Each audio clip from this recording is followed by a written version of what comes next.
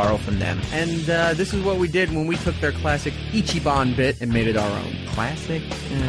Well, usable. Our new bit has begun officially. Niban.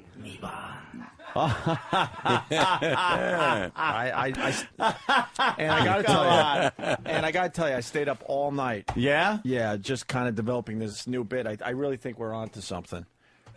Niban. That's right. Niban. That's right. Niban? Yes, for the And that's number 2? number 2 in the Japanese culture. That's how they say number 2. Yes, Niban. And I hope this takes off because I really, so familiar. I really spent a lot of time on this one. You could say I once paid to have Niban on my chest. Oh. All right, let's try this then. Brooklyn Ace? Brooklyn Ace? What, do I play the sounder now or after? Brooklyn Ace? Yeah, I got a Niban for you. All right, now you play it. Oh. Niban. Yeah. All right, what's your number 2 story of the day? The Long Island cops want to add a $50 surcharge to speeding tickets on certain highways. And strangely enough, Anthony, yes, the LIE is on there. Yeesh. Niban. That'll cost me. Well, that's a pretty big story. Is that I'd the- say it's number 2. Yeah, that's number 2 That for could the day? be number 2. I don't know. All right. Other people have some? Yeah, let's try another one. Mongo the trucker. Hey, I have a Niban for you. Hold on. Niban. All right, Mongo, what do you got? I had a watery Niban last night that sounded like a hailstorm on a farm pond. A watery Niban. Oh, is it a number 2, Opie? Niban. That fucking sound clip is piercing my soul. Yes. What? I think it's perfect. I think It certainly is. I think we really honed this whole bit together very quickly. Oh, that is fucking... It It's literally couldn't be. a sledgehammer to my fucking ball bag. It's Niban. It's our new bit, Jimmy. Just go with it. Come on. I think it'll take off. I'm hoping we can maybe, I don't know, tattoo it to someone's ass or something. What's wrong, Anthony? Nothing. We're in the middle of doing our show. What's I wrong? know. It just comes over me sometimes. But Maybe Danny could just chime in. No problem, Mr. C. Anything you want.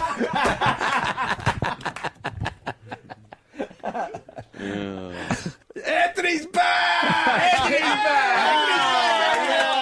All right. Hey, guys, you're not going to believe this. We got Big A! Big A! Big A! Big A! Big A! Big A!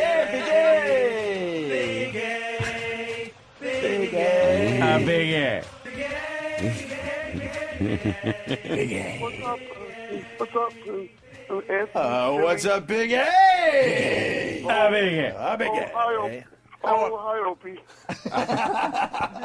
Hi, Big A. Right? Is that what he does? Yeah, good. Yeah, good. What's up, Big A? Where's Crazed? Fuck crazy.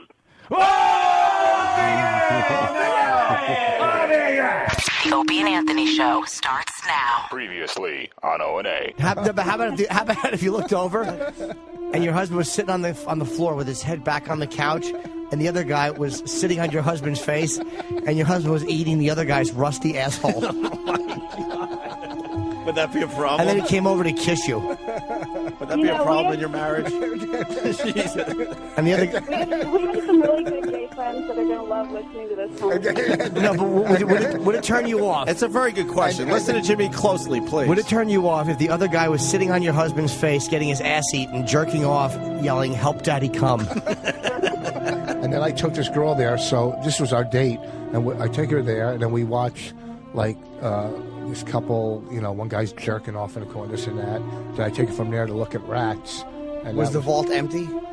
Not as empty as my fucking soul, but there was a couple creepy guys, and You brought a date to a sex club? Oh, she didn't know New York. And the guy's just jerking off in there? Yeah, those guys jerking off. I didn't get to really And then he see said, all anything. right, well, let's go watch rats Let's now. go watch rats. Did he get anything off her? Yeah. And her, yeah. That's pretty impressive. Herpes. The external hard drive I have now is 1.5 terabytes, which is a fucking ton of megabytes in a terabyte. And it's a bunch of gigabytes, It's too. Gigabytes, terabytes. No, but what you gotta do- sorry. It's just tons of stuff. So the external hard drive it's great because your computer fills up with just a bunch of useless shit, you know, and then it's so easy. You just click and send to K. What do you call the file that you hide cock pictures in? My mind. Opie and Anthony, live next.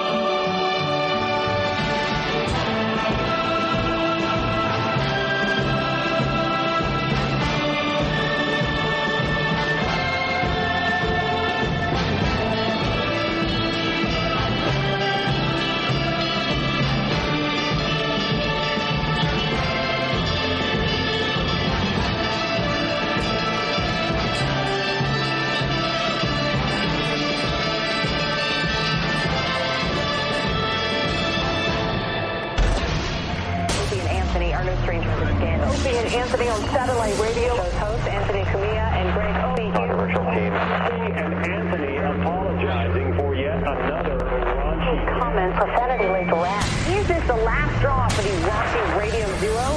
Come on, put the whole thing in your mouth. Swallow it. Freedom of fucking speech, like we've said many times, the freedom to say some awful things. You might not like it, but we have the right to say them. Oh, my. We have low self-esteem as a show. They are not doing anything. They're not highly skilled. They have no talent. We're just exploiting people.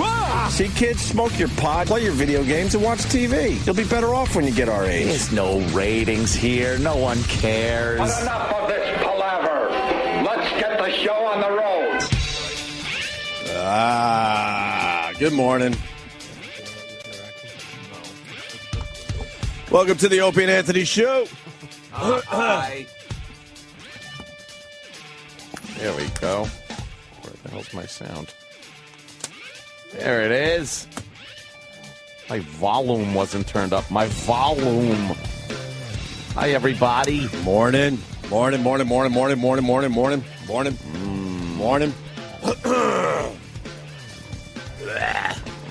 Get some of the phlegm out. Put it in a dish and let E-Rock eat it. Ew. That's disgusting. How was your birthday? Great. It was fun. Weather was great. Oh, I mean, 3 days of shit weather now. We're working on here in the Big Apple, as they call it. The Big Apple. April showers. But, May flowers. But, no, it was fun. Nothing, whoa. No standout moments of drunkardness or anything like that, but just a good, solid birthday. Yeah, nice weekend. That's a root-ree. And then, let's see. Yeah, getting up this morning was, not fun. Not fun? It's always after you have a little extended weekend, you just kind of lay there going, then you got to get up. But such is life. Who might argue? Anyone else do anything fun? What did I miss? Anything fun? What'd you miss? No. No, we just beat up, the fucking idiots down the hall a little bit. I heard tell of something of that. That was wonderful. I heard tell of that. Oh, yeah. Jimmy took the lead on that one, and then I just made it hurt. Oh, yeah? Yeah. You were the salt to rub into open wounds that Jimmy left? The term skill set. I was thinking of it up in the elevator. He kept saying certain people just didn't have the skill set. Oh, and I'm thinking how much I would hate to hear that about myself. You don't want to hear that you don't have the skill set. Someone was very sad walking to the elevator yesterday. Very sad. Yeah? I'm sad now. I'm really sad. Oh, well. I heard there were a couple of faux pas. Well, a couple of balls that perhaps were dropped. A couple big faux pas. Yes. And certain people don't have the skill set. I was talking in corporate terms because I guess that's what they understand. Things got greenlit, and I actually called them no follow through. I called them babysitters. They just kind of babysit the channel. Oh shit! There's no vision for the channel. There's just a make sure they don't blow up the place. That's about it. Yeah. Whatever. We'll move on from that today because I got some fucking meetings to do with that one. Got to go upstairs. What? Oh yeah. What is that? To Mel. Got to go up to Mel and talk this out. Oh shit, yo. Oh yeah. Oh yeah. Here, a guy from Israel wants to wish you a happy birthday. I guess it's still your birthday in Israel. That's what I'm guessing. Happy birthday, Anthony. Hello, David. How are you? Happy birthday. Thank you very much. You call us from Israel every once in a while, don't you, David? Yeah, once in a while when I have time when I'm skipping work. Anthony, I had a question for you. I want to know what your opinion was on the law in Arizona that the cops could question the illegals, and if they don't like their papers, kick them out. I think it's great. I think, Arizona's got a giant problem with illegal immigrants rushing over the border like cockroaches. And, I think if you're in this country, and even if you had the privilege of coming into this country and getting citizenship, the old term, where are your papers? Let's see it. Fess up. A lot of Hispanics say this is going to be profiling them, obviously, because they're looking for Mexicans. But let's say you are an American citizen, born here, born and raised, never set foot in Mexico. You live in Arizona. See, their problem is that if they're just hanging out, that a cop can then come up to them and question their citizenship, which does seem a little dicey there, I think it's good. I know here in Israel, when it comes to terrorists, they racially profile the Arabs. I know I go through checkpoints every single day. Because I'm Jewish, they just weed me on. If you're an Arab, automatically you get pulled over. You got to look at your papers. And, Arabs they're all terrorists. You got to watch the Arabs. All right, happy birthday, Jimmy. Yes, sir. Take care. Is that it? Yeah, I guess so. I think that whole thing is like, obviously it's to make a point. Mm-hmm. It's Arizona has just fucking had it. They've had it. and they're doing something very extreme and pass the law where police have the opportunity now to just ask somebody for some type of identification as citizenship. Now, I don't think, honestly, that a cop is just going to start rousting every Mexican he sees in Arizona. That would take quite a while. But I think they know enough, the police and the Border Patrol, I think they know enough. And this might sound crazy, to look at certain people and go like, I bet he's an illegal immigrant. You know, I bet he's illegal. There's just, and then people go, oh, what does that look like? Why? Because maybe he's dressed a certain way. You know, I don't know how they do it, but after a while, you just get hunches and street smarts, and you get to know. That's it. It's a big problem, and again, if you're looking for I raised this example. Do you want to go after the mafia? You don't look for Jews in Rockaway. Right. You don't go to 145th and start questioning black people. You look for Italian guys in Queens and Brooklyn and Long Island, wherever you go. You know who you're looking for. Right. I believe Reverend Al has a problem with this. Of course he does. He's going to go down to Arizona and raise holy hell. What's going on with the Reverend Al? It's a chance. I firmly believe that he doesn't give a shit. It's just a chance for him to finally do something that doesn't involve black people, like where he can go, see, I'm not all about black people, I'm about other people, too. I'm about brown people, too. Is this the first time he's been about somebody else except black people? I don't remember another incident where he actually stepped up for somebody else besides his own race. And don't get me attached to the Chinky Chinese, because I'll jump right in on their boat, too. Outrage. He gets outraged very easily, and this seems to be a way to get his face in the news, because you know what? Black issues not really getting his face in the news these days. He's a black president, so they don't really need taking up for it. Yeah, black president, so it's like, kind of offset the whole race card thing. And now he's going to be the spokesperson for the Mexican. What are they, smearing refried beans on windows down there? Yeah, apparently very angry. Smearing refried beans on windows. Why would you do that? Refried beans are delicious. They're delicious. Why would you smear it on a window? I love them. I absolutely love little refried beans. Let's say hi to Chris in Chicago. Chris. Yeah, let's go. What's going on, guys? Hey, brother. What's up, man? I love your show. I just wanted to say I'm actually a police officer in Chicago. Yeah. We've had a rule. You don't have to have probable cause to ask somebody for identification. So I don't know why Arizona people are getting so up in arms. It's called I do that to Mexicans all day in Chicago. Sir, don't they call it reasonable suspicion now? For in Arizona, they said probable cause. You can have reasonable suspicion, which is less of a burden of proof, I think. Yeah, basically. Like, I mean, if I was to see you and I didn't think that maybe, you were up to any good, if there was something I didn't think that maybe just wasn't how you would say earlier, culture. Yeah. I could ask you to prove identification, but what people are getting mad at is because half the time when you have to prove identification, the cop starts poking his nose around, and then you may have a warrant out for your arrest. You may have had child support, drugs in your pocket, something along the lines that they don't want to get caught for, and that's what people are bitching about.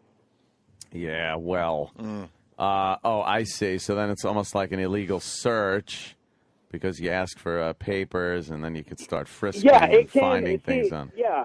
Basically, if I follow the rules right, I can go wherever I want because I have the ability. And I'm not saying I actually became a cop because I got hassled by cops.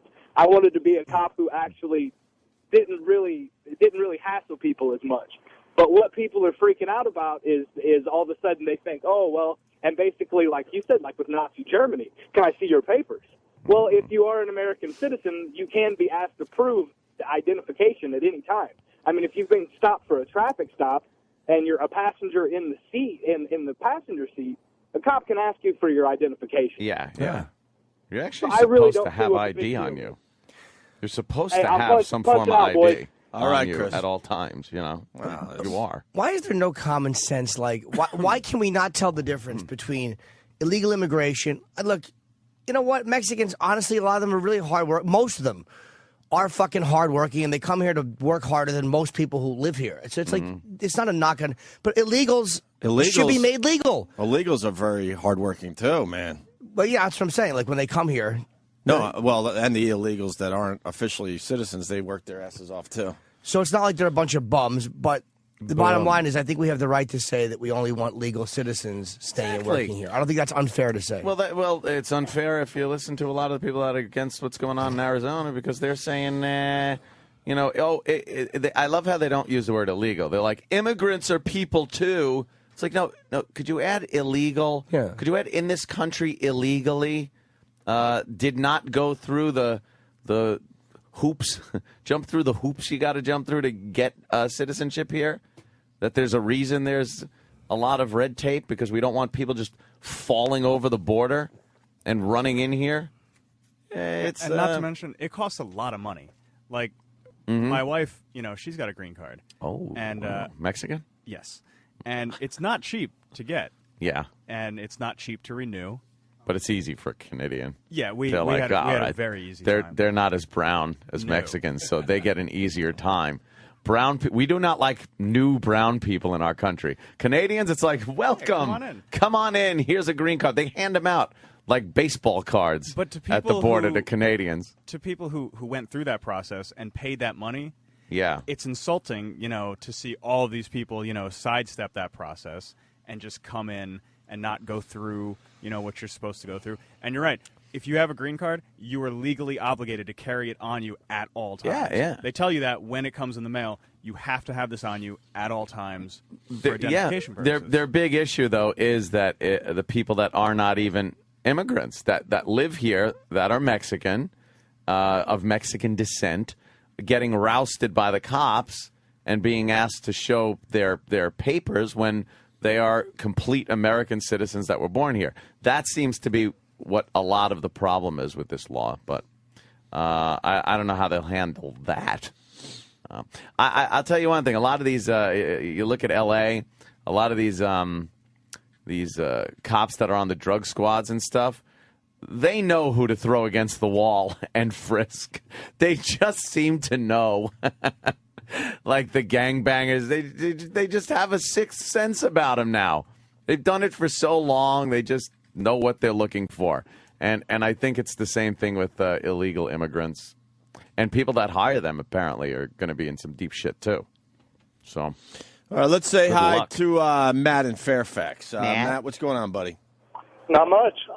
My brother-in-law works for the Maricopa County Sheriff's Department out in Arizona, and pretty much what he was saying that his bosses were giving them as the standard to go through was if you do a pullover or you're at a crime scene or walking into a business that you frequent like a 7-Eleven getting coffee and you say hi to somebody and they don't immediately come back in English and say hi back, then you have enough suspicion that you can go ahead if you want to ask for paperwork. And it's not just with the Mexicans. They're also having problems with the Asian descendants that are coming over illegally from California. And they were told not to profile white, Mexican, any skin tone. If they don't come back and talk to you in English immediately, you have the right to go ahead and ask for paperwork. Good. All right, that makes a go. little more sense. If you were born and raised here and you're an American citizen, it seems to me that you'd be able to speak the Queen's English, I believe. Yep. And business-wise, they've had a law in place in Arizona for the last, I think, 2 years that any business caught employing illegal immigrants loses their business license for 6 months. Second offense, they lose it for life. Wow. Ouch. And there guys still doing it. Yeah, they're still doing that one. No, but I mean, there's businesses still hiring people? Yeah. Supposedly, but they have a whole entire check system now with driver's license and Social Security cards when you get hired that you actually get a visual representation of what their driver's license picture really looks like so they can find forged driver's licenses. Okay. Wow. All right, Matt. Thank you. Yep, no problem. Let's go to Derek in Tennessee. Derek. Yeah, what Sharpton said on Ed Schultz's show, because he makes me so funny, is he said that they're going to go down there with their congregation of racists and not refuse to show their license. Who gives a shit what they refuse to show? We know they're American citizens. We ain't going to bother them. They just want to start a ruckus. And by the way, I don't see the Tea Parties punching cops in the face like these what's happening down there. Cops are getting punched. People are getting arrested. They're throwing shit. They're causing a big ruckus. What do Tea Parties do? Well, the Tea Parties are they're racist, sir. They're Yeah, they're so racist. racist for wanting tax reform and not wanting a tax and spend government and more government up your ass. So yeah, they're terrible people and very racist because they don't agree with a black president. Have you ever heard the craziness of an anti-tax group being called racist because they were fighting taxes? I know. Wow. That is really one of and a lot of people talk about the forefathers and what they meant by certain things in the Constitution and whatnot. What the Tea Party is doing is absolutely something that the forefathers did want. Yes. Is a disillusioned American public showing that they're angry with the government through peaceful protest. That is exactly what they wanted, and that's what's being done. And then they're just being called racist and un-American. It's like, un-American? That's the cornerstone of America. Peacefully protesting higher taxes. Yeah, higher taxes. And all of a sudden they're rubes and racist. And you know, Breitbart offered, I want to say it was Breitbart. Is it an irony first? Breitbart or Brett Breitbart? But Andrew Breitbart offered, I think it was $100,000 for anybody that could prove racist stuff being said, because someone yelled that they called a senator or a congressman a nigger, and then spit at him, and yeah. But that was never proven. At least I don't think there was anything, because you offered $100,000 for any proof that was happening. Right. And as far as I know, there was no proof of it brought proof. forward. It was just the congressman saying that. Oh yeah, I was called horrible. Oh, things. did he say he was called that? Yeah, he said. But Hey, Anthony, hey, you know, one more Democrat. thing, guys. Yeah, go ahead, Derek. One more thing is these people that come across our borders illegally have already broken our laws. All they're doing is upholding the law. Go break into North Korea's border and see what happens to you. Go break into China's border and see what happens to you. You know, you get stoned or you get 20 years of hard labor. You know, Jesus Christ, these people they're illegals. They're breaking our laws. I say we shoot them in the head and get them out. Wow. Oh, so that's a little harsh. Jeez. Yeah, At least shoot the foot. Shoot Shoot him in the foot. head. Him in the ankle. And he gets All just right, check later. limping people for their paperwork. Look, when you're in LA, man, you got to admire it. When you see illegal Mexicans, you know these guys are taking a chance on going to jail, and they're staying there because they want to work. Like they really do. They don't come here and act like lazy. They don't really take them to jail. They kind of dump them in buses and take them across the border and let them out again. And a new group is just coming over. But I'm saying, like, they're standing outside, like, a Home Depot or whatever, But they're wanting standing to work. They're standing out outside Home Depots all over America, Jimmy. Yeah. Not just California. I never saw them anywhere but in LA. California, it's easier to just bring them back over the border, but, you know, Minnesota, what the fuck? I mean, yeah, now you got to fly them down. Yeah. Andy in Connecticut, what's going on? Hey, good morning, gentlemen. Good How morning. are we doing today? Hi. Hey, you know one problem you mentioned about them doing the jobs that American people won't do? It's not that they, not always. I mean, nobody wants to bend over in a strawberry field 8 hours a day picking strawberries, but they'll do jobs cheaper than most Americans will do. Yeah. And that's a big issue with them. And I mean, there's just so many issues with the illegals being in the country. If you live like down in Tucson or Phoenix, any area that's highly populated that they know there's illegals, look at how high your car insurance goes, because, you know, 90% of these folks don't have a driver's license. They don't have car insurance. So if they hit you, you're just fucked. That's Your true, insurance yes. company's got to pay to fix your car. You know, California pays a fortune every year for Spanish-speaking teachers because we got kids in school out there that don't speak a lick of English. So to educate them, you know, we got to educate kids that aren't even supposed to be in the country. It really is a financial burden on this country that we don't need. Me and Geraldo got into an argument when he was in, because it was like, all I ask is, like, I really do think if people want to come here, that's fine. One thing I would wish you would just respect the culture enough to just attempt to learn English. I know it's hard, and I know that's all I ask. It's much easier for all of us if we can all communicate and have the, as they say, commonality of language. But he couldn't even give me that point. No. He was like, well, they're learning it faster. It's like, Geraldo, we all experience life. They're not. And then me and Opie were walking home that day. Remember we were walking, and there was three guys in a building. Timing. And they're working in Ope's building, actually. And we asked, what are they doing here? Like, what are they building? And the guy, He couldn't even fucking no, those fucking communicate. Russians. Was it? Just joking. They threw a curveball. Oh, that's so. Wonderful. Couldn't Thank you, even sir. communicate it. Let's go, John in Yes, we just Jersey. kissed. John, what's up, Made out buddy? deeply. Guys, good morning. Hey. Listen, I'm all the way down in South Jersey, exit 2 on the Turnpike. Big farming community down there, okay? This is a problem, but guys, you would not have produce. You would not have any of the stuff you like to eat in your salad if not for these guys working 6 days a week, 12 hours a day, in the middle of July and August in these fields. You can't find a 20-year-old American kid on the summer vacation from college that'll do this job. It's a problem, I admit, but the one thing this country produces well, Anthony, and you know this, is agriculture. We don't make much else. Yeah, that's all And we part pretty much of that make. production, the manufacturing of agriculture, is supported by these illegals. And I know it's an issue, but without these gentlemen, Let me be we honest. wouldn't have Okay. we wouldn't have a farming community. Sir, let me be honest with you here for a second. I've heard that argument many times. Do you honestly think if every illegal immigrant was not here, that farms would just rot away, that they couldn't find one person that would work those fields?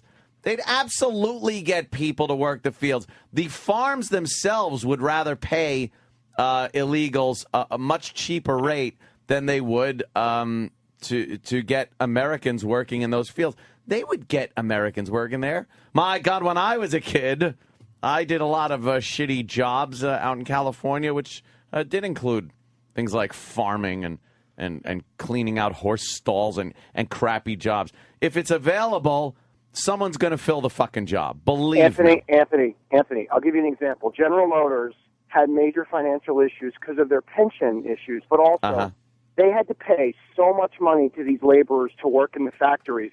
That caused GM and many of the U.S. automakers to get in the difficulty that they had. Yeah, well, then Notice how reorganize Toyota, and the many of these other unions. countries. Yeah, but it was a complete clusterfuck with GM, and now the government owns 70 or 80% of the company. And so does Canada. It's a mess.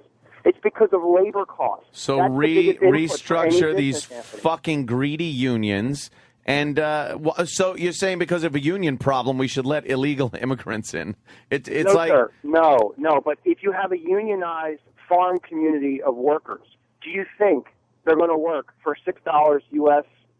an hour? No. How about that alone will crush the farmers. Just the cost alone. They how about can't it's have enough minimum margins on the fucking profit. minimum wage, motherfucker? Get out and pick. They won't do it. They won't work minimum wage in an air-conditioned McDonald's. They're going to work in an 89-degree August afternoon. Are you kidding? Someone will take the It's job. not going to happen, sir. Goodbye. Someone will take the job. Goodbye. Good day, sir. Good day. That's it for that. Ziggy in D.C., what's going on, Zig? Hey, good morning, boys. Hey, man. It'd be nice if we were a little bit more like Australia. When I was in Afghanistan, I worked with an Australian federal policeman, and he was telling me that if you want to immigrate to Australia, you need to have something basically set up. It isn't like you show up and find something. Australia needs to have you in some sort of job capacity. And once you are there, you're expected to assimilate to a certain extent. He was telling me about they were either Pakistanis or Yemenis. That it was two of them that were getting a little bit on the radical side. And Australia, they had been there for like 7 years, and Australia said, all right, here's a one-way ticket. Beat it. Scram. Yeah, Australia sounds awesome, but their food sucks. Well, you don't like Outback? No, not at all. You don't like the Bloomin' Onion? No. I All hear right. it's very authentic Australian food. Let's go to Josh in Indiana. Josh. Hey there, Hey, man, What's up, brother? fellas? Speak. I was calling to comment on the guy about the call from Jersey, saying that if there was no illegal immigrants, that agriculture would disappear. That guy's full of shit. I mean, I live in Indiana. I'm surrounded by cornfields, and I don't see a single goddamn Mexican ever. No. See? It can happen. What a call. Thank you, sir. Then he just dumps out. All right, well, there you go. So when is Reverend Al going down there? Today? Yeah, what's he Tomorrow? Heading down there now? Is he marching down there? Is he taking a plane? What has he done? They should, yeah, he's probably What has marching. he done? Taking scooters? I'm sure it's a bus. Get on the bus. Does he do the bus trip too, or does he fly first class my God. and meet everyone else that took the big bus ride down Arizona? I'll take another parfait, please. Just sitting in first class. You think Al eats like a pig on the plane? More anything? More everything. Yeah, I'm sure he just sits there like a slob. Screw him. I hope they throw him on a bus and take him down to Mexico. Let's go to. But I am not a Mexican. Let's go to Cody in Pennsylvania. Cody. Hey guys, how you guys doing today? Hey, All right, man. Hey, I had a solution if we do not have illegal aliens on farms anymore. Why don't we use people that are currently incarcerated in our prison systems and have them work off their own tab for being arrested? And then that solves all of our problems with illegal aliens and the economy and working in low-level farm jobs. I think they do that to a point. They get some convicts out there on the. Yeah. Yeah, but you know, you don't want fucking Not enough. murderers and rapists Yeah. out there picking your shit, putting strawberries up their ass, and then throwing them in the basket Because they're just angry. They're Yeah. just mad Fair being in enough. prison. They're all How's it going, chocolate-covered fucking strawberries. Yeah, what happened? The hell? The guy who was arrested of putting a prostitute in a bear trap is now cleaning your lettuce. Yeah. I don't want that. I don't think I like that. That could be a problem, Jimmy. Yeah. Pat in Arizona, what's up? Oh no, all right, whatever. Go ahead, Pat. Yeah, hey guys, how you doing? Hey, man. Hey, Pat. Hey, one of the issues here in Arizona is, for instance, by state law, if a illegal comes over and has a baby, which they do all the time, those babies by law automatically get on our state health care system, which is called Access. They also get access to social programs, and it's extremely expensive. Yep. And some of the other issues recently is the illegals commit a disproportionate amount of violent crime. About 20% of the violent crime committed in Phoenix here is committed by illegals. Now, the Mexican government doesn't work with us at all regarding extraditing those people back over to Mexico and dealing with them. Mm-hmm. So they end up sitting in our jail system, costing huge amounts of money. You look at the jails down in the Southwest. Wow, they are just full of Mexicans. Yeah, and a couple of years ago, we voted overwhelmingly. I think over 70% of voters voted for two bills. One of them was that if you were illegal in Arizona and you committed a felony, you were not able to get bailed under any circumstances. And the reason for that is there was, not only did they commit a lot of the violent crime, but other lower-level felonies, which they could get bailed for, they would go back across the border. Yeah, they're gone. And, yeah, we couldn't deal with it. The other issue is they drive vehicles without licenses, without insurance. There's accidents that occur. And that same year we passed a law that if you are pulled over and you're illegal and you have no proof of insurance, they impound your car immediately. Okay. Yeah. And, hey, Anthony, I didn't know if you knew about this, but regarding gun laws, in the last several months, last year and then last month, we had two big changes. One I know. Arizona now concealed carry, which is good. Well, yeah, without a permit. Yeah. Starting, I'm not sure if I'm a big NRA member and fan. I'm not sure I'm happy with that.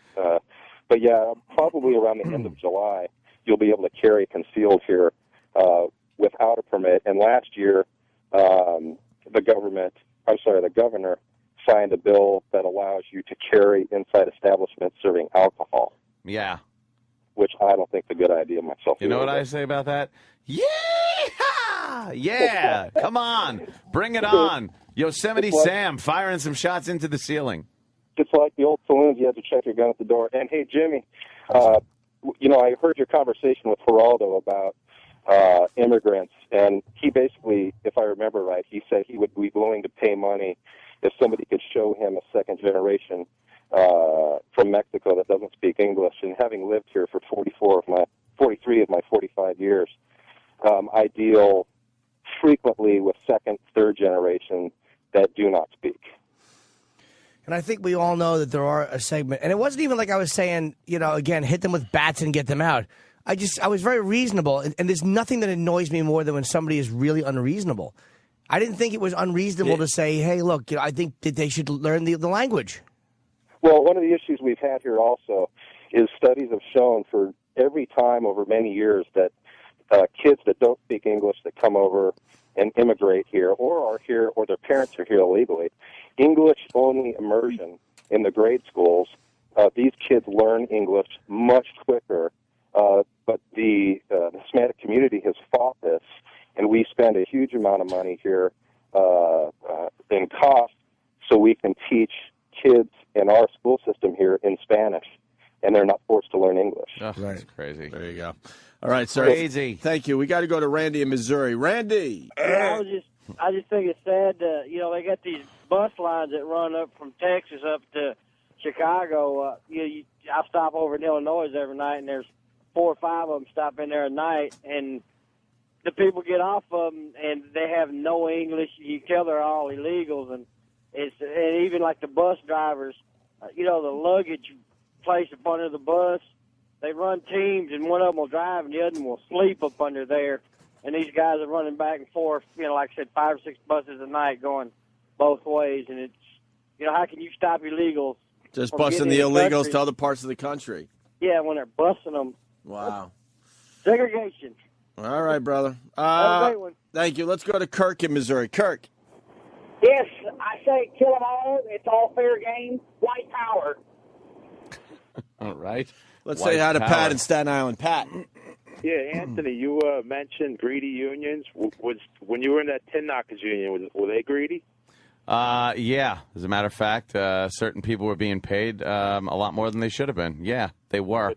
Did you collect your check every week or every 2 weeks? Yep, I did. I had to be in the union to get that job. Exactly, and God bless you for what you advanced on to. But I mean, when these billion-dollar corporations like BP and General Mills and all that, when they start lowering their prices on their products, then maybe we won't have to fight for the wages we earn. Can I ask you a question about the unions, sir? Even though I agree with unions and they are needed, and corporations will never just hand out money because they are a lot of times reprehensible, don't you think that sometimes the unions overextend their purpose and they protect the lazy? And there are times where the unions give back, but then there are other times where they're unreasonable with corporations and they're like, the company's losing money and they don't want to give back anything. Absolutely, but how about like this Goldman Sachs, this thing they're going through now, where they knew that these were bad deals that they were selling? I mean, there's greedy in the private sector too. Sure. So I mean, it goes both ways. Until everything comes down, if you want to clear the whole board and start over again, then we'll do that too. But until then, we have bills to pay. We have our FiOS bill to pay, Anthony, just like you Look, do. I understand, but when you look at something like the MTA here in New York I work City, for the MTA, well, let me tell and you you're something. That is a reprehensible fucking union that fucks New York City and fucks the taxpayers by keeping shit management in their positions, getting paid much too much, and doing nothing. And they're fucking broke. Give me a break. They're taxing the fuck out of me. I don't even use the god fucking system. And they're taxing me. Blow me. Fire some of the motherfuckers that are unfireable because of the union. That's where the union, to me, is a lump of shit. Well, I agree with you, but I'm not that happy about our union either. But, and I don't want to get off the subject, the problem with the MTA is they don't enforce the fare. Nobody pays their fare. And the people like you and me, I pay taxes too. And it's just a fucked up system, and it's the same. And it gets back to the illegal aliens too.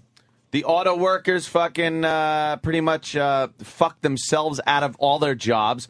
They sat there as these union organizers saying, we got to strike, we got to do this, we need more money. And during times of recession or slow auto sales, they'll sit there and go, no, we want the same fucking money we were getting. We don't want to bend with the economy. And then you find out, all right, your plant's closing, asshole. We're sending the job to fucking Botswana because you guys aren't flexible. All right, well, let Pedro put together your Escalade next time. Punch it out. Well, you know what? Whatever. Maybe I'll get it for cheaper. Let's go to Sarah in North Carolina. Sarah.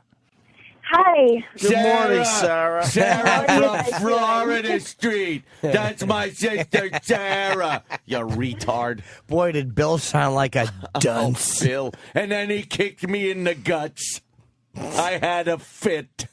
Shut up. It's hard. Shut up, retard. Sarah, what do you got? You guys are just talking about the students who don't speak English in the classroom. Yeah. And I'm a high school teacher. No, and you're I have not. A couple of kids. Yeah, I am. I have a couple of kids who don't speak English at all. And they stare at me the whole class like, what the hell are you talking about? And I just look at them with a thumbs up or thumbs down, like, are you getting this? Are you not? Like, and I have resources, but, like, who has time to go every day and get all my stuff translated to hand out to these kids every day at school? All right. Well, there you go. You're teaching kids that don't even speak English. That's wonderful. Well, it's almost impossible to get. I mean, they're just flying through the system, under the radar. Well, hold on a minute. All right, I'll just do this right now because how long have you been teaching high school? 3 years. Well, so what exactly are you saying about the illegal immigrants? Pardon me? How come you talk and not listen? What are you saying about the illegals? What do I say about it? Yeah, what are you saying about them not speaking English? You're off the subject. I teach biology, so they just tell me, like, do as best as you can, and we have teachers here who can translate these things for you. But No, wrong. That's what happens is the incompetence in teachers is what's causing this problem, stupid.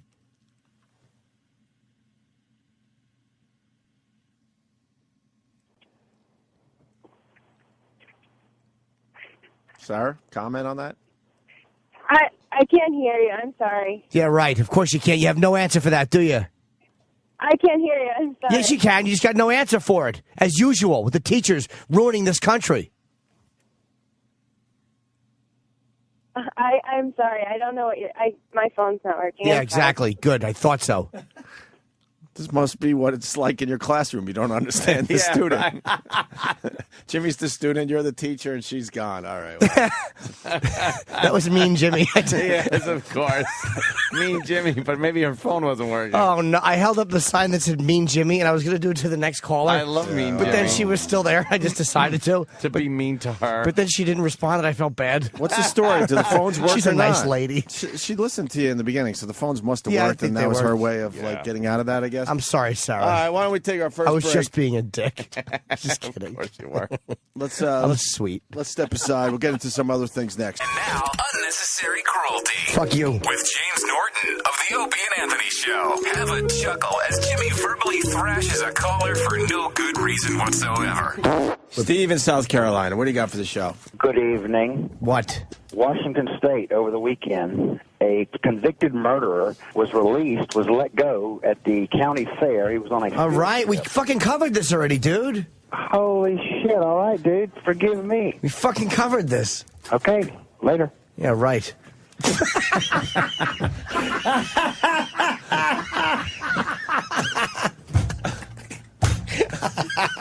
Oh, did he get mad at you? Oh, was that fun? That was certainly unnecessary. Stay tuned for more unnecessary cruelty on the Opie and Anthony Show. The Opie and Anthony Show on the virus. Sirius XM.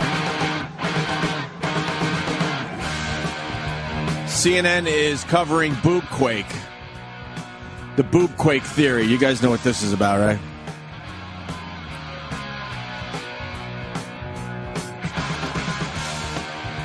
Am I talking to myself?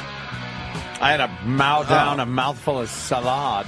Boobquake, what, girls' cleavage causing earthquakes around the world. So yesterday a bunch of women got together and showed off a lot of cleavage, and CNN has a big story on it today, busting the boobquake theory. It's nice. It's nice. That's how they show their displeasure with Islam. Finally, is when they're they protest the earthquake. It has to take something that stupid, a statement that ridiculous, Yeah, something really stupid. and over the top for women to Yeah. go, wow, women really are kind of treated like shit by that group. But everyone was showing their cleavage yesterday, and I think we had a pretty impressive earthquake yesterday, so it didn't help matters. Oops. I think Taiwan, right? Taiwan had an earthquake yesterday. So they're like... Are they right? Huh? Are they right about boobquake? Well, I mean, the timing's not good for Boobquake. I do believe there was an earthquake yesterday while everyone was doing Boobquake. Am I wrong with this info or not?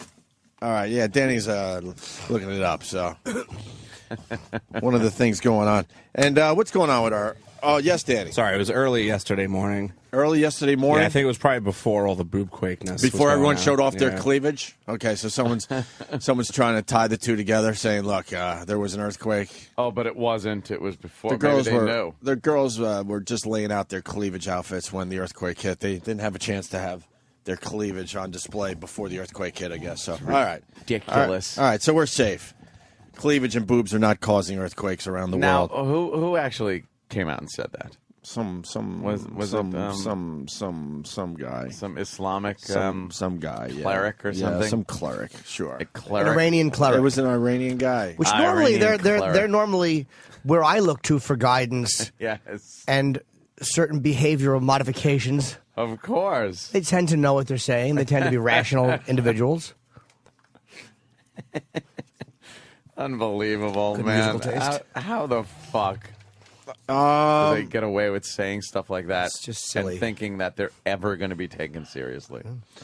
Tito. What is going on with Tito Ortiz? Now, just before we get to the latest thing, so Tito, gets back. He's getting in shape. He wants to, fight again in the UFC. He's doing that show with Dana White and Chuck Liddell.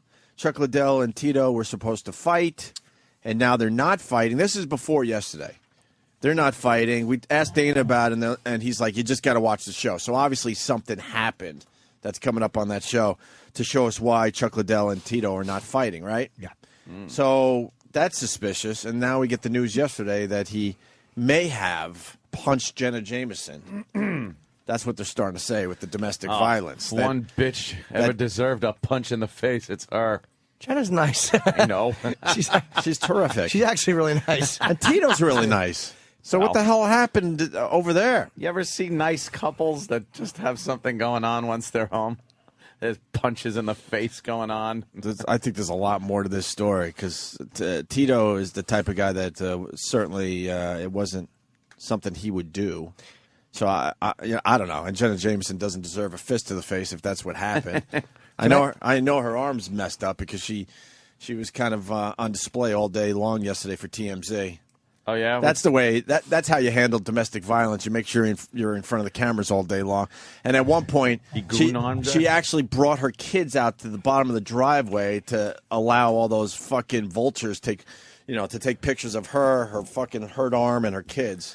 Well, she's also, she's not taking it. She's pressing charges. No, I know she's not taking it, but man, she was on display all day yesterday. Can I tell you the most amazing part of the story? Sure, go ahead. I knew Jenna did really well.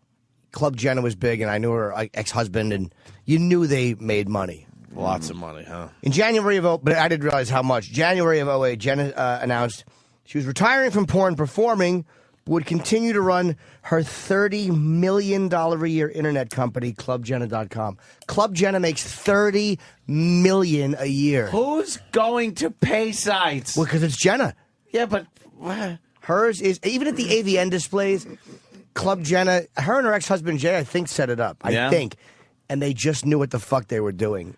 I am just stunned at how much money porn sites make because who's fucking paying? Only certain. Jenna makes it. Belladonna does not make Jenna Jameson money, but I know she does well. I'd love to know what she makes. But it's probably a couple million a year. There's a very short list of porn stars making a lot of money off their $30 million their a porn year. sites. Certain names can just still, because you think you're going to go see really hot chicks, and they know that she's not even fucking anymore. Yeah, like they know that she's only doing, for a while, was only doing girl stuff, and they still went to watch her. So what do you think happened in this situation? Who knows, man? They're arguing. They have twin boys. Someone said that he accused her of being on OxyContin, and who knows? I mean, yeah, we don't know that. That's what I didn't even hear from her. Allegations of drug abuse. That was what somebody said, and then, who knows? It could have just been a regular argument. All of a sudden, they're both single and free, and now they got twins, and it's a lot of pressure on both people. Just seems like Tito's going through some tough times. He got injured. He's fighting his way back into the MMA. And then he was supposed to fight Liddell. That's not happening. Now he's got the domestic violence thing. They took him away in handcuffs. You So- can't. This picture is genius, by the way. Tito's in handcuffs, but he's got his jacket on and tied like he's wearing his jacket, and there's no hands coming out, and you can see the little handcuff bump in the back. Oh, okay. But you cannot picture him in handcuffs because you picture him right now. It still looks. Yeah, you don't want to see him in the handcuffs. So He's wearing a jacket. It's a really smart thing to do if you can get the cops to put a jacket around you. They're probably fans. yeah, really smart. Here's Jenna talking to the paparazzi yesterday. Can you describe, sort of, without going into detail, what happened? Were you shocked, surprised? I'm completely shocked. Tito is a loving, sweet man, and I've always supported him through everything. And for him to lash out at me like this is shocking, and I feel completely betrayed. Completely betrayed. And I feel bad for my children.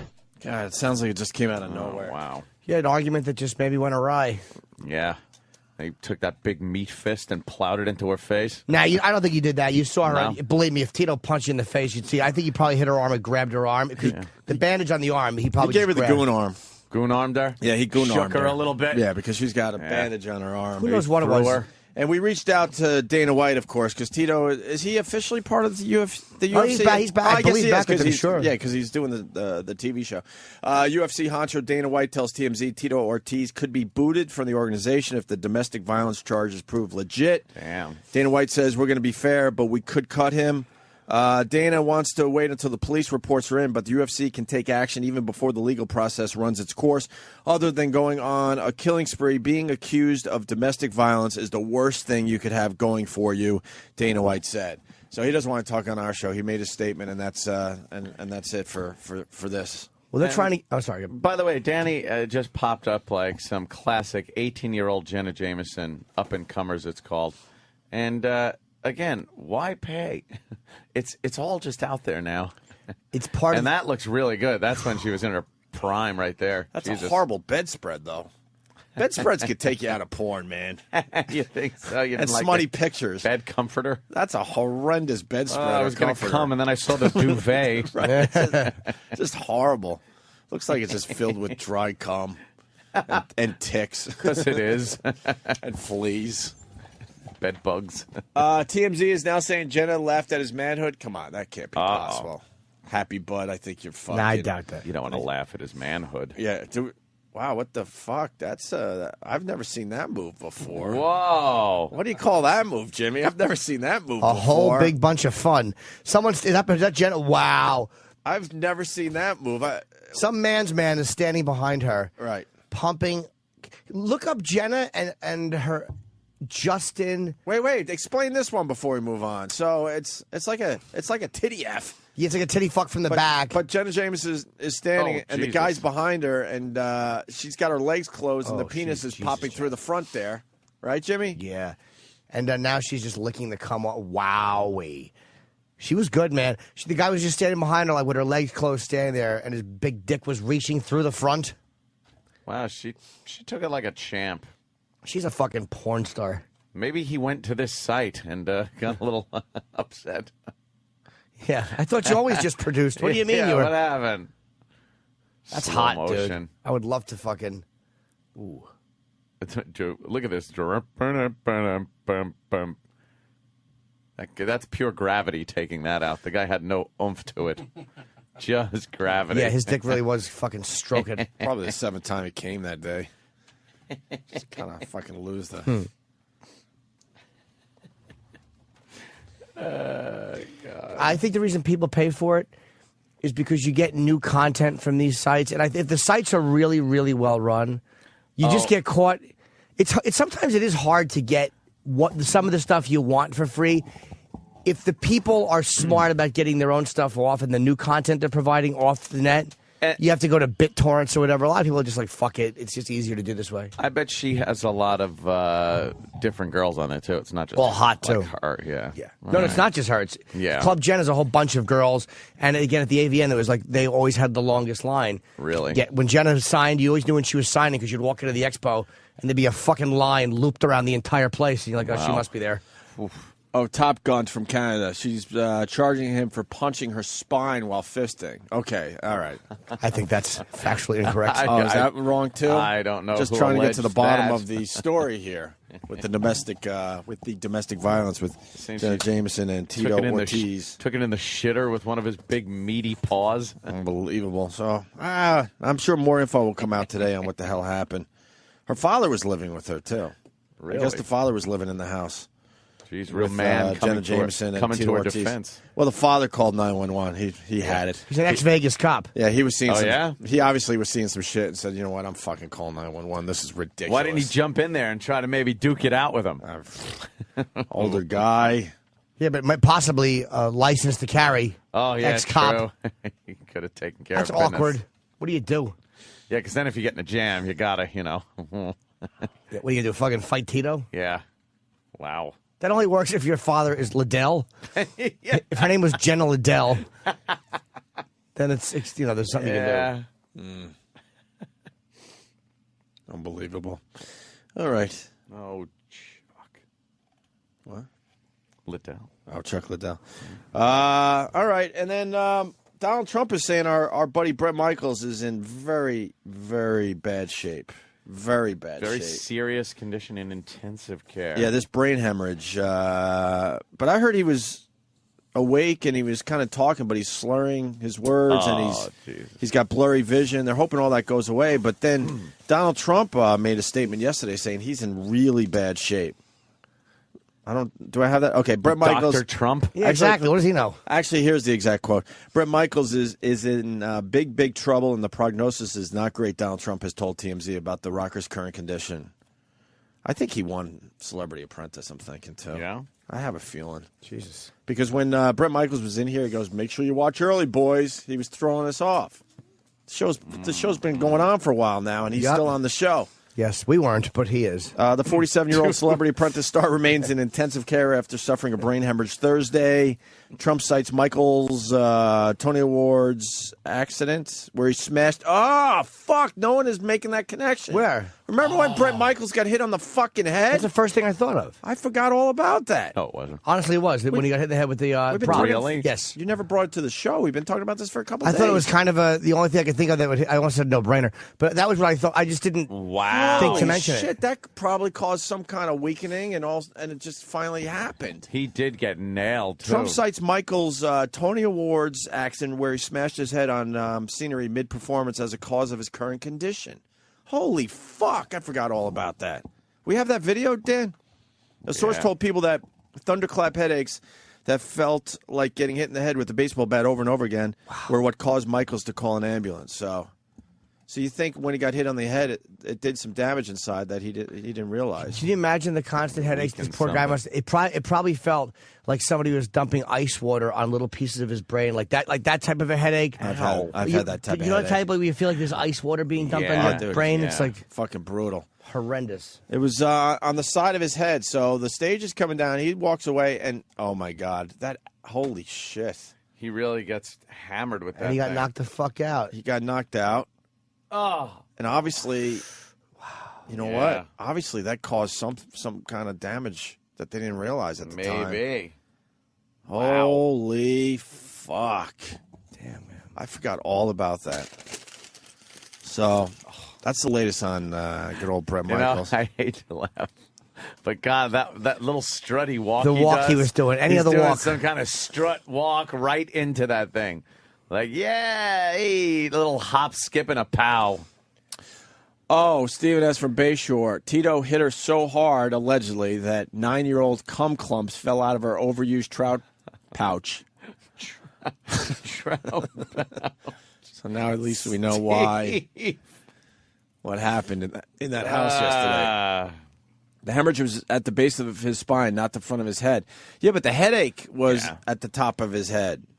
I'm no fucking doctor. And no, it wasn't at the base of his spine. It was at the base of his brain. And if your head gets... Base of his brain, right. He if your wrote head spine, gets but... thrown back like that, what do you think is taking the brunt of... so maybe it weakened something at the base of his... base of his skull there. Skull or whatever. Yeah. Because, I mean, he was having the headache. They said on the right side, temple or something, or the left side. God. Oh. Up top, he was having the headache, obviously. Oh, I don't want a headache. It scares me. Headaches scare you? That's why I try to stay hungover, so I have an excuse for it. I don't know if it's bad or just a hangover. My head hurts, so. It had to be the drinking, so then you don't worry as much? Yeah, he is diabetic, too. What does that mean? I don't know. A lot of diabetics get headaches? Well, no, they could have weakened arteries and veins and whatnot. Yeah. He's such a nice guy, man. He's a great guy. Yes. One of the nicest we've ever had on the show. I can think of a lot of fucking singers I would love to put in his place, and a lot of actors. Yeah. Who are just kind of dickheads. Oh, right. Yeah. Ugh. No, he's always come in here. Yep. Been a lot of fun. And hope the best to you. Only 47. Yeah. Yeah. He's had a good 47, though. He's had a solid 47. I'm 41. If you said I could have 6 more Bret Michael years, yeah, I don't know. If I was 30, I'd take you up on it. If I had 17 more Bret Michael years, 6 more, maybe not, because some Jim Norton years have been pretty good too, despite being pricey. 47 Bret Michaels years is like, that's like being 85, 90. That's an impressive 47 years. Yeah, I think you double it. Double it, 94 fucking years? He's 94 regular guy years. Oh, wow, okay. Top Gun. Jenna got him pissed by saying her bologna box looked like his... Bologna? Bologna. Looked like his cauliflower ears. Oh, don't talk about his cauliflower ears. No, it's not funny to make fun. Domestic violence is a very serious Is it? topic. Yes, oh yeah. Could have been something, who knows, it could have been something simple. Like, I've yelled out the wrong name in bed. Hopefully she wasn't Kimbo. Did you do that, Kimbo? You yelled out the wrong name in bed? I was just setting up a joke. Yeah, okay. Well, you never know, though. I've yelled out the wrong gender. Show me your cock. Oh, shit. No, I've said the opposite, actually. Oh, okay. Show me your pussy. I guess we'll move on with the celebrity shit. Jesse James out of rehab.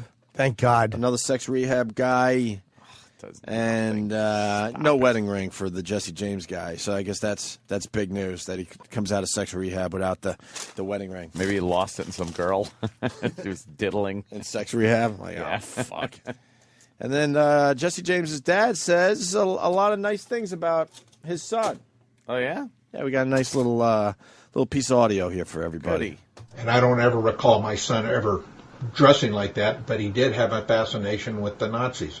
And it started at an early age. He liked the war. Why the fuck would your father come out and fucking say this They should shit? have a fascination with the Nazis.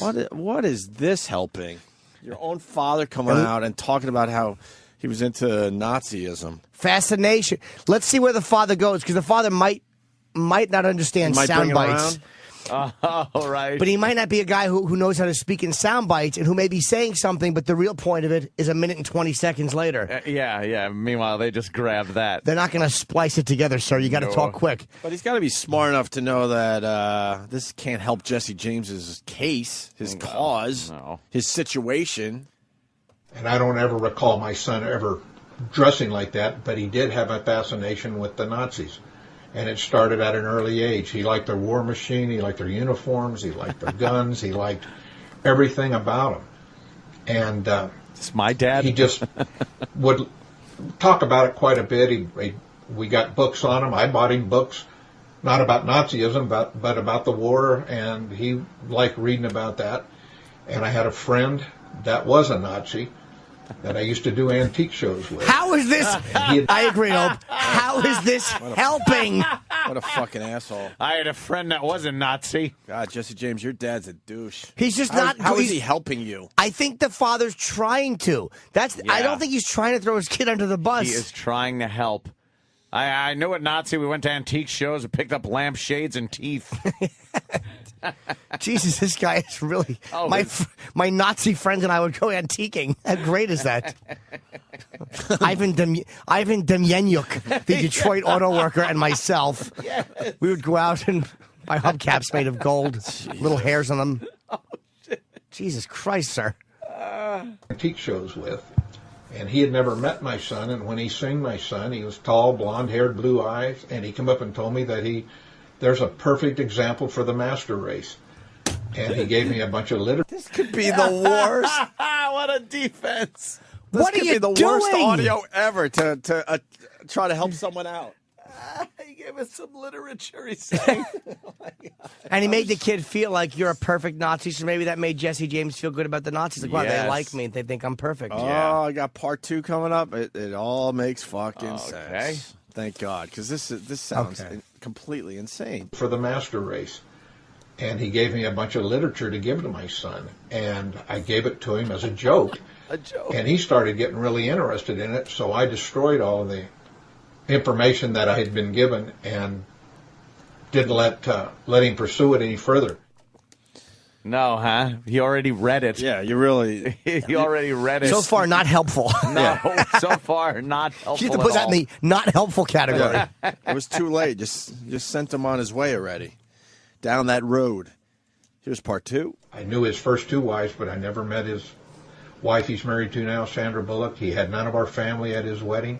He has nothing to do with us because we all know how he was raised and we know what his history is. He has let it be known that he had a criminal life and was always in trouble with the law, which was not true at all. He had one incident with the law that he did 26 days in juvenile hall, and it was for something minor of stealing some film out of a photomat. Last time I saw my son was my nephew died right after Thanksgiving 2009. We went to the funeral, and when I saw him, I went over and stuck my hand out to shake his hand and said, "Greg, how you doing?" He went Sig And Heil. he said, "Don't you effing touch me, and you get the F away from me." And that's the last time and the only time I've talked to my son in 6 years. Can I tell you something? Wow. This guy, as far as I'm concerned, this guy's a piece of shit. I agree. You know what? There's a reason he didn't talk. You sell your own kid down the fucking river to TMZ, you piece of shit. Yeah. Mhm. While he's going through an embarrassing divorce, even though he fucked up. What a scumbag. Yeah. Your own What father? a scumbag. Yeah, that's a bad dad. Your own father throwing you under the bus with TMZ? Holy shit. He's not being accused of hitting Sandra Bullock or stealing from her. Yeah, he did something stupid, but you don't sell your own kid out like that. What a piece of shit. And I could see Jesse James telling him that at the funeral. If my Nazi literature was burnt or destroyed like that by that man, I would not talk to him either. I don't think that's what... You don't think that was what it was? Because that, to me, seemed to be the crescendo of the whole, that he destroyed his Nazi literature. What a fucking dirtbag this guy is. Amazing. Fucking amazing. What a dirtbag. Let's go to Chris in Houston. Chris. Hey, what's up, boys? Hey, buddy. Of course his father should have known that he was into Nazism. I mean, the main symbol of his company is a fucking iron cross. Yeah. The Maltese cross. Yeah, you know, iron crosses, though, are pretty well known with motorcycles and stuff. Where'd you get that? Killing Nazis? Jesus. What, they're basically saying that's an iron cross. Yeah, no, I know what an iron cross is. But it's they're like, yeah. trying to make the stretch that it looks kind of like a swastika? No, the Nazis used iron crosses as okay. medals of bravery and whatnot. I'm sorry. But as far as motorcycles go and bikers, iron cross has been around for years. They've used that. Forever? Yeah. Did they get it from the Nazis? I assume. Were the Nazis the first ones to use the iron cross? I doubt it. A lot of Nazi stuff, even the swastika, was kind of a ripoff of other things. Wasn't the swastika a peace symbol? Yeah, a symbol of peace. It used to be a symbol of peace? Used in Asia. Only sometimes it was backwards. It was pointing counterclockwise. And Hitler gave it that nice little 45-degree lilt. Right. In some cases. But, yeah. Are you having a problem over there, Danny? A little bit. Hitler got an Iron Cross during World War I. Yes, he did. Good old Adolf. We lost our computer. Adolf. Danny, stop. What are you doing to the computer? You stop breaking it. Oh, You're my breaking God. it. You're breaking it. Stop. You're breaking it. That is typical. Oh, stupid computer's been broken forever, right? How come Danny never complains about it or asks about it? Dan? Look at the face he just gave you. They reinstalled the operating system like a ton of times. I mean, that's nothing to do with it. Really? Did he ask one of the guys down the hall? Yeah, they get these bulk Dell PCs, you know. Yeah. We can do. Let's go to Joe in Jersey. Joe? I tell you, that audio of Jesse James's father, it's so over the top, it sounds like an SNL skit. Like there should be a fucking laugh track behind it. That's how retarded it is. Like I'm waiting for Tina Fey to play like Sandra Bullock or something. We get it. It's almost ridiculous. Yeah, why don't you list the rest of the cast and the director? We got it. Did you guys see? Although it was a good point you made, sir. What can I say? Did you see Precious on SNL this past weekend? No. Yeah, they're on NBC. I don't know if you guys know. They're on at 11:30. Yeah, I was waiting for Denzel to come on. We got it. All right, suck it. See you, man. Precious was on? Precious was the big star of SNL this past weekend, and Was she hosting? Her just coming out on stage, she was out of breath. The first fucking 2 minutes, she was out of breath on SNL. They did Operation Dumbo Drop. Getting back to Jesse. I call it something else instead of Dumbo. I got it. He didn't need to tell me which word you fixed. Change a couple of. We have any Precious clips from SNL? We should get some down the hall, maybe her monologue or something. Operation Dumb. Oh, or that one. Or Operation. Even funnier and simpler. That's why you make the big bucks. That was a good one. I know a lot of you missed it out there, but may I say, tee.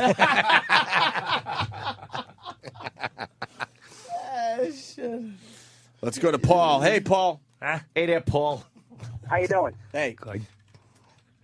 Good morning to you guys all. The Iron Cross was used for a symbol of strength and power. That's why they used it and gave it out as medals. It is actually really not like when you look at the Iron Cross. It's a really nice symbol. I wish it wasn't used for such fucking horrific purposes. But Paul, we're trying to figure out who started the Iron Cross. Like how far back? The first time I remember seeing it was used for like World War I, like the whole Red Baron thing, and he was given Iron Crosses for all the planes that he shot down. So right, okay. Thank you, sir. Let's go to Jay in Michigan. Jay. Hey, how you guys doing? Pretty good, Jay. Hey, I don't know if you can believe much of what Jesse James' dad said. I don't know if you guys caught that at the end, that he said he saw his Jesse after at a funeral after Thanksgiving in 2009, and at the very end he says he hasn't seen him in 6.5 years. So no, he said that was the only time in 6.5 years. Yeah, the only time. Oh, okay. And boy, if he wants to have a relationship with his son, he's going about it the wrong way. Thank you. Stephen S., I believe the Iron Cross has been awarded by Germany for military bravery since 1814. I'm seeing here, yes, originally created in 1813 by King Frederick III during Prussia's period of blood and iron, their struggle for survival against Napoleon. There you go, a little history lesson for the Iron Cross. Very, very good. Yes. All right, so that's the latest on Tito. Jesse James and poor Bret Michaels. Yeah. Yeah. Celebrity news. And I have not Nazi news. I have not been keeping up with the UFC. My DVR, I taped the Ultimate Fighter thing for the season, and it's just not taping it properly. Oh, my God. Why? isn't it taping I don't properly? know. It's really annoying me, man. Why don't you go on your iPhone and set it to record right now? I don't have Fios. I'm so sorry. I want Fios, Yeah. but I can't get Fios because my building is not wired for it. Fios. I got a call from Cablevision. It was so funny. I love that. Groveling, right? Yep. Oh, why don't you, what happened? Well, this is just better. It's a lot better. We'll give you 2 years for cheaper than you're paying now, they said. I said, nope. I like what I have. Adios. I said, good. Will that be all? She said, yes. We should figure out how many other people went to Fios after your rant on our show. From what I've gotten, quite a few people twittered and messages and stuff. Got to be A lot hundreds of went. people bailed on their cable and got Fios after your rant. I just it was just a habit to just keep paying that goddamn Cablevision bill for me because that Cablevision was whatever you got. The second cable came out on Long Island, you had Cablevision and that was it. So you just kept paying the bill, thinking, "Oh, this is my cable company," and Verizon's a phone company. No, fiber optics. Kicks It's ass. the future. Yes. Precious messed up every dialogue on SNL. We got to get audio Precious on. Did she? SNL. Heebity boobity. Thank you, Lyle and PA. Is that what she was saying? Hope not. God, that mouth. And Tuna in Reno writes, I saw half of Precious on SNL. Still don't have a widescreen TV. Oh, yeah, you need the widescreen TV to get all of the Precious. It's got to be HD so you can see her big hips.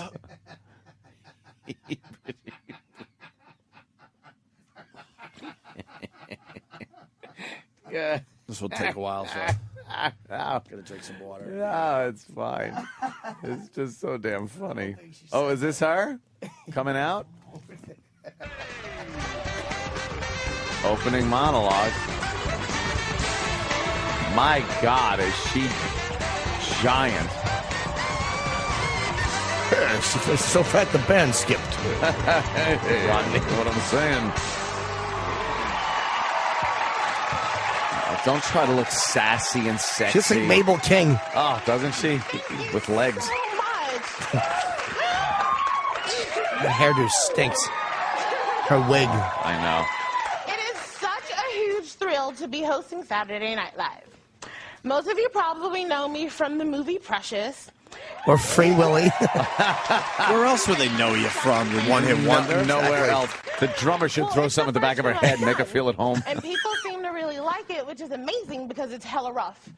It's rough. Boo. It's rough. I was in it. How and rough still I thought, is it? Whoa, that's too much. Most of you might recognize me if you've seen me circling Jupiter. But the only thing that gets weird is Because I'm a moon. think that I am the character Precious. Let me tell you something. You're very different. Very, very different. No, you're not. I have a wonderful family, Fat. and I'm well-adjusted, and I grew up with dreams of getting a degree in psychology, which I don't have to do anymore because I'm famous now. Oh,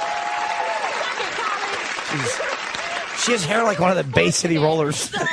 When people look at me all concerned, I just Hey, want to Woody. say, don't worry about me. I'm not Precious. I'm Gabourey. And Gabourey is fine. She's out of breath already.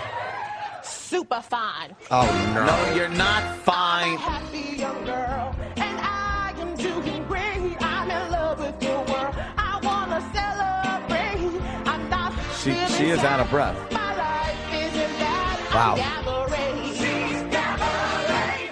Oh, yeah. Gabby, Hey, Kristen. I want you to look at me. Just look at me. I know I'm you're what you want to be. I'm skinny and white. I know it is very scary to talk to someone about your feelings. Let go. It is not your fault. This is a safe place. This is Okay, a no, you're squeezing horrid too tight. bit. You need to calm down, Kristen. Just chill out. Just Well, look, awful. balloons. Of every color. Except black. Yes, what was that? No Huh? problem. I love being happy. I'm not Precious. Do you have any friends? Of Who's the course I cast? do. I haven't watched this show in so goddamn long. I have no idea who one person is on this show. I'm not feeling blue. I've been on the view. I'm Gabourey. Artie Lang's on SNL. See the young version of Artie Lang there? Jesus. She's really nice. So she's not Monique. Come on, what's wrong with you guys? Precious was a movie. Oh, shoehorn. I'm Gabourey. She's Gabourey. Gabourey, oh my gosh, you are so strong and courageous. I cannot believe that you're doing this after everything that you went through. I mean, the loneliness. She's a and the flatso, abuse, too. And then that other thing, and then oh my God, that other thing. Well, That was- come on now, listen. I swear I'm fine. You need to calm down. Do you want to help me hand this candy out to the audience? What? Well, sure. Ham this candy out. Can you rewind that? Did she say ham this candy? Ham this candy. Because the idea of giving it away hurt her soul. Yeah, she couldn't even deal. Ham this Do you candy. want to help me hand this candy out to the audience? Ham this hamney. Okay. You ham the hamney. Can I have some ham? She wanted to say. She should have sugar on her back, like a big cured ham. Big honey sweet ham.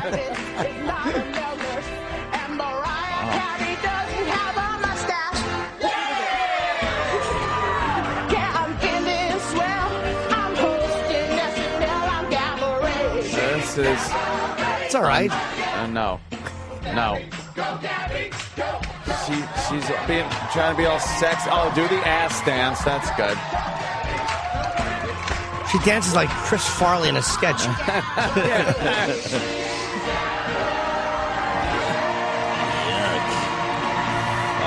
She's gamma rays. She's what happens to fucking...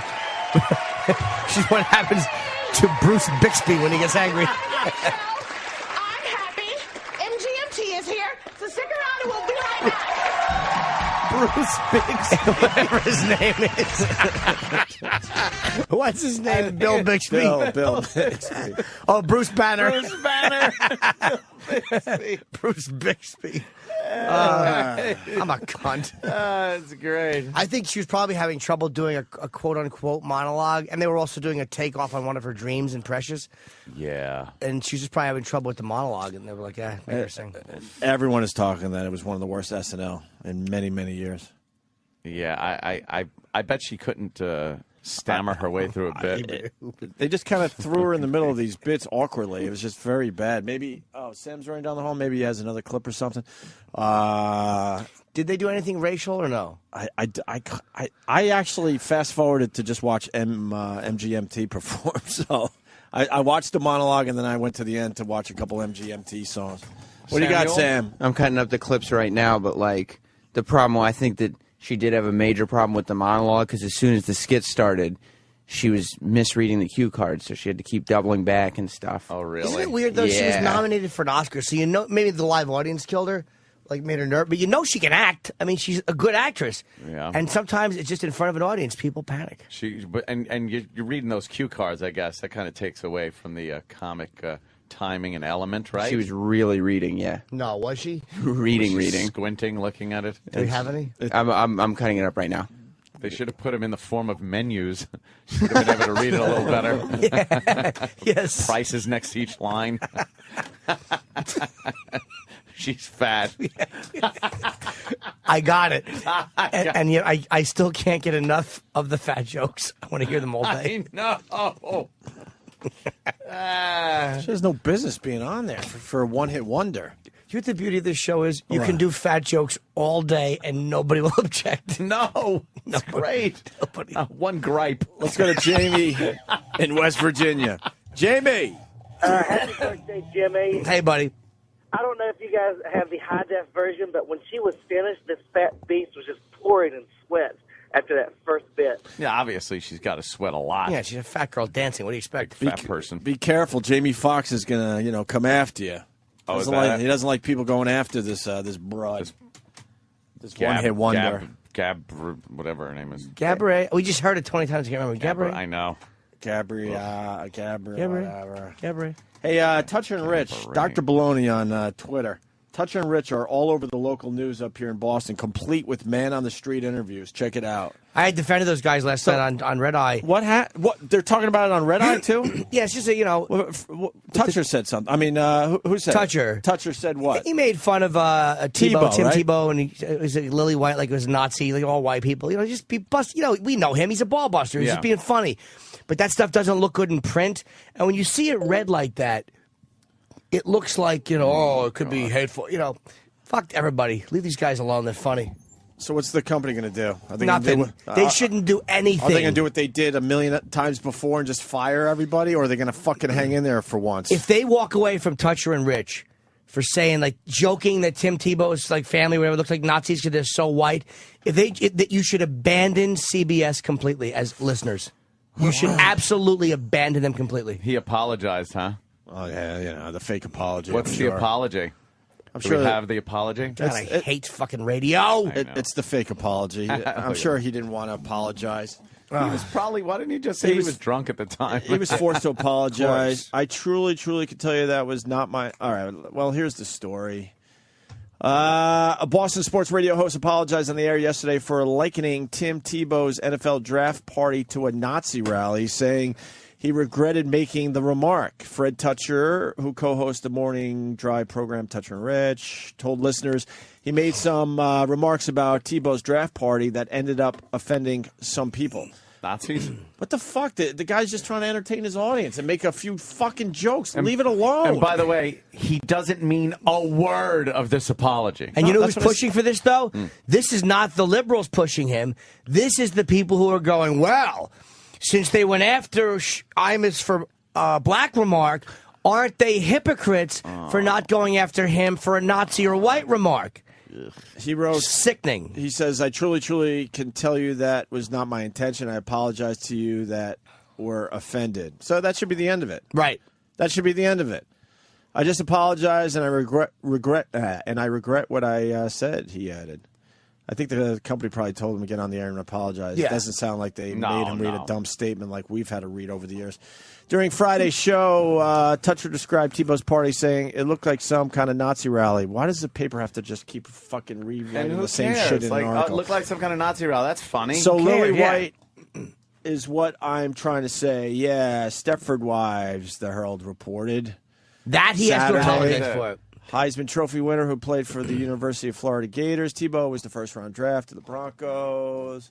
Chachi. Wow, Chachi survived that mess up there. He's still there? Wow. A spokesman for the CBS-owned radio station confirmed Toucher apologized but declined further comment yesterday. Toucher was unavailable for an interview.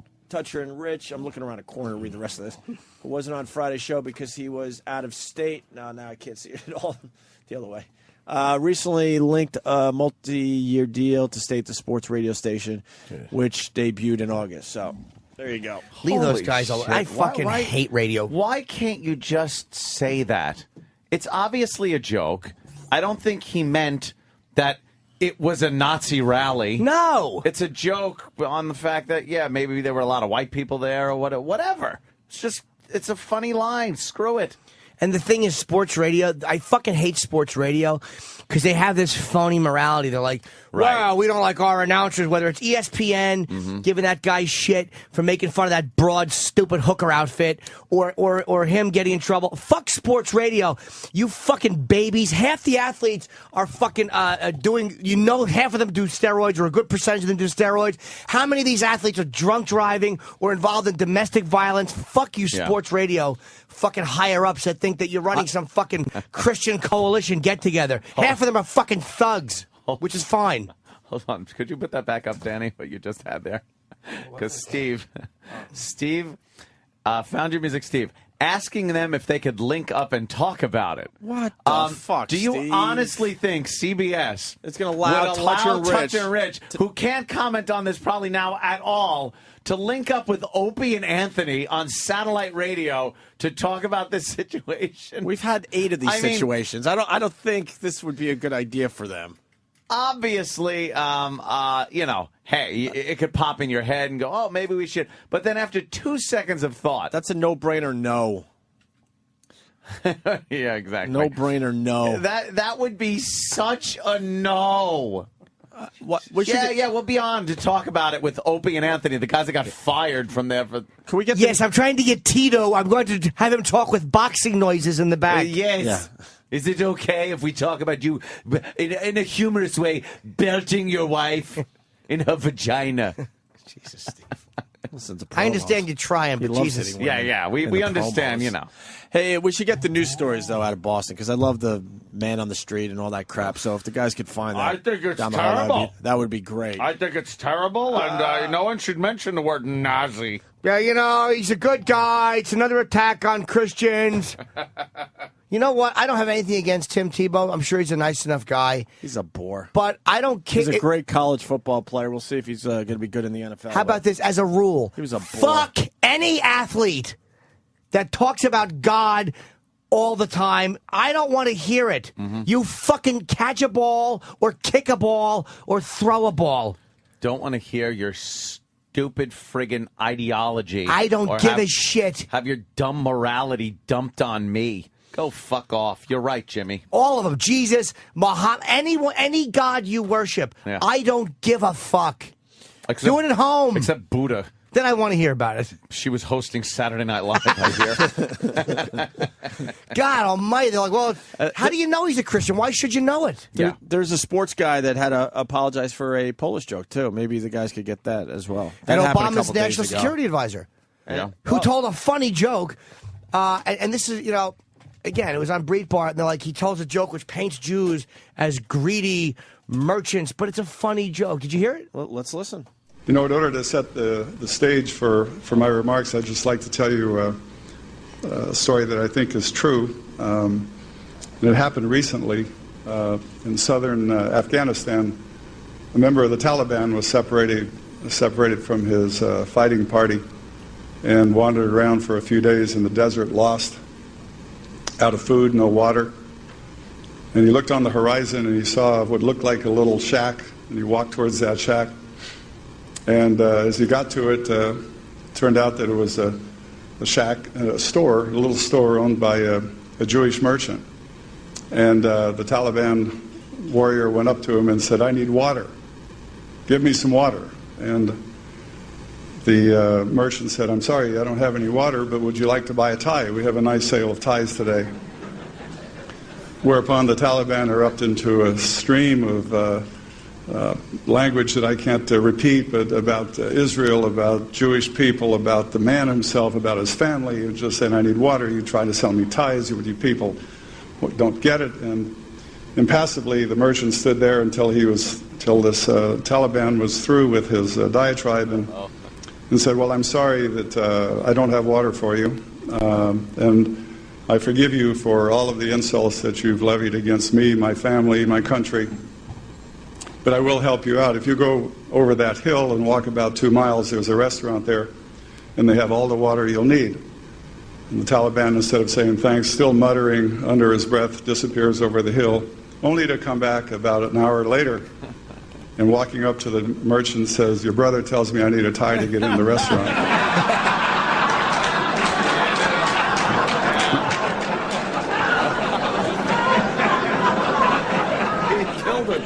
That's a funny fucking joke. You know what? Yeah, he got a great reaction at the end, but worst joke teller ever. Yeah, he's Holy just a shit, kind who of could sit through the monotone. fucking setup? Yeah, kind of a monotone delivery. It took forever to get to the punchline. Well, he's the national security advisor. He's Oh, not good for supposed to him. be fucking Flip Wilson. Flip Wilson, Jesus. Yeah, but still, dude, who could sit through that shit? But for them to That's say a funny joke. that was not a nasty joke about Jews. No. To me, that was a joke about a guy who made an asshole out of a Taliban. Why can't God, I you hate just this. tell a fucking joke like that? And it's just because it involves ethnicity and religion and stuff, which is completely off limits, no matter how safe and sterilized it is. That wasn't an offensive joke. Here's when ethnicity or religion or culture are allowed to be mentioned. When you're saying positive things about them. Only. Only you can list Spanish accomplishments, but don't list Spanish negative Or traits. stereotypes Or or anything mention that the Irish are hardworking and that they came here and they blah, blah, but don't mention that they're drunks. Or the Italians or the blacks. The whole fucking culture, we're a bunch of fucking little teenage girls who need nice things said about us. We're a bunch of fucking jizzbags. So did he have to apologize for that? I don't know. I hope not. What's the update on that? What's going on with that guy? Oh, he did apologize. I'm sorry, he did. I actually know that. Apologize? He did. What was his apology? God, apologies. That's what we need. That's what we need. Fucking little faggoty Americans. We need to hear where someone's sorry. And the apology doesn't matter anymore because it never stops the issue. They continue moving forward with their problems with the joke or the statement or. Jones retreated yesterday. I wish I had not made this off-the-cuff joke at the top of my remarks, and I apologize to anyone who was offended by it. There you go. No, I wish I had not made it. Why? It was funny. It loosened everyone up, I'm sure. It got a great reaction. It got a good laugh. It's a funny joke. If everyone was like, moaning and stuff, then maybe you would be sorry that you did that. Your brother says I need a tie. That's hilarious. It's great. It's a funny little twist. But on no, the that end makes there. Jews look like greedy merchants. Fuck you. It's a funny joke. God, I hate this country. What a collection of babies. You wish you didn't make it. That's so not true. It's on another, fake apology. And I then- know he had to. Obviously, he's Yeah. trying to save his own ass, but that's a fake apology too. Got a great reaction. So what we a do terrific, is reaction. we put Velcro on the ceiling. Yay! I apologize for those remarks. 2 if you cut them thin enough. Yay! Oh my God! 2 in the front, 2 in the back, $6 billion in the ashtray. God, no! Oh, We got more info on Tebow. Mark in New Hampshire. Mark. Hey, boys. Jimmy, you were just saying that, fuck any player that believes in God. Well, No, I didn't say that. Hold on. I didn't say that. I didn't mean believes in God. I meant mentions God constantly. Okay, Sorry about that. At the scouting combine, before the Wonderlic test, they do it in groups 30 or 40, and Tebow asked everybody to lower their head in prayer, and a bunch of players just go, dude, just shut the fuck up. Good. And that was the reaction that he got, so they wonder how that's going to translate for him in the NFL. He's a goody two shoes. He really is. And he's a religious a guy. Very, very nice guy. Likes his Great. mama. Yes. Likes talking about the birth issue there, the abortion issue. He likes to do circumcisions in third world countries. What? Yeah, he's always trying to help somebody. Sounds fun. Yeah, but there's a lot there to make fun of. The sportscaster that got in trouble, Matt Millen, called Ron Jaworski a Pollock during the draft on NFL Network. A Pollock? Now they... It's used on All in the Family a lot. Now they are trying to get him fired, too. Thank you, Blotto, in Detroit. That's right. That's what happened. Yeah, Matt Millen's in a lot of trouble. If we could find that as well, that would be great. For just saying you dumb Pollock. A pizza feeds a family of 5. Will the defendant please rise? To hell with the expense. Give the parakeet another seed.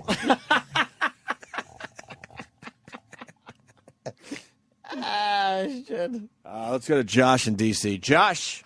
What's up, guys? Happy birthday, Jimmy. Thank you, pal. You're very welcome.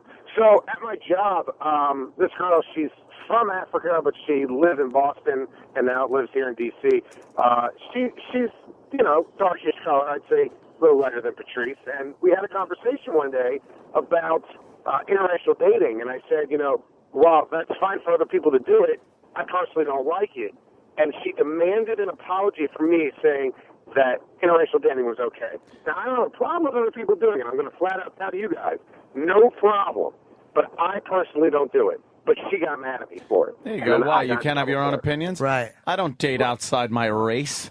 It's bullshit, because if I want to have an opinion on something, even if it's just a song, if I say, oh, this song's the greatest song ever, and it happens to be, Hanson, oh, well, I think it's the greatest song. Well, then you're a fag. Yeah, exactly. Then you have shitty musical taste, and you should be beaten with a stick. I like the cock. What am I going to say? But, either way, I had to apologize to her for an opinion that I had. Here's the rule of thumb, sir.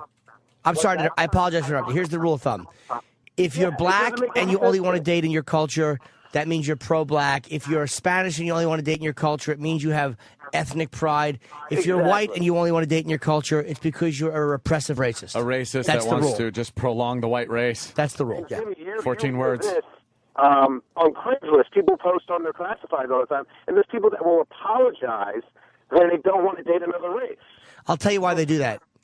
Here's why they apologize. Because they don't want to get flagged. Because Craigslist has this shitty system of if one person flags you, your ad comes off. So if somebody says, I only want to date white guys, black guys will flag them, or white guys will flag you, or whoever doesn't like it will flag you.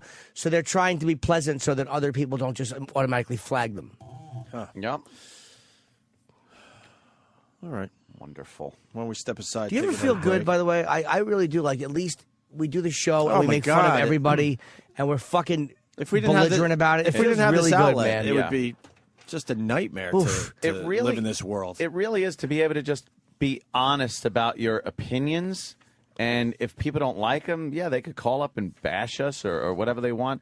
It's an open, free exchange of ideology right here, which is rare. You really don't find that these days. Everyone's so caught up in being politically correct and not offending people or being labeled something. God forbid one person labels you a racist or a homophobe or whatever it is, based on whatever your ideology is, as long as it's not based in hate.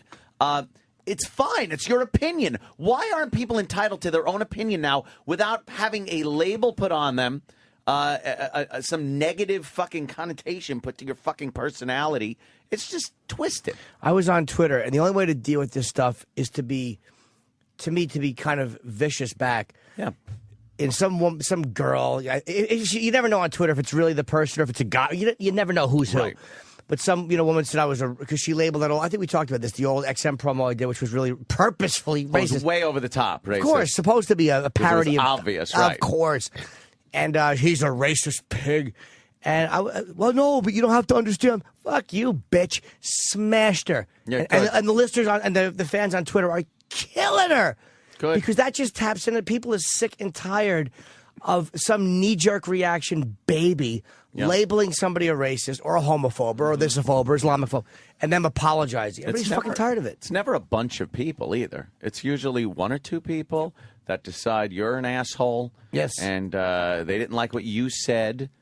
And, they label you. Now you got a label. I don't give a shit. Call me what you want.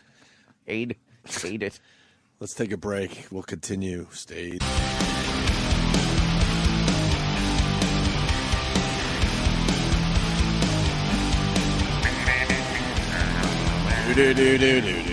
Opie and Anthony. Hi. Congratulations to Travis's habitants forcing Game 7 with the Capitals. That's kind of crazy. That, my friends, looked like they were out of it. Is kind of crazy. The Habitants didn't have a chance against the Capitals, and now they're going to Game 7. When's that? Tomorrow night, I guess? Yes. Did Ovechkin choke last night? What's the deal? No, we just had great goaltending. 4-1? Oh. Yeah. For the Habitants? Was he standing on his head, the goalie? Oh, yeah. A little bit. All night. And sorry to the Sabres fans. Bruins eliminated the Sabres last night, so... The Sabres? Oh, and the Blackhawks move on. I didn't know that. They beat the Predators, so there you go. Not many teams left as they decide who's going to win the Stanley Cup this year. And that's it for hockey. Don't go into basketball playoffs? Nah. I just want to see LeBron James win, and then maybe the Knicks could get him. Yeah. Yeah. Then maybe I could be a Knicks fan again. It's been a long fucking drought for us. Oh, my God. I'm a Knicks fan, but it's tough to watch the games these days. I reckon. Most fucking New York teams suck, except for the Yankees. Yeah. Fucking Islanders suck. Mets not doing so good. Knicks suck. Fucking eye. Anyway, Was it all itchy? Oh, my God. You get itchy eyes still? Let's see what they gave me. What'd they give you? I talked about it yesterday. Eye drips. It has, there's super pollen in the air, which is causing us allergy sufferers. Super pollen. Really itchy eyes and itchy eyelids. So I happened to run into my allergist at a fucking kosher restaurant. Don't ask. I don't eat kosher usually. But new restaurant in town. And then the guy that ran the place said, go down the street. Get a tie. Get a tie Yeah. from my brother. And the food was great. Yeah. It really was good. But I usually don't eat kosher. And he was in there, and I told him about my itchy eyes. So he wrote in a prescription for this. Look how small this eye drop thing is. What's it called? It's a third of the size of a Visine fucking eye drop thing. Is that thing that they... Petaday. Oh. Or Pataday. Pataday. 1 drop per eye per day. That's it. How does that work? That's all they want you to use. And yesterday, I fucking lost about 3 or 4 drops trying to find my eyeball. So I wasted half of them. Eye drops are very hard to put in.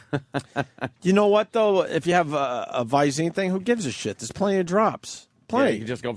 You don't understand how small this is? That's very tiny. This is no bigger than like a nickel. Yeah, that's very It's small. the size of a nickel. There's probably only 20 drops in here, and I already Gold. wasted 3 or 4 on my cheeks. It's like gold. It is like gold. But does it work? It's working pretty good. Okay. This cost me $25 after my fucking health insurance did its job. Wow. Still $25. So what does that cost if you have no health insurance? I can't even imagine. I would have to guess what? $100?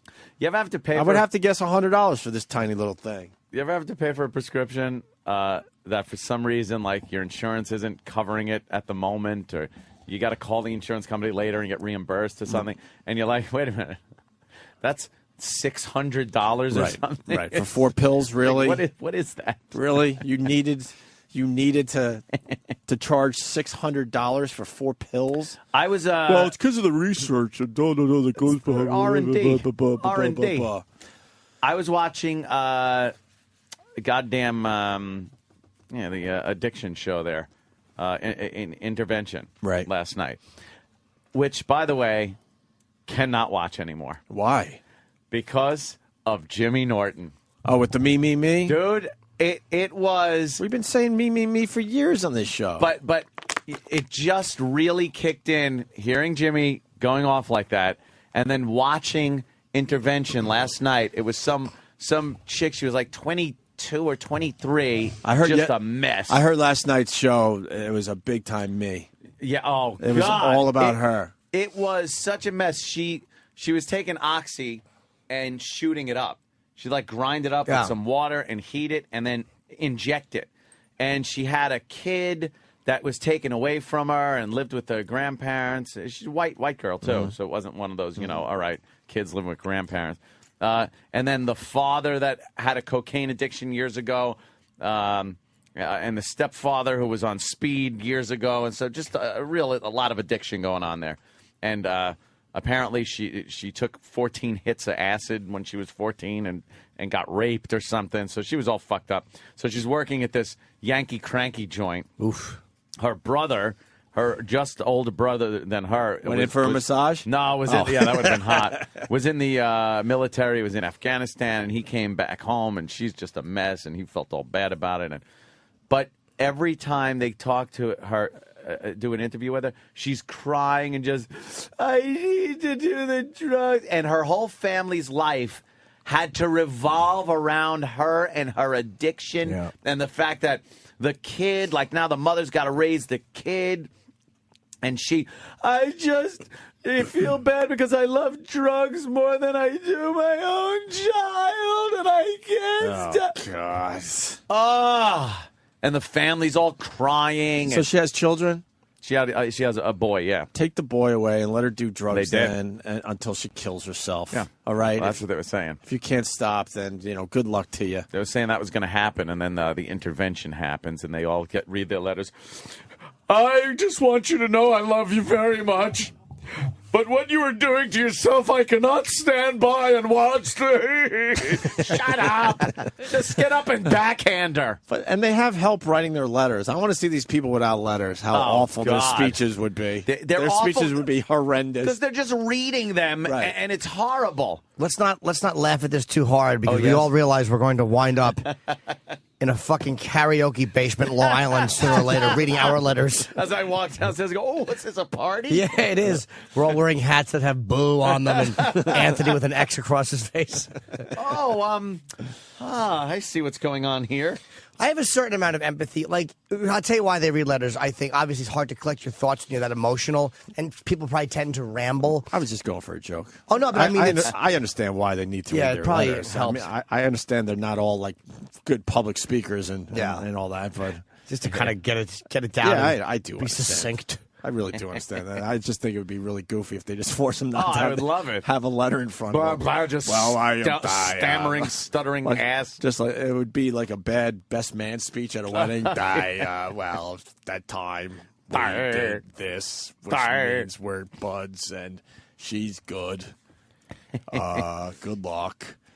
Hey, this stupid little thing, my eye drop thing. Stupid thing. It's a third of a Visine bottle. And $25 after insurance. Yeah. Dana, how much would this cost if I didn't have the insurance? And I'm telling you, if there's 30 eye drops in here, I would be surprised. Mm-hmm. Go ahead. It's $300. My sister's an eye doctor, and she wrote it for me, and I have severe allergies. Wow. And she wrote it for me. It's almost $300 to get it if you don't have insurance. It's and like $10 a drop. It's so minute. It's unbelievable. This is $300? Yeah, close to. Like crazy. $280 something, I think it was. For what? I don't know. And you know what? It helps, though, doesn't it help? It's like it does wonders. No, it helps, but I'm still itching, just not as much. Yeah. Wow. I guess. All right. Wow. It really does. $300 for this tiny, Sickening, isn't it? tiny little thing. Well, it goes Yeah. into the research, Jimmy. All the That's R&D. not the size of, All the size of a R&D. pinky. Right. All right. Thank you, Dana, for that. Let's go on to Frank in Pensacola, Florida. Frank. Oh, Frank was better. Hey, what's up, boys? Hey, man. Hey, I was watching Intervention last night, and this fucking kid he's told his whole fucking life by his parents how special he was and got into college early. And then he turns out to be this degenerate fucking gambler. Gambles away like 500 large in like 10 years. Constantly tells his parents that it's their responsibility to support him. He's 31 years old. And like they're in a contract with him because he's their son. I just fucking wanted to throw my fucking coffee at the TV. He's such a cunt. Yeah, that to me sounds like a cunt, man. Like, as much empathy as I have for people who are addicted, because I am one, so I can't be a hypocrite. I certainly understand addiction. But that to me just sounds like a spoiled brat. Oh, he was. He wasn't. I mean, I can understand people who are addicted and eventually understand, hey, man, I need some help and fucking get into it. He was just screaming and would refuse to acknowledge that anybody was to blame, but like his parents and everybody else. He just makes, it was so fucking frustrating. I can't even watch that show anymore. And then I was just screaming me at the TV, and my wife fucking hates me. Oh, really? Me. Thank you. Me. And do you understand how fucking delusional, at least people, I don't know, man. It's amazing how, like, you can do a rant about mentally ill people. And there, some of them, and by the way, any of you dummies out there, and there's very few of you, that thought I meant people that are retarded or institutionalized mentally, I'm not talking about them. Oh. I'm talking about narcissists. I'm talking about people who just won't see how fucking irritating they are. It's like you want to just grab them and go, stop explaining yourself. Stop it. You've been heard. Nobody fucking cares. Shut your fucking mouth and get back to work, bum. Get back to work, you self-centered zilch.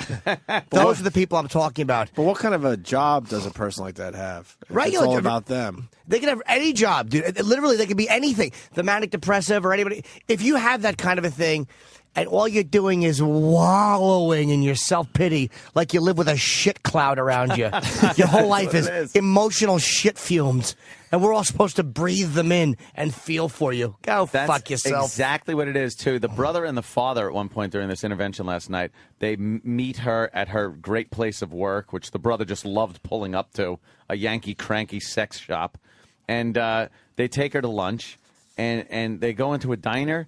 And they're sitting down, and the father just asks, like, so are you using more or less than you used to? Right. Why do you have to ask me these questions? She storms out of the restaurant, sits on the curb.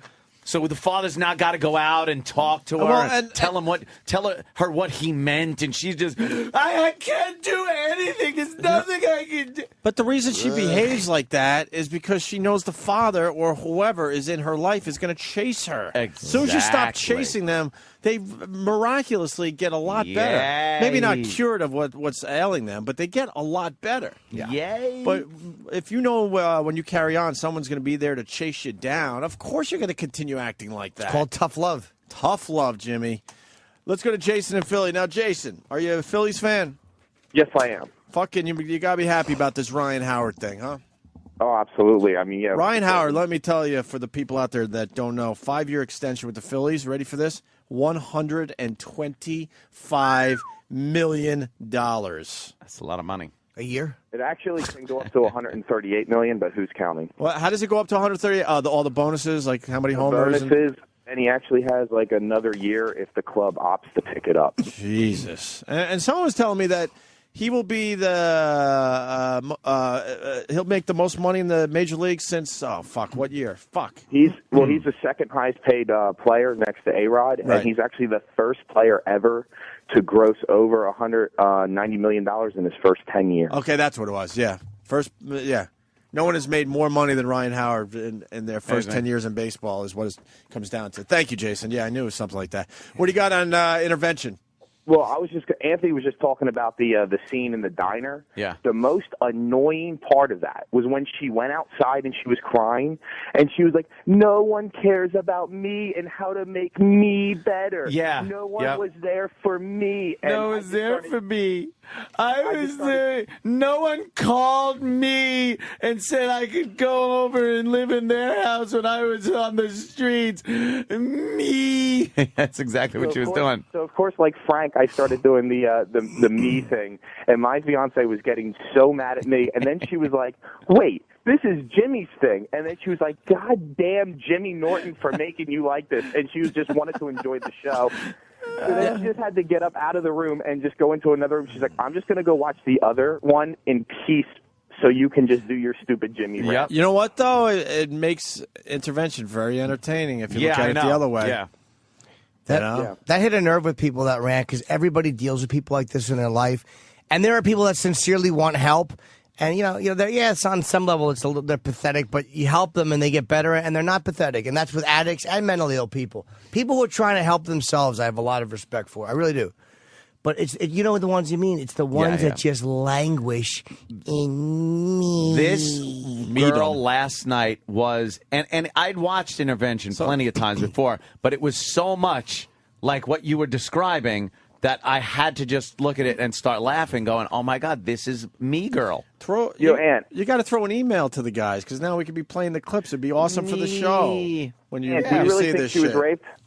After like 12 hits of acid or whatever it was, I who knows? She didn't go to the police or anything, so I don't know.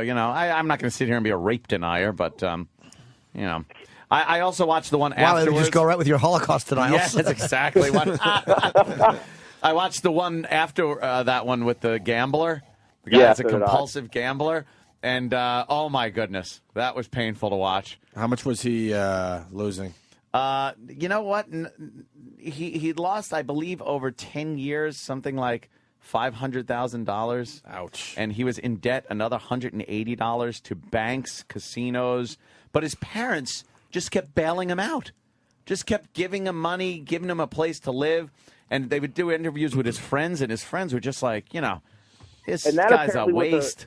That apparently was a follow-up intervention. And then he got a second chance to go back to rehab, and he was some child prodigy who got his PhD at 18. Yeah, he was one of these like real smart kids that went to school at college at 13, and he was all fucked up. Like he looked like one of those fucked up geeky kids. Yeah, you look like a gremlin. You can't send an 11, 12, 13-year-old to college. That is the dumbest thing ever. There's got to be another way to handle those brainiacs, because they're human beings too. They're going to want pussy and all that shit. Yeah.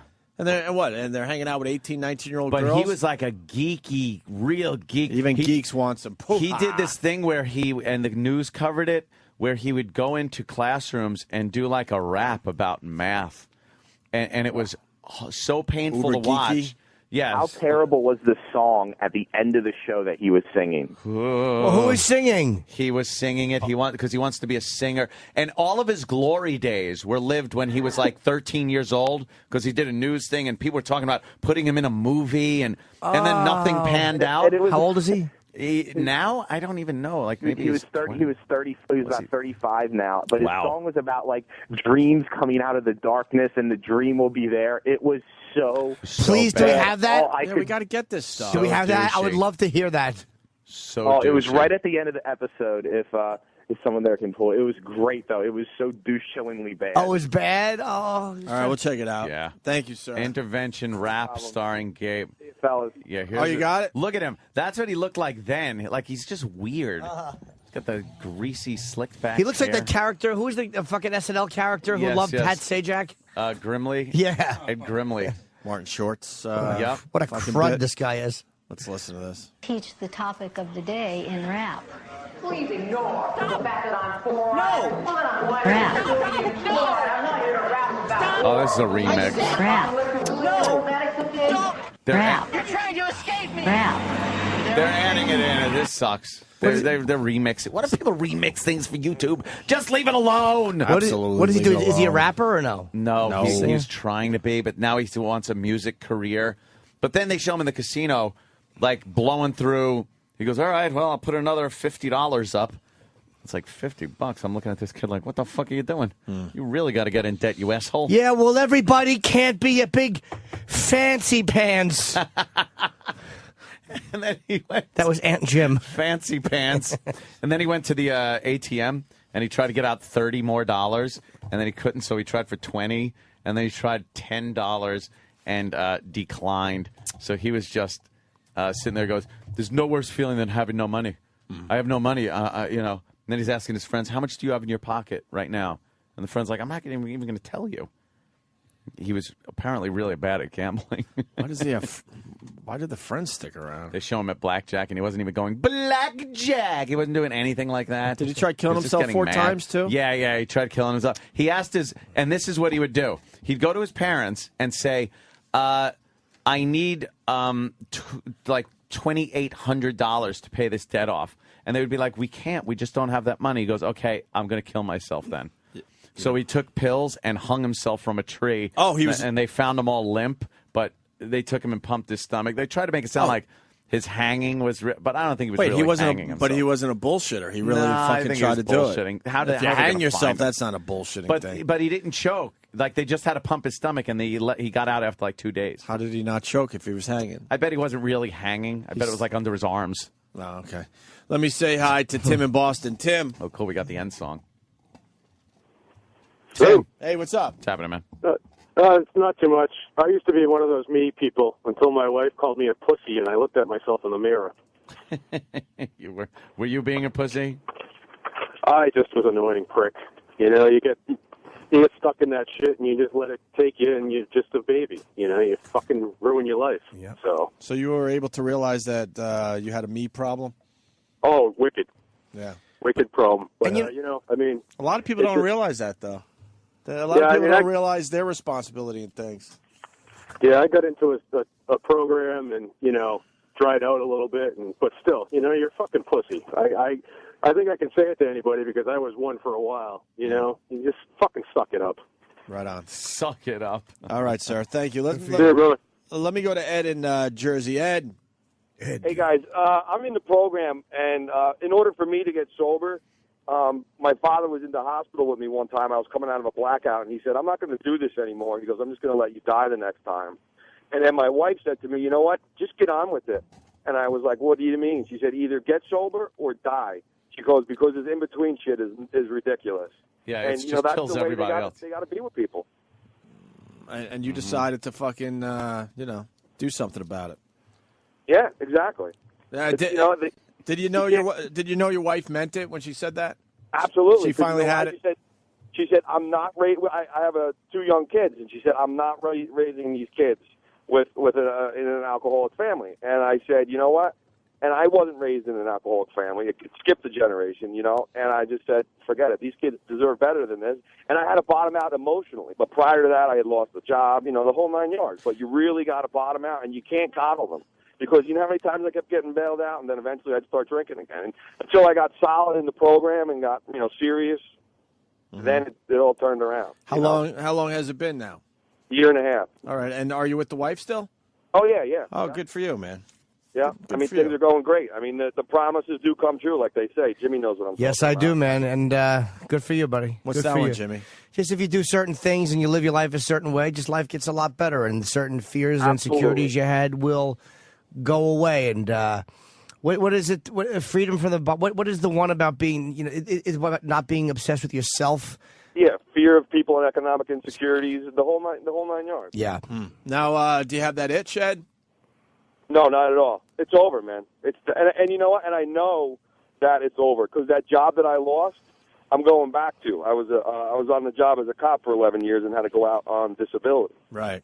And I'm going back to that because you know, I passed all the psychologicals, and you know, I've proven that, you know, Oh, great, man. it can be done. And you know what's hard, man, about being like, you know, let's just say like not indulging anymore? It's like I try to have empathy, and I'm sure this guy understands too. It's like you try to have empathy for people who are still suffering, and yet I still find myself annoyed, whether they're mentally ill or addicted. It's like a hard line to walk because I don't want to be a hypocrite because I know what it's like to be in that place. Exactly. But yet it is annoying. But you'll see the people coming in and out of the program, and it just drives you nuts. I mean, I had a call from a friend not too long ago where they went out, they got into an accident head on, they hit somebody, and they didn't kill them luckily, but they got a DWI and they child endangerment, the whole 9 yards. Right. And because there was kids in the car, and you're like, you were sober now, like what happened, and it's just tough until you get it. Jimmy knows. How long does it take to get, Jimmy? I was 35 when I finally got clean, but it was a long road, man. Yeah, but it's misery. It really is. But a dumb question, I guess. The average person, how long does it take? Hard to say. Some people never get it. Most never get it. Some people can you get it really quick, or is that rare? Nah, most you don't quote unquote get it really quick. I would say some people have the obsession to drink and drug relieved or removed from them quickly, and they're lucky. Other people, it takes a while. Yeah. Hey, Jimmy, just to throw this out there in case there's anybody listening that's suffering, I went on an injection called Vivitrol. It's naltrexone, and it's a once a month injection. It's time released, and if anybody's listening that's struggling, you can get that injection and use that in addition to.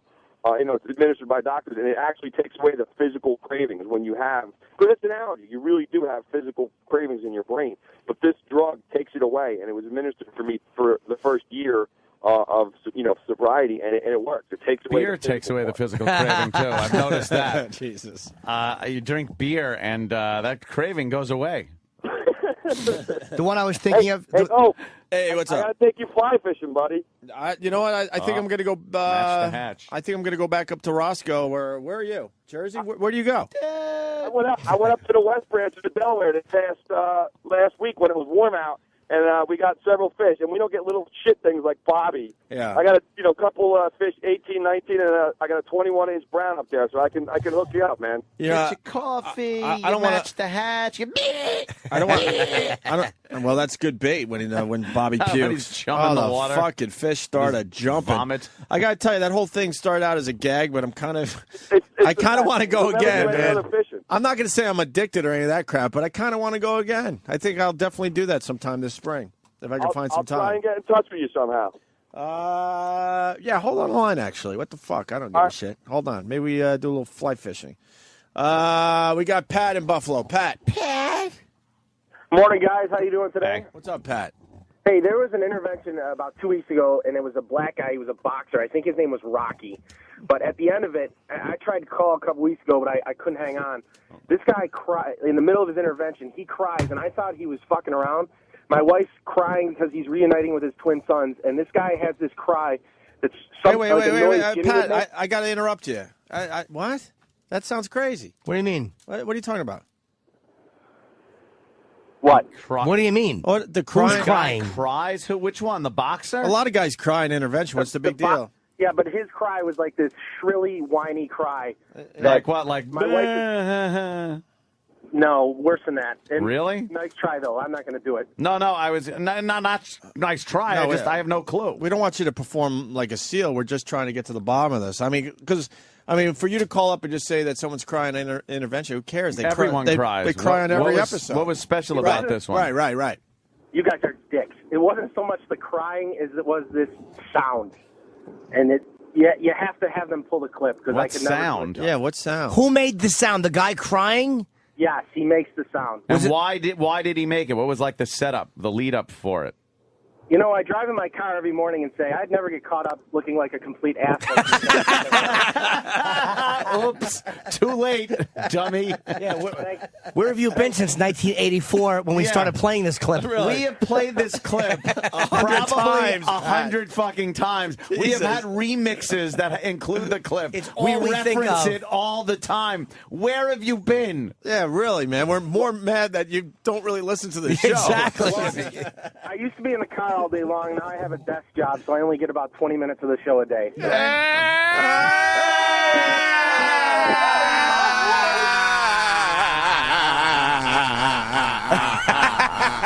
I still love you. Familiar, Pat?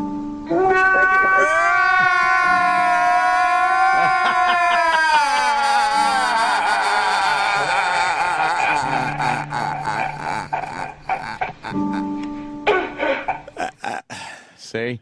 There it is, Hey, Pat. I have one more question for Jimmy. I don't know if Jimmy ever addressed this or not. Is he going to get into stand-up comedy someday? Yeah, what? What's your question, my friend? No, my question for Jimmy is my wife makes me watch this show every week, and I was curious if you've ever talked about, like, what was your bottom that you hit that you decided that you really had? Oh, he's talked about it.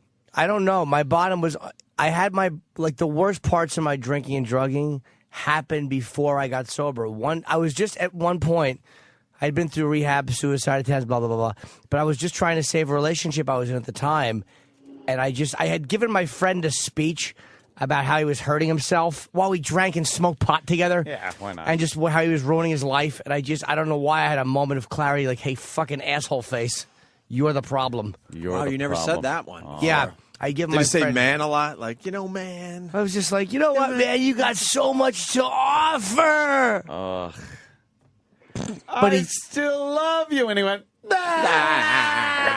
because he was an invalid, and I would pinch his penis skin, and he would go. All right,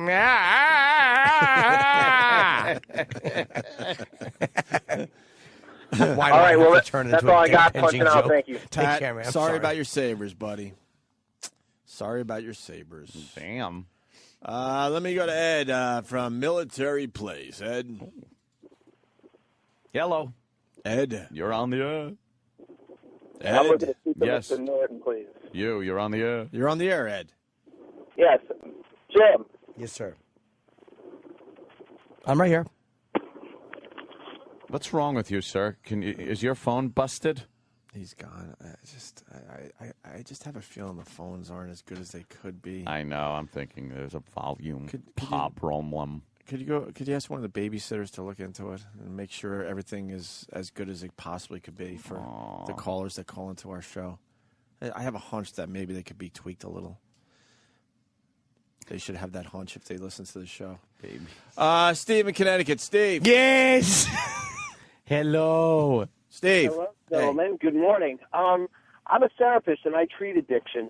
There's a couple resources I wanted to throw out there that might help the still sick and suffering. Yeah. There's a website Anheuser-Busch. called RadioRecovery.com. It features interviews with people who've been in recovery for a while, and it's done from the... It's called Quitters.com. RadioRecovery.com. Has no stick-to-itiveness.com. And if there's I know. anybody in the listening audience who's looking for treatment in the greater, Danbury, Waterbury area, Greater. there's a place that just opened up called Perspectives Treatment What about Center. Bridgeport, yo? Waterbury and Danbury. But that looks like a radio station. I need recovery in Bridgeport, yo. And the number there is 203-681-1212. Yeah, that's my number. Giving it out over the air like that. All right, Steve. Good luck to you. Right. Thanks, guys. Enjoy all the phone calls. What's wrong with you? Yeah, what are you, crazy? All right, we'll step aside. People think we're doing help here? Do people actually think we're helping here? Helping like here and there as it may be. Where do you think it is he goes of evenings? Of evenings. Of the evenings. Yeah, I love that one. Clockwork. Jimmy, Yes, sir. one of your fucking heroes' birthday today. Well, today is... Let's work it out here. Is he alive or dead? He is alive. One of my heroes. Work it out. It's his Is it your birthday today. I think Anthony's birthday already happened. Yes. Aw. And you said heroes, not douches, I know. Not zeros. It sounded the same. Perfect. One of your heroes. Not zero. I go for Travis, the long and- explanation. Guys I know. Fucking asshole I am. And Travis, you should play something going into break that, Oh. It's not Ozzy's. His is December 3rd. No. I already played something coming back into break. Oh, really? And we didn't pick up on it? Gene Simmons? No. No. Paul Stanley. No. Ace Frehley. Ace Frehley is 59 years old. So I remember hearing Kiss coming back in Wow. a break. No, I wanted to play. How old is he? 58? 59. I wanted you to play Back in the New York Groove that Jimmy did because that's like an Ace song. Today's New York tribute. Yeah, I'm we back in the New York Groove. It's a tribute. we could do that going into break for Ace Frehley's 59th birthday, and I think he's going to be on Celebrity Rehab. I'm hearing. Is he? Is he using again? I don't know, man. I think there was a story that Dr. Drew got him. They don't even and wants him care on if they're Celebrity using Rehab again or not. I think. He was clean and sober for a Anyone while. know if that's true? I hope not, man. Hope he's doing all right. I think that might be the case, Jimmy. I How think great he might was be Ace? part of celebrity rehab. He was great. When he came in, he's a fucking kind of a shy guy to talk, but he's a fucking really cool, funny dude. No, we had a good hang with him. I hope he's all right. Do we have the Ace Frehley story on celebrity rehab? Ace Frehley to appear on Sober House? On Sober House, okay. Oh, so he's Damn, Ace. sober. Or, well, usually that means just Sober. out of treatment. Jesus. What is it saying there, Jimmy? I can't see that. I don't know why he's going to appear on Sober House with Dr. Drew. Who knows? Maybe he's speaking. Former Kiss guitarist Ace Frehley will appear on the season finale of Sober House with Dr. Drew. Oh, okay. The That's episode will different. re-air, the final episode. So hopefully he's just coming in to talk about being sober and about how his life changed. I'm hoping that's all he's doing. Like, I Okay. hope he didn't relapse for his sake. All right. So why don't we play this going into break for Ace Frehley? We're back in the New York groove. We're back in the New York groove. Welcome back to the Opie and Anthony Show.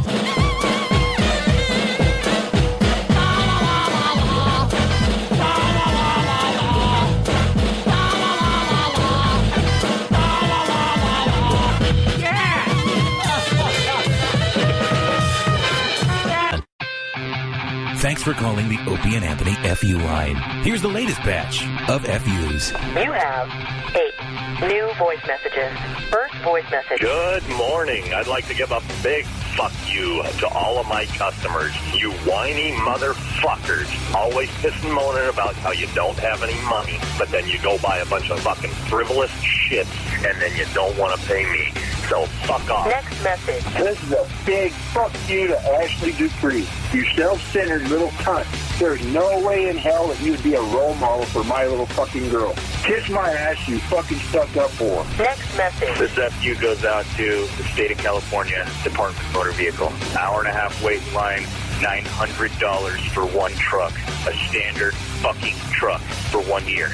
And our roads are shitty, and I hate you, California. Go fuck yourself. Next message. Hey, Rick, this is your sales manager. You're lucky you still have your fucking job, you piece of shit. As soon as I can find somebody to replace your worthless ass, I'm going to. Fuck you! And I tell you what, I leave at 7:15, and you tell me, I need one more fucking minute. I need one more minute. I'll fuck you. So fuck you! Next message. A giant fuck you to the New Jersey Devils for losing in round 1 again! You fucking assholes! You suck! Suck! And I paid for this horse shit! Fuck you! Next message. This goes out to my boss who'd rather send me a passive-aggressive email 5 minutes after he leaves the office than sit down and talk to me like a goddamn adult. Hey, buddy, fuck you! Next message. I want to say fuck you to the neighbor that lives near me that didn't like the fact that there were vehicles parked on the side of my house and called the fucking cops to have them towed away. Those vehicles were donated to the National Kidney Foundation and were going to be auctioned off for money to help people with kidney cancer. And I'm glad you get fucking satisfaction of driving by and not seeing them. I hope you drive by in a fucking funeral car watching. Next message. I want you a big fuck you and Opie and Anthony for teaching me bad words on the way to school every day. End of new messages. Call the Opie and Anthony FU line. 866-FU line 1. That's 866-FU line 1. Thank you and goodbye. The Opie and Anthony Show on the Virus. Sirius XM. Oh, yeah. We got lots to do. We got the news report about the Toucher situation in Boston. We got Precious on SNL. She was god-awful. And we also have an update on the Tito Ortiz, Jenna Jameson thing. So, I want to start with the news story. This news reporter, it makes you just fucking hate members of the media even more. This is why I hate them. Especially the local media. Oh, They're they fucking horrendous. stink. Just read the fucking words in front of you and shut your mouth. Fucking Word Bush reader. League reporter. Shut your fucking mouth and just read the story. Exactly. Without putting your slant on it. Bubble-headed bleach blonde. Well, they could put whatever race reporter they want on it. No, they can't. White is right. That's what I say a lot when I'm alone in my apartment. So, Toucher, what's the situation again, Jimmy, for the people that weren't listening an hour Toucher's and a horrible ago? racist, and he despises the Jews. And the black. No, he's a funny guy, and he just made a joke about fucking Tim Tebow. All you can say about Tim Tebow is that he's great and he's religious and he loves his mom. Good for him. Tim Tebow is a great athlete, but he's also a weirdo. He's a bit weird. He's a bit strange. So what Tim Tebow can do is he can put himself out there and tell you that he's religious and do all these things. And again, I applaud that. Fine, he's happy with that. Good for him. But it's only fodder for praise, and it's not fodder to be made fun of. No. And the fact that he had all these white people around him, and Toucher wanted to say it looked like a Nazi rally. And how else do you describe a bunch of white people, you fucking faggot Americans? And saying Jesus. how he's just lily white. And goofing on him. There's a lot to make fun of there if you're an entertainer trying to make your audience laugh. He's goofing on him. That's all. That's all. That's all it is. So here's the news report out of Orlando because, this is Florida? Oh, is he from Florida? Tebow, yeah. Oh, okay. Well, he played for the Gators. I'm not really sure where he was from. But, I mean, he made his mark with the Gators, obviously, and now playing for the Broncos. Here's the newsreader. It's been a big week for Tim Tebow, a young man known for his squeaky clean image. A lot of you won't like hearing this, but now a radio host in Boston is making controversial comments on... Yeah. How about you let us decide that? You just read the fucking words, and I'll decide if I'm happy with what you're about to read or sad about what you have to read. And how about that? Shut the fuck up. Did you ever say that before a story about a rape or a murder or a child abduction? Yeah. A lot of you are not going to like this. A child, no, you probably just read the... Why do you feel the need to pontificate or to editorialize when it comes to humor? Well, he is a god in that area. Cheers, fuck him. He really is a god. Good for him. In the Orlando fuck him. area. Because I'm cutting little baby penises off. Most of Florida, he's a god. Good for him. So it's cocaine. I'm sure Tim Tebow's a great guy. I got no problem with the guy. I don't care that he's a good guy. You should be a good guy. I pay my fucking taxes. I'm a good guy. Right. Not probably on that level of good guy, but... I'm a good guy. You're all right. Yeah, say goodnight to the good guy. I'm the good guy. A lot of you won't like hearing this, but now a radio host in Boston is making controversial comments on the air, saying Tebow is so white, he must be a Nazi. I'm sure we'll be hearing a lot more about this as the week goes on. The personality known as Toucher on 98.5, the Sports Hub, said draft night at the Tebow compound looked like a Nazi rally. He even mentioned the Stepford wives. We'll see if Toucher gets... Yeah, obviously He even mentioned the Stepford wives. Wow. What does that mean? Wow. Exactly. What does that mean, bitch? That's worse than the Nazi part? What does that mean, bitch? I don't know. He was hanging out with a lot of probably robotic-looking white people, right? Yeah. Yes. Not much color in his celebration, I would imagine. I would imagine. So you, as a radio show host, you're not going to acknowledge that and take a couple shots at with that? some humor. With some humor? Right. Right? Wow. Could have said Klan rally, said Nazi rally, whatever. So if he was black, if Toucher was black, and that was a black athlete and all black people, and they said, hey, it's like a Black Panthers party, nobody would get upset. No, of course not. He even mentioned the Stepford wives. We'll see if Toucher gets in trouble for his comments. You'll recall radio host Don Imus got fired by CBS for making ugly comments about the Rutgers women's basketball team. And I was doing a little research on that. Apparently he was joking, but really not a joke. Those comments are probably going to come back to haunt him. We'll just have to see how it plays out. Yeah, we'll keep you Are posted. they? You fucking cap-tooth jerk-off. You fucking asshole. A joke. You know, I said it was a joke, but... I did my research, and I'm telling you it's not a joke.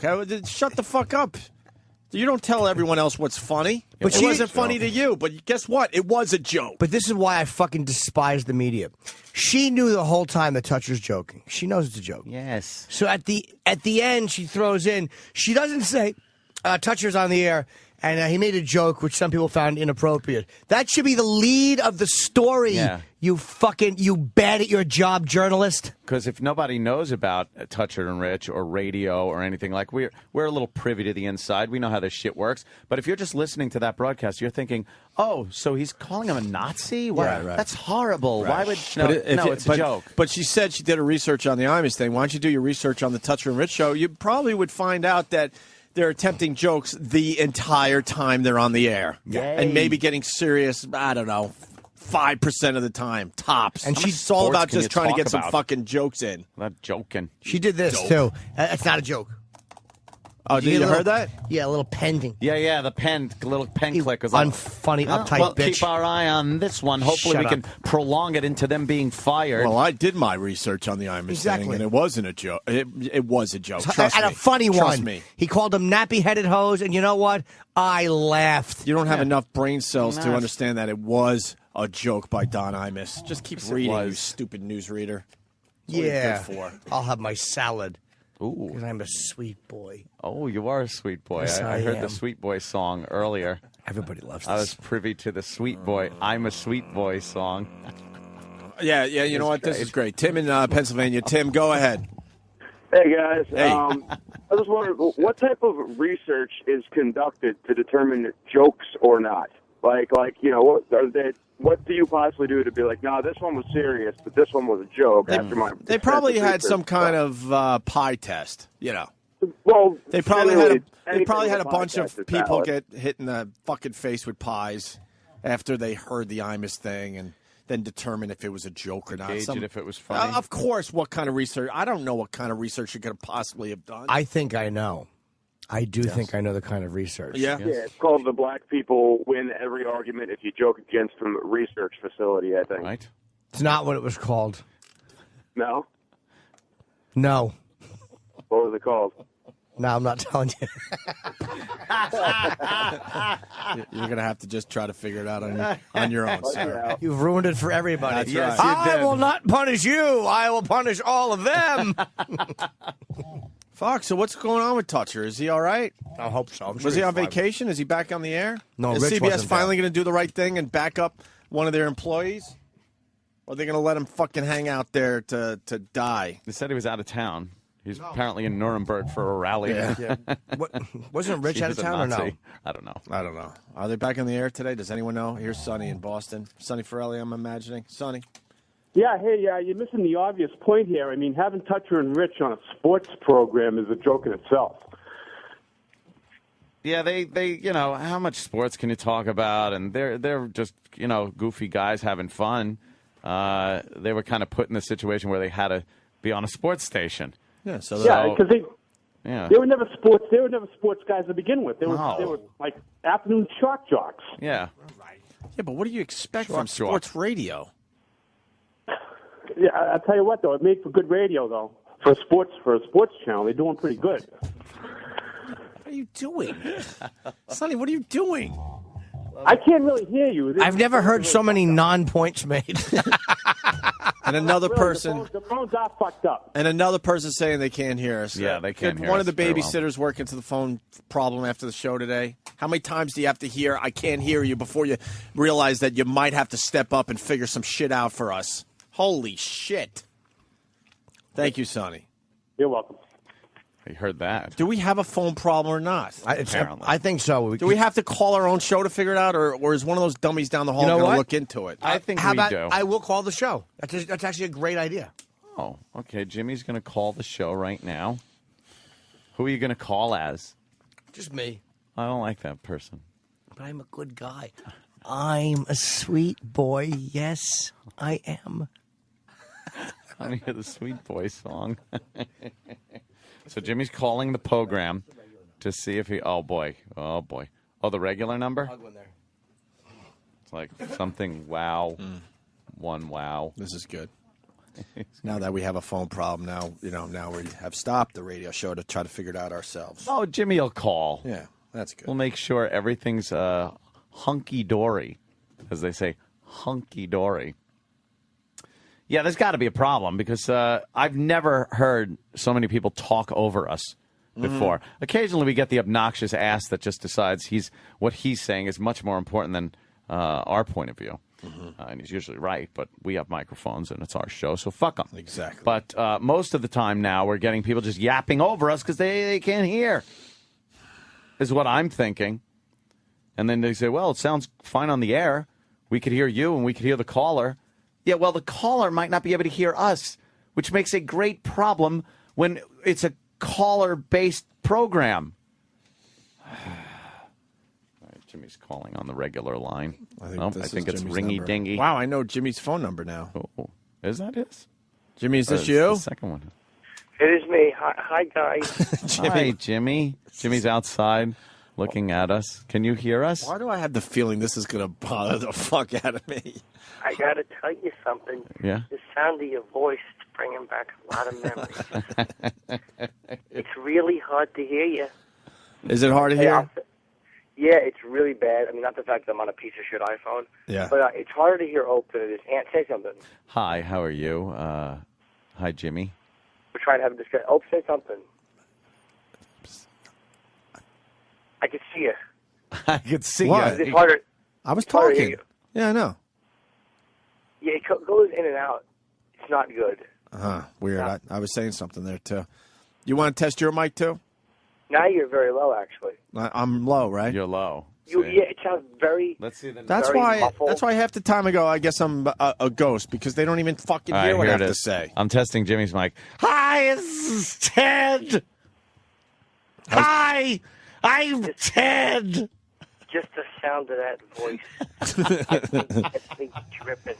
So I'm low. Anthony's okay or good. What do you got on me? Ants is clearer. Ope, yours was almost garbled, like, oh, I'm a little. It almost sounds like you're talking to something that's vibrating. Yeah. And my connection is probably not great because of. Nah, I've also complained about my microphone in general, and I don't know if they ever tackled that or not. That's a microphone. It does not sound good. Honestly, at least from this call, does not sound good at all. Right. All right. So I've done my field work. Wow, look how easy that was to do, Jimmy. Weird. So weird. Yeah. Yeah, you sound more muffled. It almost sounds like you're talking through like a little faraway thing. Like you're talking through something. Ants was clearer, but not great either. By that I mean the content. Yes. I'm never clear or concise. That was a pretty good Ted. I love doing the Ted impression. I had a guy on the set when I was doing the HBO shoot. Wait, Dr. Steve. You could hear show audio fine when you're on hold. Like, fine, perfect. Right. When you go to the caller, it drops 6 to 10 dBs. Ah. I don't know what a dB is. Decibel. He does. Dick bag. It drops 6 to 10 dick bags. Ooh. So, why aren't they fixing the phones? We don't bitch know. about this all the time. I don't know. And then these guys get annoyed down the hall when we fucking attack them. This is why we fucking attack you. The basics. We need the basics done. So there's a guy, Ray. Whatever. Do whatever the fuck you do down there. I'm sorry. I'm sorry I bother you. I'm sorry I yell and scream at you and make you all depressed and sad. You're right. Do whatever the fuck you're doing, which is probably work for all the other channels you work for. That's smart. Have guys running 202 and 197 that have 8 other jobs at the company. That's really smart because that's what Howard has. A guy that runs his fucking channels and runs fucking music stations all over the fucking place. That's really smart on the company's part. I don't even blame those guys. Jesus Christ. Fix our goddamn phones, please. End of today's rant. It's dropping 10 dBs. 6 to 10. 6 to 10 The dBs. fuck is a dB? It must be a medical term. Oh. Or a shitty wine term. Yeah, dick bag.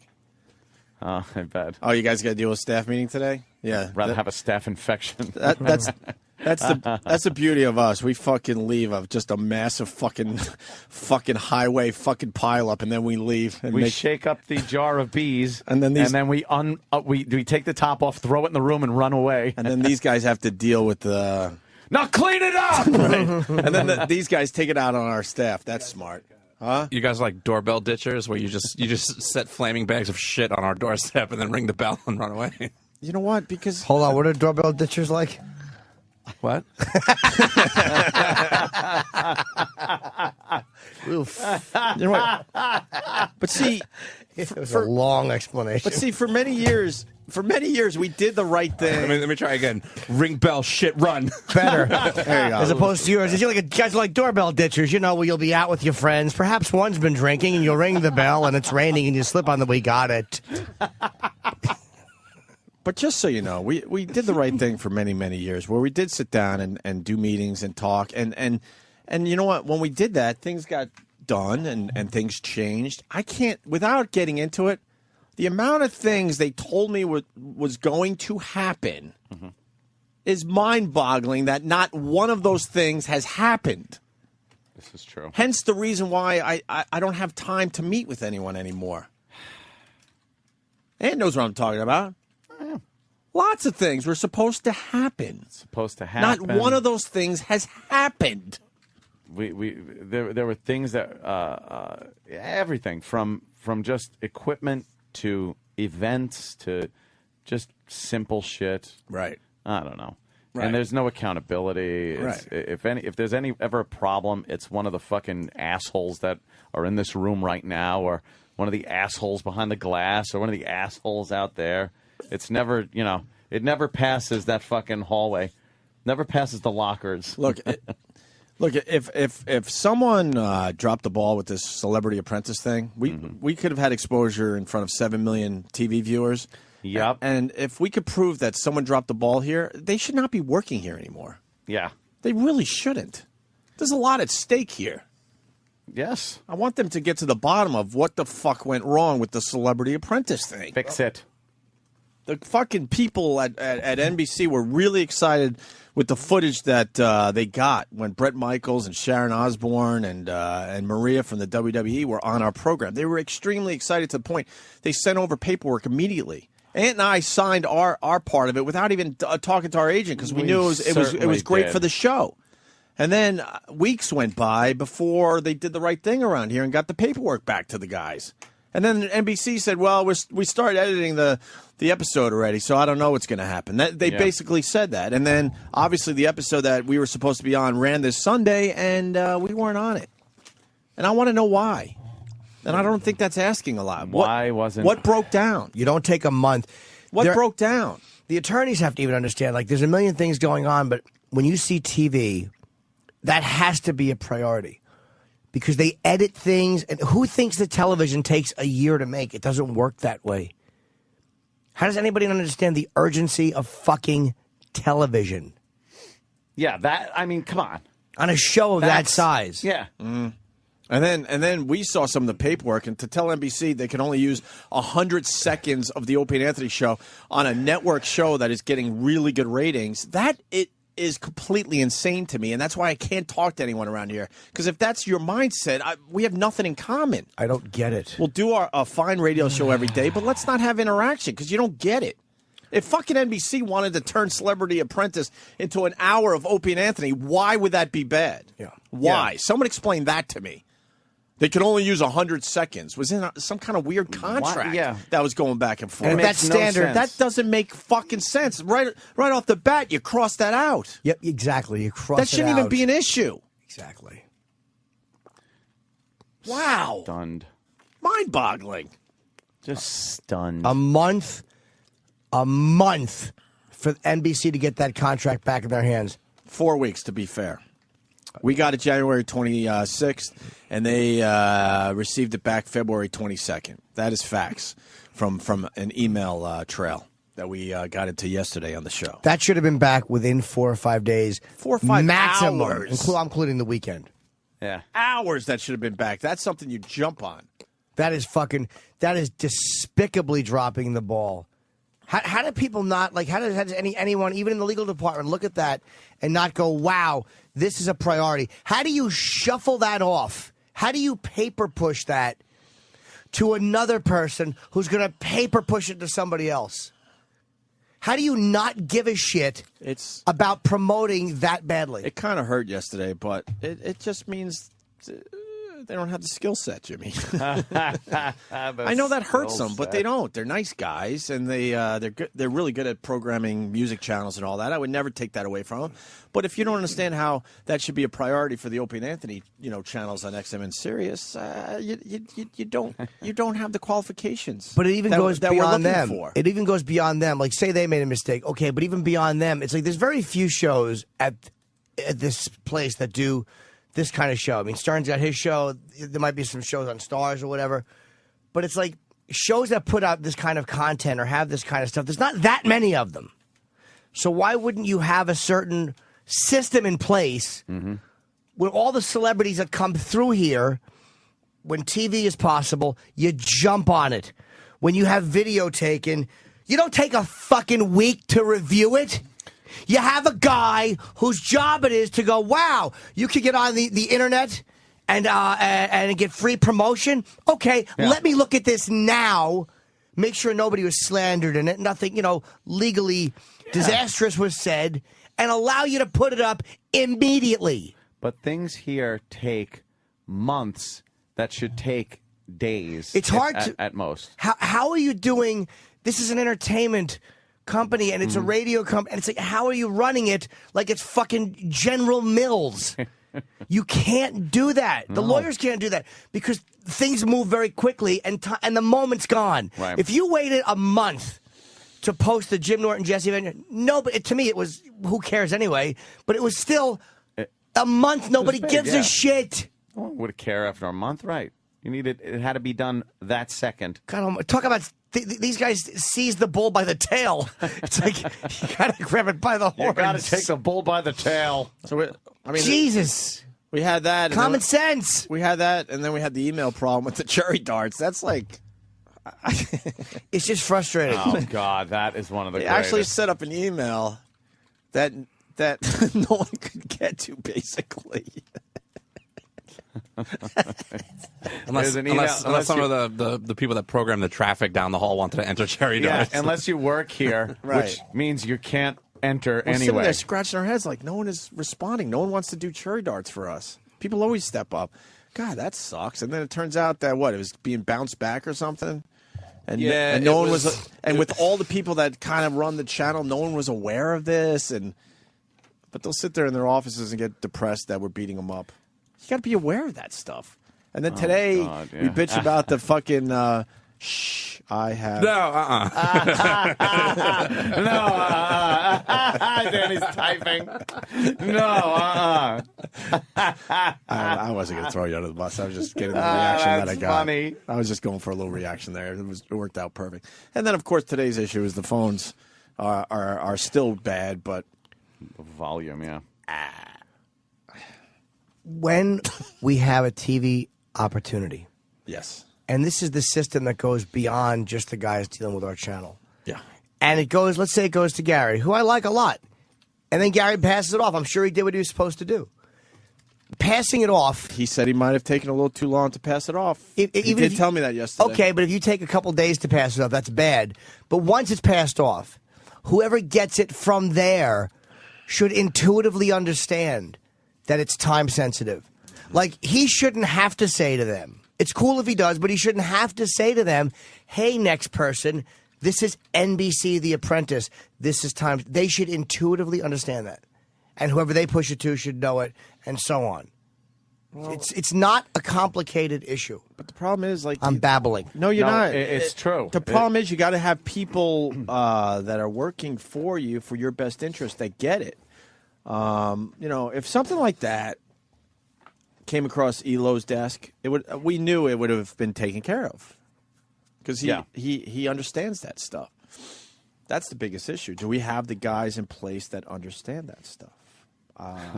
My answer is I don't know. I don't know. I would like to say I don't think so. I'll leave it at I don't know. I really don't know. God. All right. It's fucking infuriating. But it's in a company, man. You got to know that everyone has to be aware of that. That there's opportunities that certain shows are going to present to get you some press. That's not negative. That's not. And Sirius loves that stuff because they've hired celebrities. Look, smart. You get the name out there. You get the press release. It's smart to get your name out there. Yeah. So don't blow these free opportunities. 7 million people we could have been in front of. Don't blow the free ones. Even if it was for 30 lousy seconds. That would have been great. Do you know what that says about the company? Hey, wow, this is a place that these people are going now. Almost like everyone expects you to go to radio. Everyone expects you to go to GMA and all these fucking the Today Show. Yep. You want this serious. You want this platform to be looked at as a place that people come to when something is happening. Like, oh, yeah, things are breaking. This is one of the places we can go and hear about it. I'm yelling. I'm sorry. No, I like the yelling. It's impassioned. It's frustrating. I really do want to see this. Fucking stock looks great. 120? Happy. Yes. Happened 120. There. When did that happen? Great. Very late yesterday? Mm-hmm. It's been rocking. Jesus. It's been rocking. All because I'm here. Nah, mostly because of this radio show. Most people would say. Do you know how embarrassing it would be if they fired me and stock went to $8? How humiliating that would be. The whole country just believed in the company after I got fired. Just give us time to call our financial advisors, Jimmy. Yeah. Please. Yeah. My financial advisor calls me with weird stuff. Why do you mark your water every day? Because sometimes I'll see a half-open one And that I didn't start. Yeah. Yeah, these are mine. That's my half-opened. Exactly, Anthony. Water everywhere. I hear you're supposed to drink a lot of water. We're trying. So I drink a lot of Me water. too, buddy boy. Water. Ooh, You drink a lot of water and you don't take one leak. People tell me drink a lot of water because it's replenishing the fucking dehydration that the alcohol caused. Yes. Anthony sells a fist fighting for it. Every fucking drop. It's like the Japanese after the fucking nukes came down. Fighting every drop. Every drop of fluid. His cells just punching each other. Stop it. Yeah. Oh, we got Wiki fans out there. No, What? Wiki did Don Wicklund did a great job for us. But I mean, we got to talk to the main guy. That was important to us. That we always talk to the main guy, not babysitters. Wiki doesn't really have. We have like anything to 2 or do 3 with this. babysitters, then you got a guy that got a huge promotion, so now he's fucking spread thin, and then the ELO counterpart.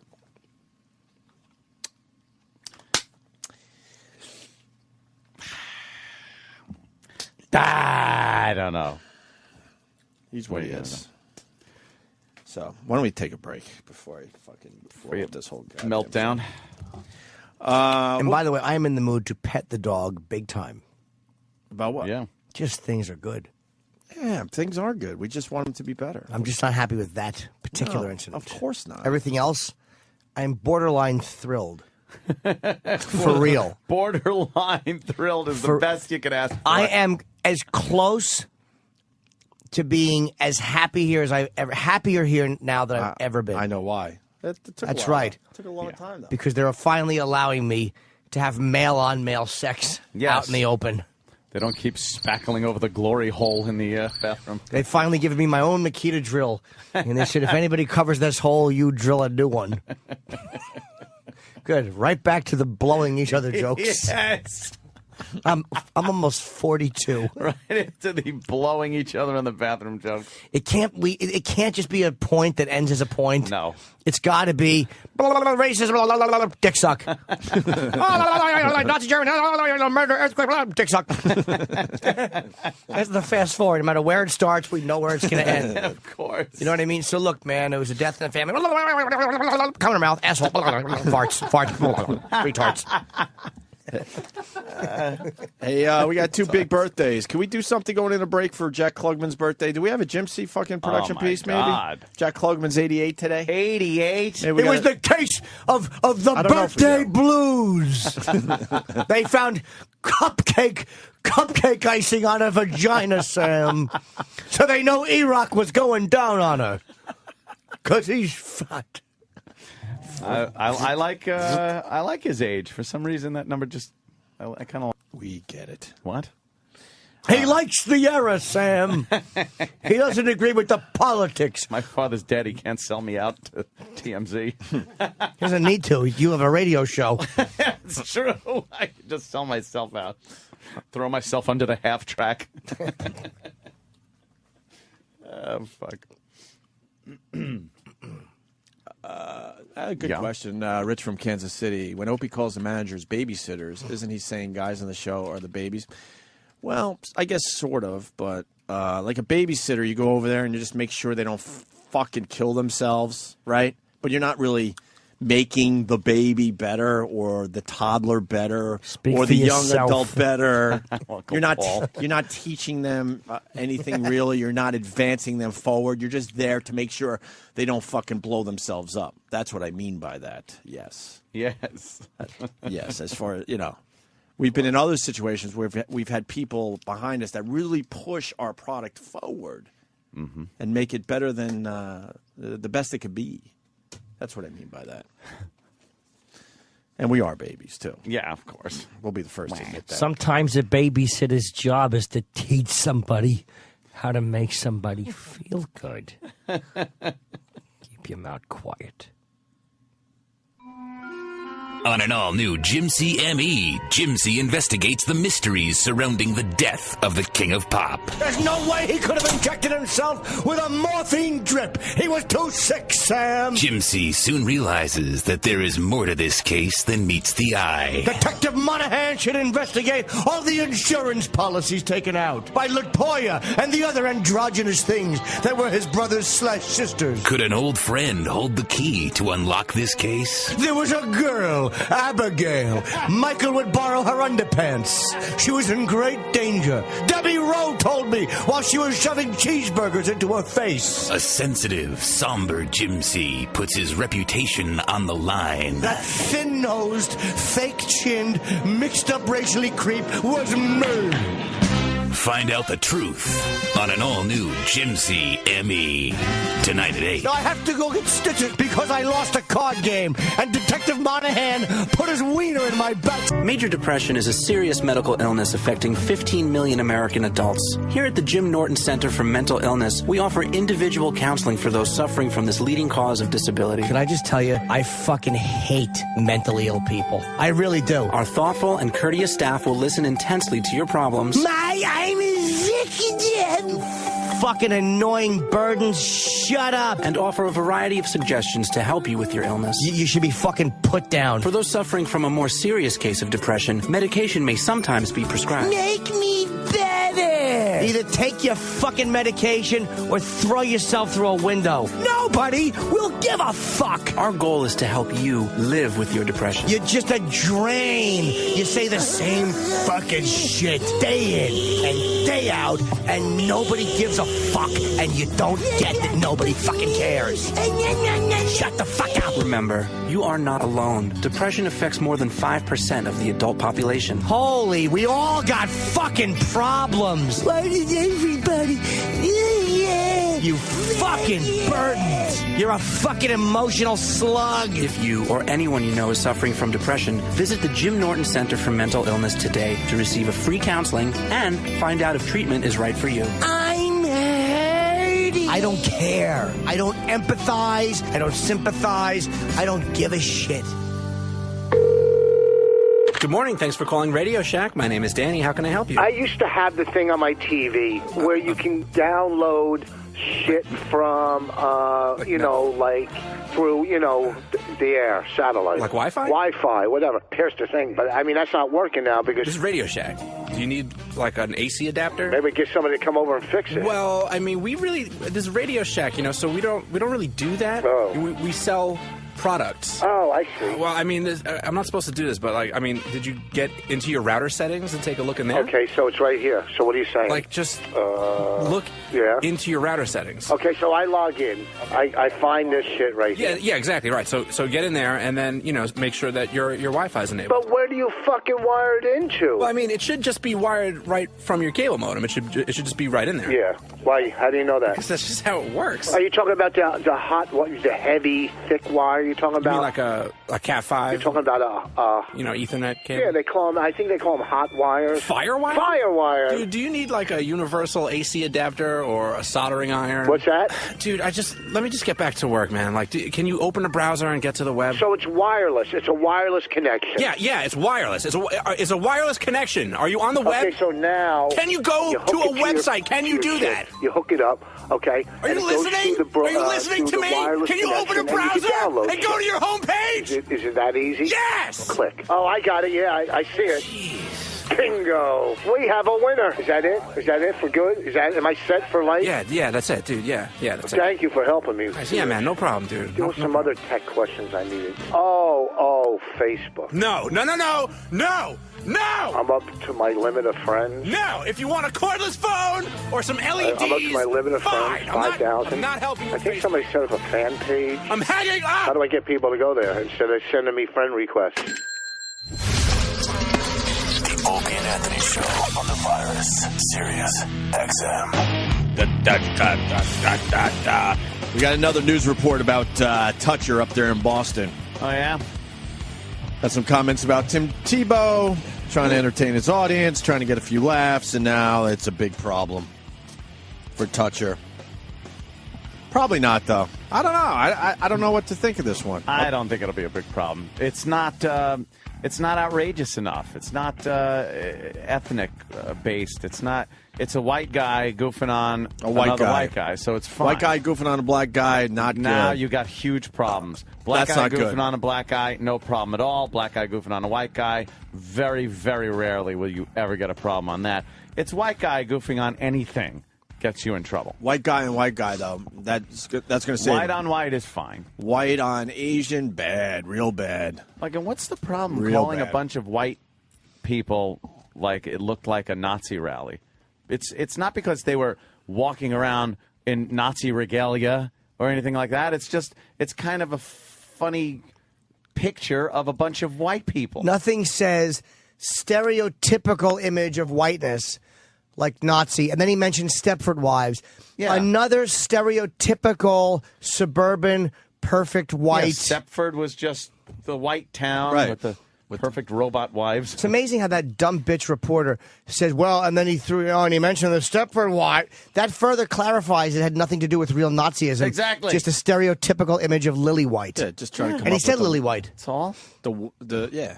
Okay. Leave him alone. Here's WHDH-TV in Boston. This morning, I'll tell you what, it was an on-air apology after the NFL draft last week. This morning, the question is, was that enough to quell the concerns of his listeners? See, the media just trying to push the fucking story. Quell the concerns No, of his you're listeners. you're showing concern after his apology. His listeners aren't. His listeners are not concerned. Not at all. You fucking asshole.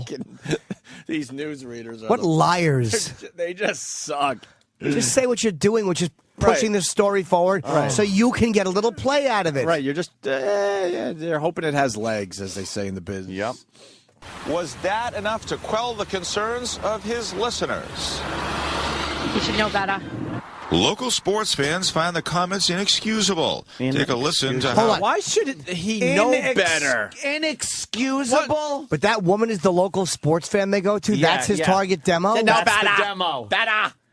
He should know better, the cocksucker. The motherfucker should know better, the fuck. And who knows what she said? She probably should have said, he should know better. You should only make fun of blacks. Right. They probably could have edited her. Exactly. In Boston, of all places, where they still segregate. Inexcusable. Everybody though? is in their place in Boston. Murder. They should have a problem with this. Murder is inexcusable. Like a stupid comment on the radio, it's pretty excusable. Fans find the comments inexcusable. Take a listen to how Fred Toucher describes Tim Tebow and his family. It looked like some kind of Nazi rally. Like what? What did it look like? It was all. Excuse me. Even his co-host sounds like... Okay. See? Oh my God. Look at the cut where they cut it off right where he was ready to make it like funny and probably put it in context, in the proper context. And he's about to say, even his co-host, his co-host was helping him pump it up a little bit. Because it's all about getting edgy. It was an outrageous laugh. Yeah, it's all about being edgy and fucking, hopefully getting a big laugh. But you hear the laughter in that, and are you going to tell me that as a reporter, are you that bad at your fucking job? We're going to find out. That you don't understand? We're going to find out. That is being said to be funny. Do you think that's not being conveyed to the listeners, that that's a joke? Right. They don't care that it's a joke. They just want to complain. What did it look like? It was all. Excuse me. Even his co-host sounds like he was caught off guard. No, he wasn't. No, was he? Do you know the show? You asshole. He's never caught off guard. Holy shit. Oh, my God, these idiots. There's a lot of people out there that take these newsreaders very seriously. They're dumb, too. And they're as dumb. The newsreaders are as dumb as they get, man. Dumb fucking people. Dumb as really dirt. Stupid. Local newsreaders, the worst. Even Even his co-host sounds like he was caught off guard. The Toucher and Rich show on 98.5 The Sports Hub were talking about this video of Tebow and his family on the night he was drafted. Toucher also calls them Lily White and like Stepford wives. Shots at Tebow's expense are nothing new. He's even been mocked for being too religious. Good. What does he do wrong? I mean, he gets criticized for being so perfect. Tebow's agent didn't immediately return our phone calls. Neither did Toucher, and the woman who answered the door at his home declined comment. Sorry. Fucking vulture. Open the door. Why would you, Fucking vulture. Why, you cunt reporter, would you go to his house to ask about a joke on the radio? Why would you call Tim Tebow's agent about a joke he made on the radio, you fucking twat reporter? They stir. They want to stir it up. Stir up the pot. I'd have answered the door in a full fucking SS uniform. Not Hello? even connected with the story you would have. Yes, exactly. If I knew you were coming, I would have dressed appropriately. Yes. Just my everyday dress. God, the older I get, the more I and I hope people out there are getting it and fucking hating the media as much as we are. I remember when we did the Boston mayor prank, the news crew set up shop right on the front lawn of the place I was renting. I'm watching my front door on TV while I'm inside. Yeah. And the same shit. No one will comment at this address. We've knocked repeatedly. And no one has answered the door. They point at the door right here. Right. He's inside, this bastard.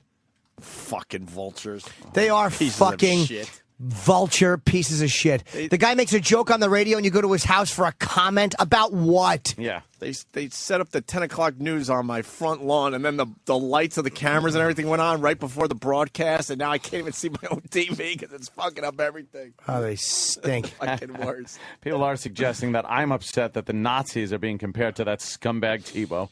I don't really appreciate that. God, is that annoying? Isn't it? Just watching the media, the more you watch them, how they all are the same. And they're also they're so self-interest motivated. They work. There's not an ounce of yeah. sincerity in their outrage. Chris in Jersey, something we haven't talked about in almost a year. The New York radio message board is calling for his firing. No, they're not. God, I don't believe it. Come on, man. I have not been there in years. I haven't been there in a really long time. Years. It's a very relevant radio site which deals with New York radio, which, as you know, the entire country is clamoring to read about. It's run by a dentist who knows a lot about filling cavities and radio. A dentist. Are they really calling for the I don't firing? know. Chris in Please, can we Jersey's look telling at that me. awful message board. Chris is... They're also obsessed with being Will heard. CBS be consistent with Toucher, and they can't even spell? How do you misspell Toucher? How'd they spell it? Toettcher. That's correct. That's how he spells his name. Yes, it's technically correct. Yes. But that's not okay. I'm sorry. That's a weird fucking last name. Then. It might not even be that. It might be Tocher or whatever. It looks Russian or Slavic. Okay. For his remarks about Tim Tebow, and said, "No, just stop it. Just stop calling for his." Click a couple of more down. Let's see what people are saying. The fucking little American. The bees are buzzing. Shitty country. Hey, does he have a board reflection on this? That would rule if he had a board reflection on this.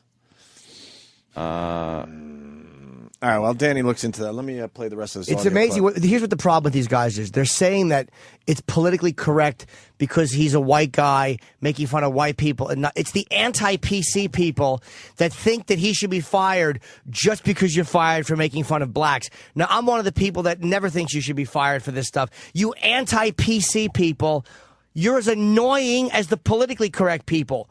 Just because they fucked up by firing Imus doesn't mean they should fuck up again by firing him just so they don't look politically correct. Right. They are politically correct. But don't expect Toucher to suffer because they've made shitty decisions in the past. Make you suffer. Take a personal interest in making you suffer. I'm going to make you read this message board. Take a personal interest in making you suffer. Going home. Declined comment. Sorry, I'm not taking any.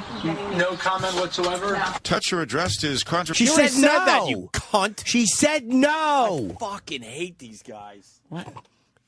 She said no. None whatsoever, except no. What about the None time? whatsoever? Oh, well, yeah, since you put it that way. What about the time? I think it was the mayor's prank as well, Ant. and we left the radio station, which was in an office park, and I forgot what floor we were on, like the 5th floor or something. And we go to the elevator bank, and these fucking vultures come out of nowhere with the cameras. Started like, how the laughing. fuck did they even get in the building? It's like, but they were just hiding in wait. I know. They're like doing a Lee Harvey Oswald. They ran out of the fucking lunchroom. Just ran with fucking cameras Up to ablazing. the elevators. It was like, Light shining, cameras on. Comment. Wouldn't you love to see people open their door and just throw cold water on these reporters? Yeah, I would like think that's you're what you do. You're on my property. Throw cold water, a bucket of cold water. I would go with the fucking boiling water. Now you can't. That's a crime. I'm protecting my property. And it's got guns. I got boiling water. You're medieval. That's right. I'm going to go medieval on your ass. Tar and feather them. I would say just cold water because it would be so annoying for them to have to walk away with so cold with the water. boiling water, that would be very annoying.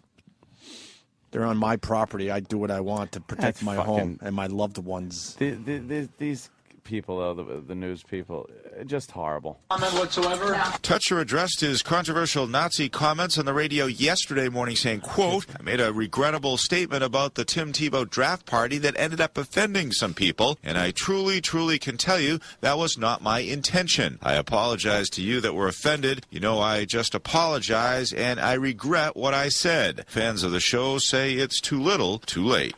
You're a fucking liar.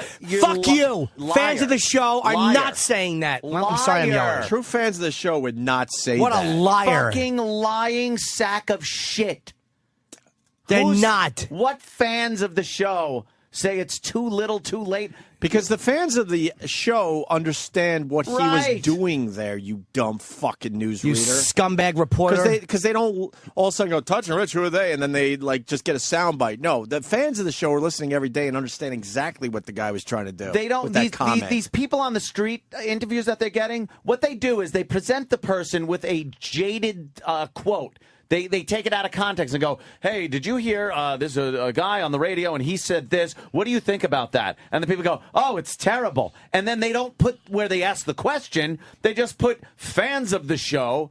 And that's not a fan of the show. Yeah. What a fucking scumbag. What a scumbag. Why don't they show fans of the show think it was really funny? Why will a reporter never take that angle? Fans of the show thought that the apology was too much and it was a funny joke and it should have been let go. Well, that would be reporting, Jimmy.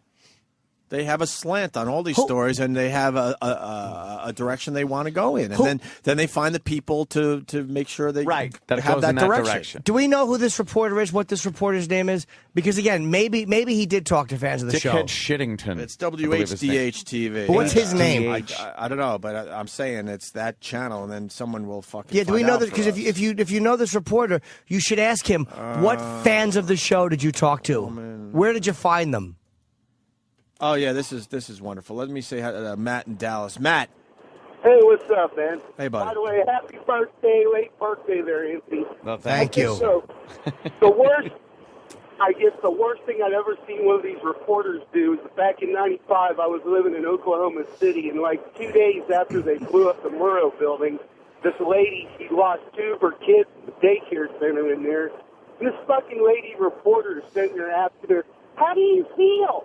How the fuck do you think she feels? What do you think? She wants to throw a fucking party, get drunk? Yeah, I don't know. I was screaming at the TV.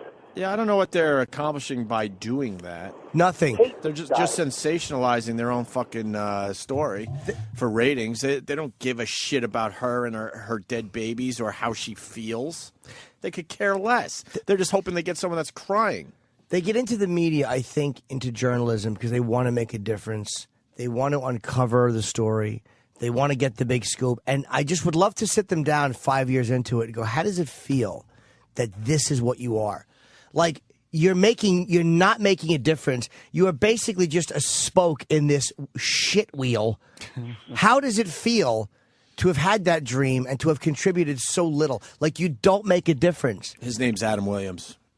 Adam Williams. I would love to sit Adam Williams down and go, how does it feel just to, A, be reading what other people probably wrote for you, and B, to be presenting such a biased horseshit slant when you probably took some sort of an oath to be impartial in your journalism, and you're not. You're fucking despicable. All of them are despicable. Yeah, he just constructed a story. Yep. out of the way he wanted it to be presented. Yep. That wasn't news. That wasn't presented factually. It was concocted because that's what he or the producer, whoever the fuck it was, that's how they wanted it. Another radio jock. They wanted a radio jock scandal, so they put one together. I said all that. They have an angle, and then they find the fucking people that are going to help their angle. That's all the news does. They don't report anymore. Ugh. That fair and balanced crap that you hear, here and there, it's bullshit. Yeah. It's all bullshit. Now someone's saying it's Steve Cooper, so I don't even know whoever it is. Whoever it is, he's a twat. Steve Pooper. Well, I want to know. I want to know who we get to call a cunt. Is it Steve Cooper or Adam Williams? It's because they're competing with each other for ratings. CNN, Fox, MSNBC, CBS, ABC. There's so many headliners, so many outlets. And the fact that I'll be on Headline News on Joy Behar tonight should not bear any witness to what I'm saying. Right. Good plug. But they compete with each other, so it's not just about presenting the facts. It's about getting you to watch so they make more advertising money. It's bullshit. It's garbage. And they try to continue a story that they know people like watching other people fuck up. So they get this jock story, and now they'll just try to extend it. Okay, listen, here's the deal. Adam Williams is the newsreader, and Steve Cooper was doing the story, on the street, getting the street view of the fucking fans of the show. Where do you find fans? How do you know they're fans? Where do they sit to listen as fans? Right. Why don't you fucking just do a little research and listen to a few hours of their show? Yes. Whether it's old shows or if they're still on the air. And then you get a good feel for, okay, this is the type of thing they do. They're trying to entertain their audience and make jokes to, make their commute a little easier. Yeah. You dumb fucking cunt. Dumb fucking, you wanted to make a difference, you dog shit reporter, and you don't. None of you do. None of you get the scoop. You want to get the scoop, go over to Iraq or Afghanistan. Those guys make some sort of a difference. But look at this fucking, is this the guy? Is this the report? He's a lily white, Stepford white, Nazi-looking douchebag. Right, why don't you... His cat teeth. Watch my video bio? Please, Hold on, let's get to the end of this clip first. Because this is going to take a half hour to go through his dumb bio. What I said. Fans of the show say it's too little, too late. Sometimes they get carried away with stuff and don't always agree with them, and that's one he should have kept to himself. All right, Toucher remains on the air this morning, and no word on whether or not station management plan to discipline him in any way, whether that would be a suspension or him losing his job. But right now, a lot of listeners are deeply concerned about those comments that they call inexcusable. We're live in Brighton this morning. Steve Cooper, 7 News Today. Why didn't Steve Cooper find one fucking person that thought the comments were okay and the media reaction was despicable? Yeah. Fuck you, Steve Cooper. Stupid Steve Cooper. You fucking cornball hairdo. You know what? You fucking awful white teeth. That's why they want to lump us all into a category of just radio shock jockery and things like that. And he'll lose his job. That's why I could give a shit when Arthur Chien got fired. Yeah, fuck him. Good. You fucking holier than thou news asshole. You turned around and said, drop the F-bomb on the fucking air. Yeah. Oh, well. So you lost your fucking job. And all these scumbags are like that, by the way. All of them. They're all fucking closet fucking perverts, closet fucking assholes, racists, closet drunks. All of them? I'm uncloseted. Can we see the video, Danny? His video blog? All of them. I say not all of them. All of them. Q, swallow. Let's hear this video. Let's see the video bio of Steve Cooper. Oh, Steve Cooper's video bio. See how honest it seems. Yeah. Oh, God. Hi, everybody. I'm Steve Cooper from 7 News, and I have to tell you before I begin, horrible audio. A closer look at my that's one fucking channel. This is sort of my home away from home. This is He's pointing at the van. It's his home away from home. It should be a glory hole. New England on a daily basis to bring the news to you at home. Just backing up a second, my career began with 7 News back in 1999. Yeah. It was in the summer of 1999 that I joined the station as a general assignment reporter and also as a fill-in anchor, and that's sort of the stuff. Pause this for 1 second, please. Can I point out what an uninteresting man he is? He's completely uninteresting. He's got his jacket off, by the way. Sleeves so he rolled still up. has his shirt and his tie on because he's just trying to be the everyman as he's talking to us about, let me just fill you in a little bit on what I did. I started it. And then he walks away from the truck and he's walking like through a park, kind of just like the everyman. Hey, let me, we could, if we wanted to, we could throw the ball around a little now. Did you mention the hand thing? Yeah. They got to do that hand thing that reporters do. A lot of hand do. clasping and hand motions. He's as he's talking, he's rubbing his hands emoting softly with his hands and just kind of looking around, very natural. Here's what Steve Cooper's doing. You're a horrible bore trying to appear like you're not a horrible bore. The nerve of the station to think that a video bio of these assholes would be genuinely interesting for any other reason other than to make fun of it. To make fun. Please, can we hear more of this crushing dullard? Today. Now, actually, before that, I worked at WMUR-TV up in Manchester, New Hampshire. He points did up. The same thing, and before that, I was working in Lowell Cable at a cable television station there, where I had a chance to cover the news really on a local level. I graduated from UMass Amherst. He's bragging about Lowell Cable. Yeah. Then I've sort of you ever been to moved my way Lowell? up, and I sort of consider my career as like a dream come true. Ooh. Whether it's covering a fire or something more Hold on, point.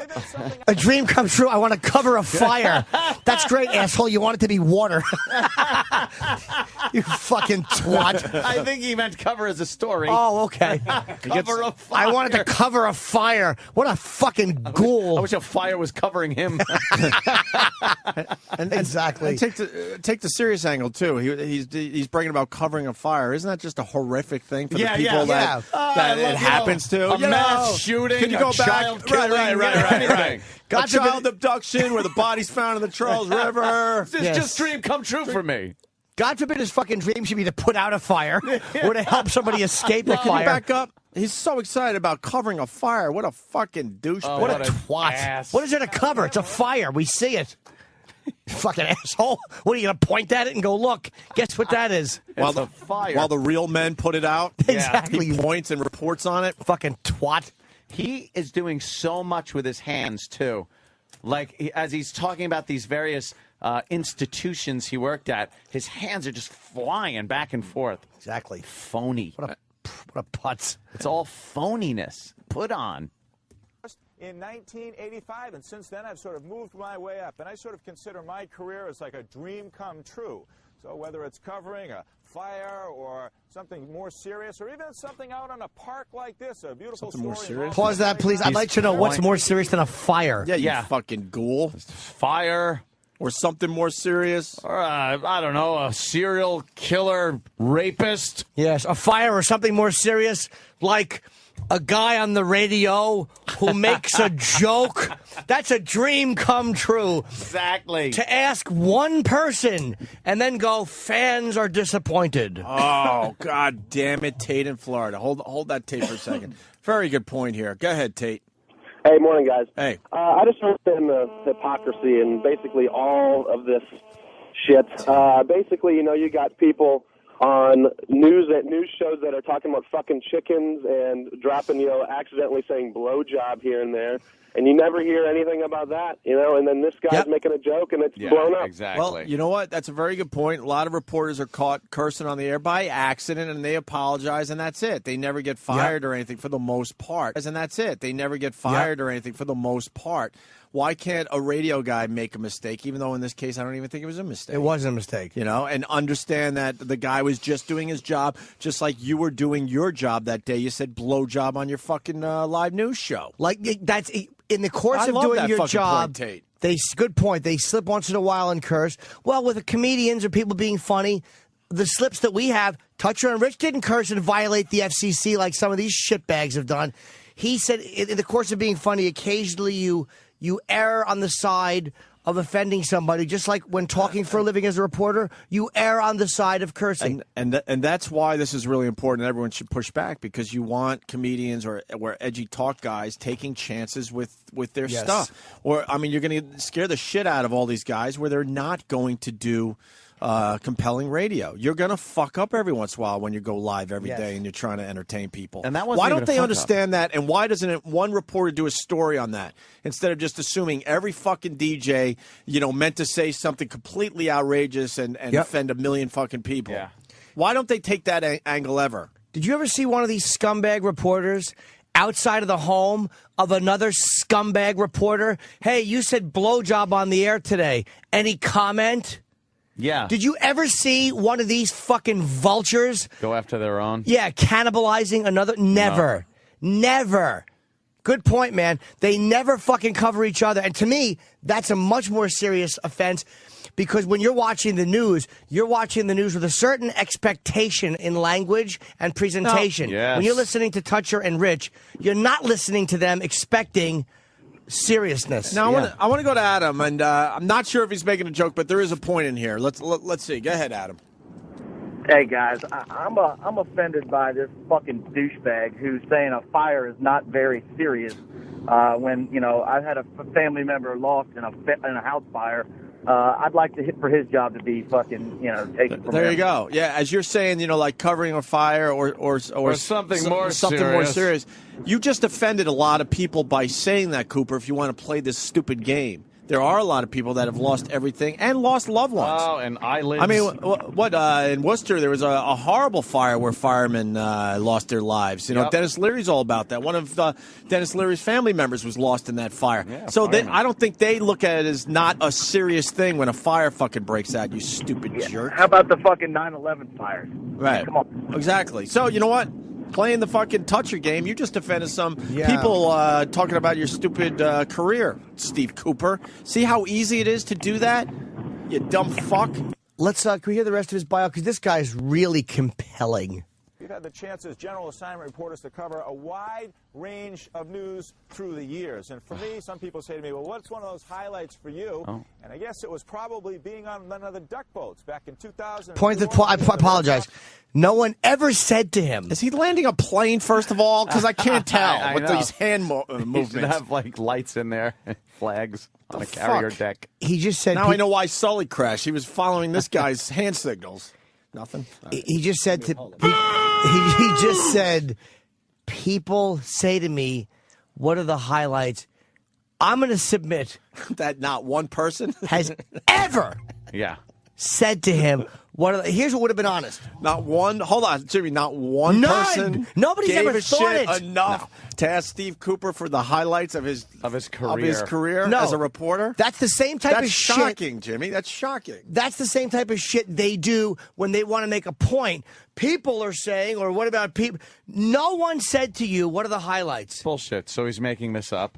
What are the highlights? And then he wanted to tell you. And one of them is being on a duck boat. Yeah. For something. Oh, I hope I hope it was something great, like his scrotum got caught in a duck bill. I hope it was because they were fishing out a homeless guy or something. Dredging out a floater. Right. Yeah. Yeah. Picking up floaters. It was He's great. on a duck boat and the whole thing started quacking up. Oh, Chip. Let me hear his great moment. Won the World Series for the first time. I had a chance to sort of weasel my way onto one of those duck boats out over the Charles River, and I was broadcasting live, one of the only reporters in New England to get on board and be with the likes of Johnny Damon and a lot of the other players and travel around the Charles River with the millions of people screaming and chanting for the team. And whether it's something as big as that, or the second time that the Red Sox won the championship, or it's been the countless times that the Patriots have had those big wins at Fire. Most recently, the Celtics winning their championship. Aside from sports, we really have a chance to cover all sorts of news. Most recently, it was covering the Ted Kennedy funeral down on the Cape, and what an congressmen and women that came to Boston. So the big highlights were the Red Sox, the Red Sox boat ride, and you got to fucking put spackle on Kennedy's fucking head hole. You fucking ghoul! What a prick this guy is. That's right, Cooper. We made a Ted Kennedy joke. Are you okay with that? Yes. Offended. Are you okay with that? God, because if you knock on my fucking door, trust me, it'll be a different situation. It's WHDH.com, I think, is the station. You have to go watch Steve Cooper's fucking horrendous video blog or video, because watch his hand motion. I hope he has whatever Bob Dole does and he can't move. I'm tired of his hands. It's his phoniness. He can't even be sincere doing a bio on himself. Let's go to Tom in Jersey. Tom, another good point coming in. Love you guys. What's up, Tom? Hey, this guy says Nazi on the air, and they want to string him up. And a few years ago, Rick Sanchez run from CNN. He was working in Miami at the time. He runs over a guy outside Miami Dolphins football game. Yep. Leaves him in the accident, and now he's like a hero reporter for CNN. He points out everybody else's moral failings and business. Lack of business. Yeah, I think if you run over a person, even if it was some kind of accident, that you shouldn't really be commenting about other people's moral fucking, situations. Rick Sanchez does a show on CNN every day. After the Jesse Ventura thing, Every that fucking day. twat Rick Sanchez was one of the ones that was kind of, he kind of read selective tweets, so he was kind of against me. He seemed like a real cunt. That's all you should talk about is you're driving in Miami, shit for brains. That's all I want to hear about. Every time you talk, a fucking horn should honk. What do you think of that? I don't even know if he was drunk. I hope he was, because that makes it a bigger tragedy. Was he drunk? I can't say. I don't know. I hope he was. I think if you fucking kill someone, it's tough to be a CNN news reporter.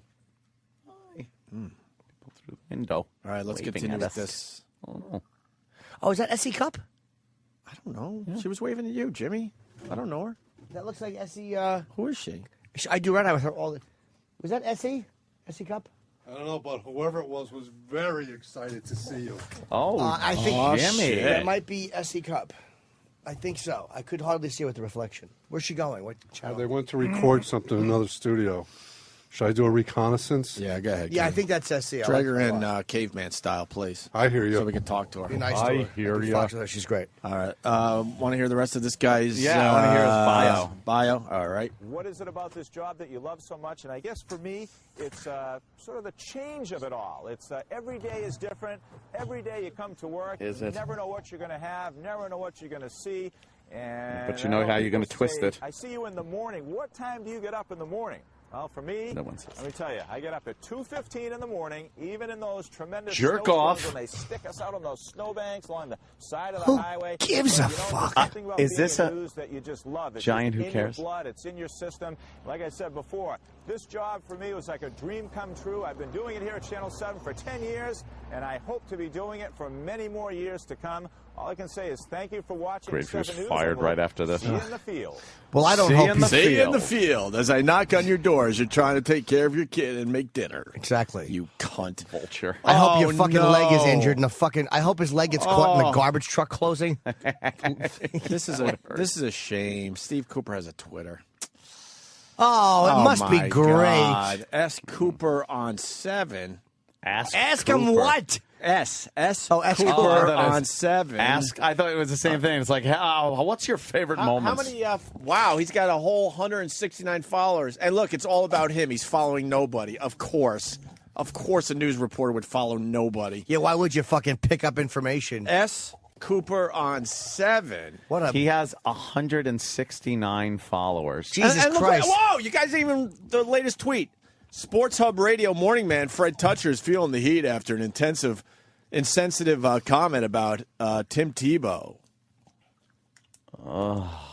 Why would you Twitter that to 170 people, you fucking dud? Wow. He's going to be checking his Twitter later and going, wow, I got a lot of new followers. It must be that terrific story I'm doing. Yeah, let me check Toucher. this. Oh, hey, let me see what they have to say here. Let's see what else he said. Yeah. 3 BC hockey players in trouble after their SUV hits an MBTS trolley on Comm Avenue. Wow, he's just a fucking... Back from vacation, running the Boston Marathon. Thank God that's all done. You know what? He didn't capitalize the G in God. Yeah. I'm very offended. I'm so offended. That should be capitalized. You know what? Anyone else, again, if you're not offended, don't. S. Cooper on 7. He didn't capitalize the G in God. I find that to be very, very disrespectful to my religious beliefs. Look at that. Body pulled from Fort Point Channel in Boston. The body's said to be female in her 20s.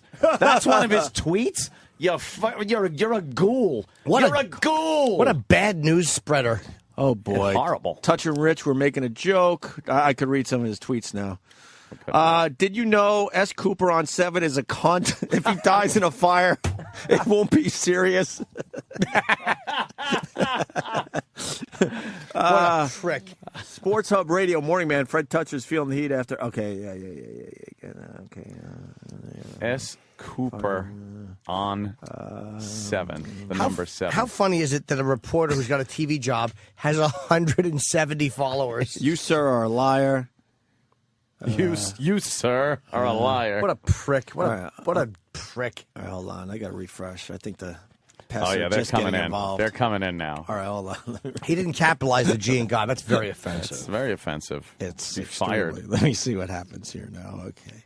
A willful boy. Oh, no. What did he write? Not going to be good. Let me see what they're writing. Let's see. Stop looking up Justin Bieber, you fucking... You, shut up. Oh, you fucking... Danny just looked up Justin Bieber. You fucking pederast. His Twitter, Justin Bieber. Did not. It was on there, you fruit. Goofy 1148 writes, "Wow, I have more followers than douche S. Cooper at 7, and I don't sensationalize fires." Blue Healer from KY, Blue Healer KY on Twitter. Why didn't you capitalize the G in God? Are you anti-Christian? I think he should have to apologize for that. I really do. Nice reporting, dullard. Let me say, Greg J43 says it well. Yeah, go ahead, Jimmy. What it says, you're as talented as a bag of cut-off clits. That's not talented, by the way. Nice reporting, dullard. You're a fucking cunt.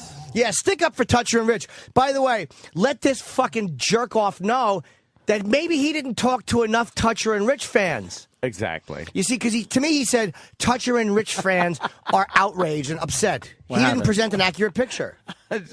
Somebody seemed to have posted the song that the big fat guy in American History X was singing in the van as he was driving over Edward Norton's house. My eyes have seen the glory of the trampling at the zoo. I won't sing the rest. All the nigger's blood and all the mongrels. Jesus. Oh, God.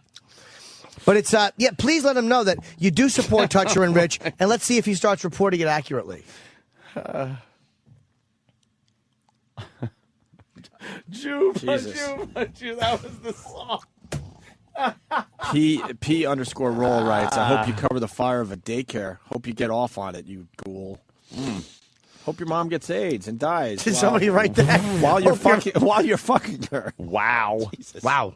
That's a rough one. They are a little brutal. Yep, but that's what you get. Want to play with the big boys. How many followers does he have now? All right, well, he's going to get a beating today. He should get a beating for that fucking horseshit story he did. He crafted it. He molded it. What happened? Oh, wow. 251. 251. Oh, he probably thinks he's really on fire. It's like, wow, I bet that Toucher and Rich story really hit a nerve with people. Do you think he's going to be excited when he logs in later and sees all his mentions? Oh, yeah. Oh, yeah. I just want to know why he didn't. I think that now maybe he'll redo the story and go, I was wrong about Toucher and Rich fans. Yeah, that'll happen. They're not upset about this as I reported they were. Should redo his bio and jump in a lake in that park. His Inhale. Watch his awful hand movements in the bio. They're awful. Over here and over there, and he's just moving his hands left and right. Like he's doing a news story. It's a bio on himself. Just be yourself. Exactly. He can't. He's incapable. Exactly. Dude, put on your wings and fly around, vulture. People are asking for his Twitter again. S. Cooper on 7. SCOOPERON number 7. Yeah, what do you got, Danny? Something good. This is funny. It says, how does it feel? This is from Atlanta Matt. How does it feel to know your dream of reporting has landed you in a shit town on reporting on shit stories? Good job, shitbag. Shitbag. Wow, someone says you should burn in a non-serious fire. You stink and no one likes you. Report the news accurately, you douche. Nice hand motions, dick. All right, now go prep a big black bull. I forgot we're on a little bit of a delay because now his Twitter is just completely blowing up. Somebody's implying that he should suck the dick of a black man. As a cuckold. I got 40 new ones in front of me. You have the talent of a brain tumor. Jesus Christ. Good. Oh, my God. It is fun because, everyone checks their mentions. Everyone. Yeah, except me. To. I don't check mine. Never. That's great. All right, have fun with that. On 7. Have fun with that, boys. I can't even keep up with all the new tweets. No, they're just. I got have to another. just keep refreshing I just now. refreshed, and there's another 34. Yeah. Well, Homeless Jim says it best. Please put your hands down when you talk. You look like you're fending off a bee attack. I love this. Dockerson says, how long after your duck boat adventure did you sell out? Fucking douchebag. And by the way, I just refreshed this page about 20 seconds ago. There's 33 new tweets. I know. Look how stupid. By the way, how stupid is Lady Trucker? Instead of sucking dick at rest areas for free, I got it. There you go. you can make $5 per blow jib at truck stops. Blow jib. It's a blow job, you fucking idiot. I like the cut of your job. Exactly. Jesus Christ. A blow jib. No wonder no guys like her. She's a dolt. Exactly. Oh, hidden abutment. She sucks their ducks. No one can come because she's always got feathers in her mouth. Get Yeah, it? give her a break. It's hard to tweet with those big fat fingers of hers. While she's driving a truck. Jeff Smoker Blow writes. jib. Jeff Smoker writes. You need a name tag that says "It's all about me." You no following, no talent, ain't a slicker. It's fantastic. Oh, you fuckers are good, man. Well, they are really giving this guy a twittering. Oh, holy shit! I can't even keep up. Can you? No, I can't even. Oh my! There's another 30. Wow. Fuck. What? T43. S. Cooper on 7 visits a farm in Seattle to visit his favorite horses. That implies he wants to be fucked by a horse. One guy says, I hope you drink AIDS after chewing on razor blades. It's a very harsh 1-2 punch, sir. Yeah, they're pounding him Good. pretty good now. Yeah. Good. That's the only way they should be held accountable for this fucking garbage they call reporting. What does sperm taste like? Shit, dick. Just nothing to do with the story or anything. Yeah, hit him with some intelligence too. There's a lot of tweets, right, Danny? He has a lot of mentions. There's another 30 that just came in. Does. Fuck. And you know, he gets up at 2:15 every morning, so he's probably not in the mood for this right now. Yeah. I bet he's a little sleepy. Now, what type of question is this, Vag Poop? Vag Poop is normally a very serious journalist. Yes, he is. Do you get embarrassed when your wife discovers the smell of fecal matter on your breath? You know, Uzi Poo normally has smarter things to say. Yeah. I hope your eyelids catch fire and your faggy boyfriend puts it out with a hatchet. And then Rob from Cape Cod very subtly writes, hey, Dick, no one was offended. Die in a puddle of AIDS. You know what? The best thing is, Toucher and Rich's fans are going to get blamed for this. Yeah, classy group, Toucher and Rich. You know, I'm really going to go after him now. They're Opie and Anthony fans. Yeah, just tell him it's where you're coming from. 375 followers. Fuck him. Oh, he's rolling now. Well, I bet this guy's like, well, you know, they must have watched my video bio. Yeah, the video bio. Really, my God. I think that really endeared me with the people, I think. Guys, Big Dan 31 writes, I hope Tim Tebow uses his virginity up on your asshole, you pompous bag of cunt waste. Tim Tebow is a fucking virgin. That's right. Oh, my God. There's another 80. They extradited Noriega to France? Yeah. Yep. Wow. Get rid of him. That motherfucker. He's in trouble. He can't. He's in Dutch. My manager was his pen pal. I told you Jonathan was writing back and forth to him. He talked about it. Yeah. On the show. Twisted, man. Hey, we got an update on the Tito Ortiz thing. More details coming in. What's up, Tito? Jenna Jameson alleges Tito threw me in the tub. Jenna Jameson claims Tito got very violent, throwing and injuring her, and that he's falsely accusing her of OxyContin addiction because he's very, very desperate. TMZ spoke to Jenna while she was driving in Vegas. Jenna claims that during an argument Monday morning, she said something very hurtful to his ego. Uh-oh. Guarantee it was about small dick. It had to be about fucking or something like that. She alleges that Tito then grabbed her and threw me into the bathtub and tore 2 ligaments in my shoulder. Very injured. I can't believe I'm about to say this sentence. Tito's attorney, Chip Matthews, strongly denies that, saying he did not put his hands on her, he did not hit her, he did not do anything to her. Said, boy, it looks like there's a whole big, somebody was in the tub and all of a sudden she's washing her hands of this issue. That's it. Steve actually left. That's good. After all the tweets. He's going to want to fucking call in and just be fucked. What's wrong? Fucking degraded. I guess they won't think it's Toucher and Rich's fans anymore. Yeah. Hey, they should know that other That's people... fine. We don't have to fucking hide behind that. Tell them where you're coming from. Because they should know that people notice their lousy reporting and their bias. Right. That fucking story was sickening and biased. Absolutely. And I'm tired of it, man. I'm tired of that shit because that's how guys get fired because these dummies at home, these executives think that's what the tone is. Tito's attorney also claims Tito found pills in Jenna's pants pocket, and that when Tito confronted her, she had an emotional meltdown. Oh. And she's saying that's completely false. She melted down like there was a bunch of matches or something near her. And she's saying that's the last nail in the coffin for their relationship. We saw them at UFC. They looked very, very happy. Wow. Which one was that? Philly, maybe? Oh, you weren't there. I didn't see them. I saw them in Vegas. Where did I see them? I saw them at the Philly show. They seemed really happy. What could she have said to Something hurt about his his ego? cock. It had to be about or his fucking skills. Yeah. Or her it's ex-husband. Something like that. Like, yeah. He's better fucked than you or whatever. I've had better, Or bigger. Yeah. You got a dick like a kid or... Guys, only 180 more tweets have come in.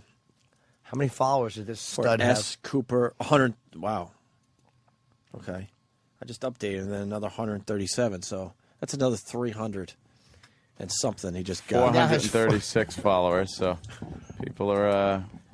He had 191. He has a lot more now. Yeah. Boy, is he going to be blocking people for a fucking long time. Exactly. Block, block, block, block, block, block, block, block, block, block, block, block, block, block, block, block, block, block.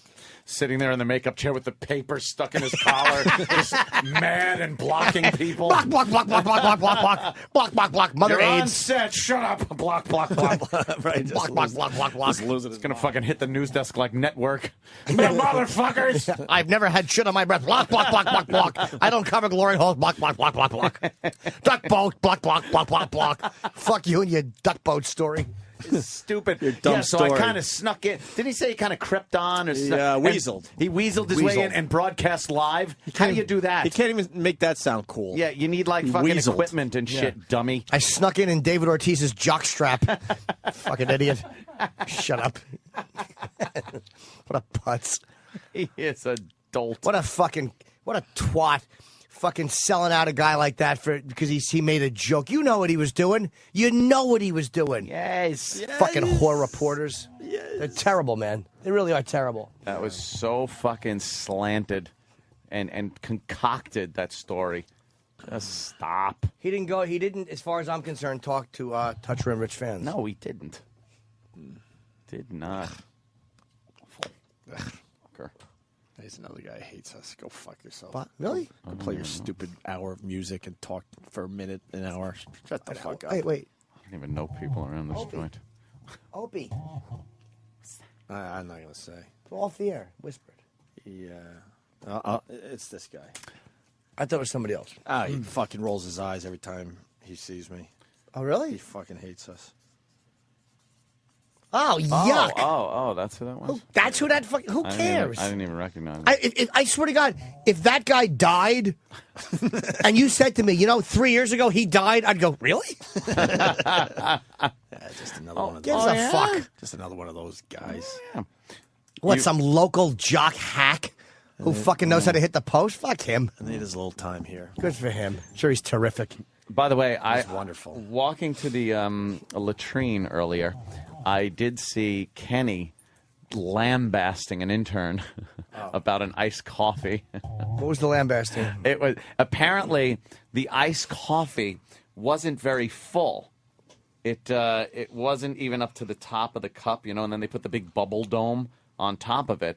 It was about 3/4 full. And as I'm passing by, I just see Kenny shaking his head, looking at the kid going, "You didn't notice when you left?"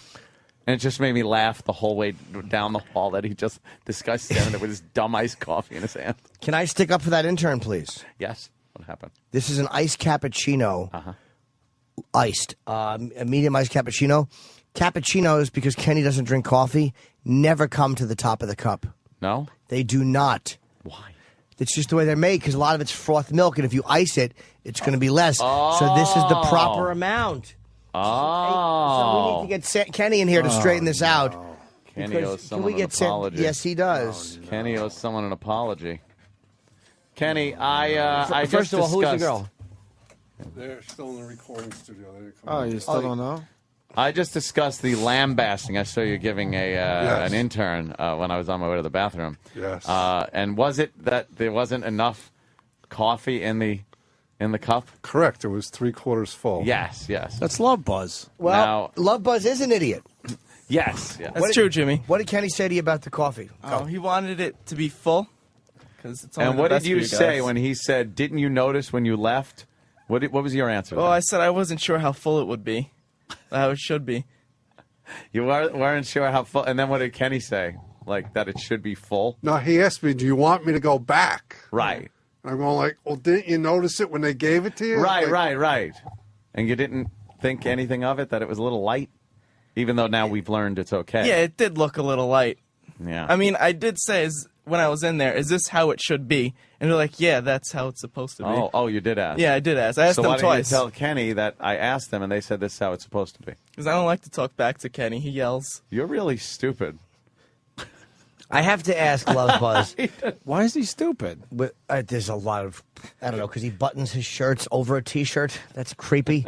Oh, you don't like that? No one does. Okay. It's not 1951, fucking Ernie. But I will say, Kenny doesn't drink coffee.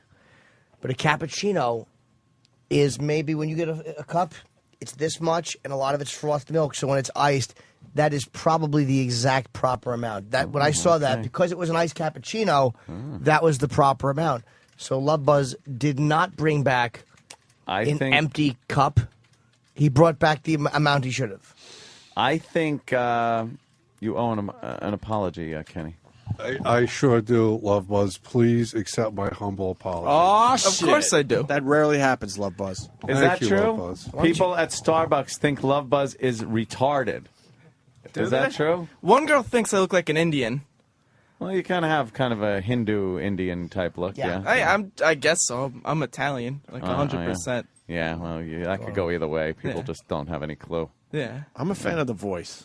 It's like a cartoon voice. or something. You like the voice? I like the sorta- voice. It's staccato. You could star in a cartoon, I think. You think so? Yeah, it's very different. Maybe one day I'll write my own cartoon. One time Love Buzz came into our office and he just goes, "You guys got any wow stickers?" I don't even think I answered him. I just laughed. You could be like the cartoon version of John Travolta, I think. Like, you know what I mean? There's like a John Travolta in there. All right. Look, I'm bored with it. All right.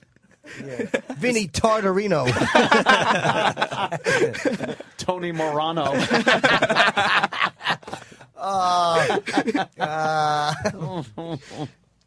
Yeah, I know. There's so many more.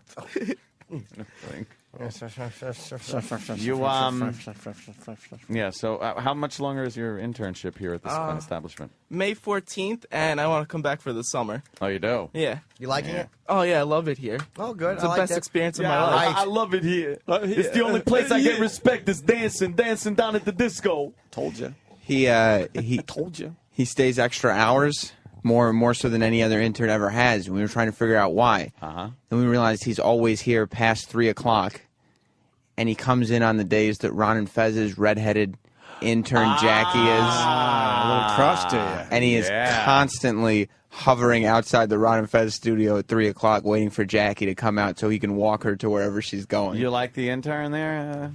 Oh, we're just buddies. We're just Buddies? friends. What is? Oh, we're buddies.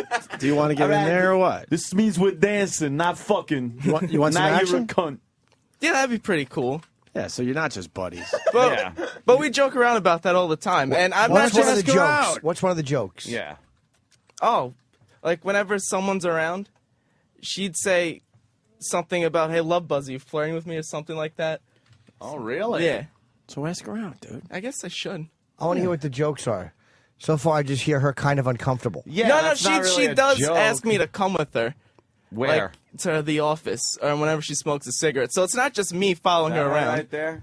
Yeah, she's all right. She's sexy, man. Jackie's very sexy. She's all right. Jackie is sexy. Definitely about. I've actually said to her, you know, madam, if you had to shit, I would offer you my hands and pockets. That's very nice. Yes. So I did say madam to keep it respectful. I like the voice, though, of the Love Buzz. Thanks, so. And why does E-Rock have goodness in his hands and he's waiting till the show ends? Open that fucking door and bring whatever you Tits have. McGillicuddy. Jesus, does he wear the Tits McGillicuddy is so Yeah, you funny. do sound like Mitch Vitale. Oh, damn. Oh, E-Rock and Sam going at it. E-Rock just punched Sam. Thank you. Like, really hard. I thought there was like... Oh, Sam just nailed E-Rock right in the lower back. Oh, it's a package for Jimmy? E-Rock's- You were carrying it like it might have been those chocolate-covered strawberries again. What is it, buddy? I don't know what it is. Thanks. It's probably ticking. It's from a guy named Dan Mooney. Thank you, Dan. Don't touch that! I'm going to open it. Mr. Mooney.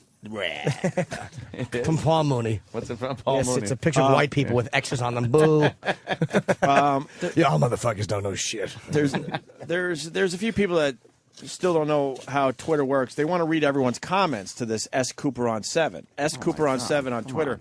What you do if you want to see what everyone's writing about S. Cooper on 7, on your Twitter page on the right side, you'll see a fucking search engine. Well, not a search engine, but a search feature there. Yeah. Just put S. Cooper on 7 in there, and everything about S. Cooper on 7 will pop up that people are writing. Simple as that, and then you could enjoy what the listeners are writing about S. Cooper on 7. Jimmy, what do you got? I don't know. It's a gift. Watch, I open it and it's white powder. Fucking anthrax. And I've just been handling it. All right. Reusable container. Oh, wow. Thank you. It's pretty cool the way it was packed. Bubble wrap and some foam. And Dan Mooney, thank you, buddy. Happy birthday, Jimmy. While cleaning out the garage, I came across these. Oh, great. So now I have to wipe that off. Oh, boy. I got it. Came. Yeah, it's because somebody said I came across something. I'm like, well, I hope there was nobody else fell on it. I came across these and couldn't think of anything to do with them.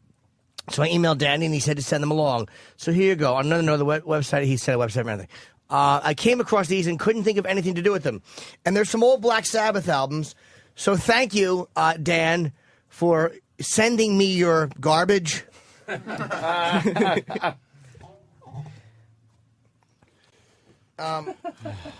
Thanks. Wow. You got some. They're in good shape, though. These are in actually really good condition. They're not. The cover's ripped. And they kind of smell like old paper. Mold. Like, you know, that's you smell. It doesn't smell bad. No, I know. It doesn't Exactly. stink. Yeah. It's like old porno magazines. It was in a flood. Black Sabbath, Paranoid. They were in a flood. Yeah. Okay. These could bring in tens of pennies on I don't think eBay. these are worth a tremendous amount of money, Ant, if you don't mind me saying so. Ugh. They do smell a little moldy. Should be. God, didn't you have such high expectations when you opened that box? Like maybe it was going to be some fun electronic device or something?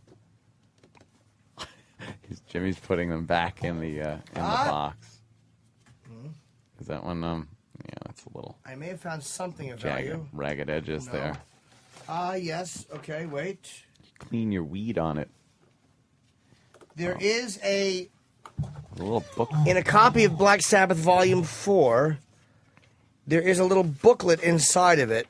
So you open up That's the pretty album cool. cover, and it's like got pages, like a little book. Yeah.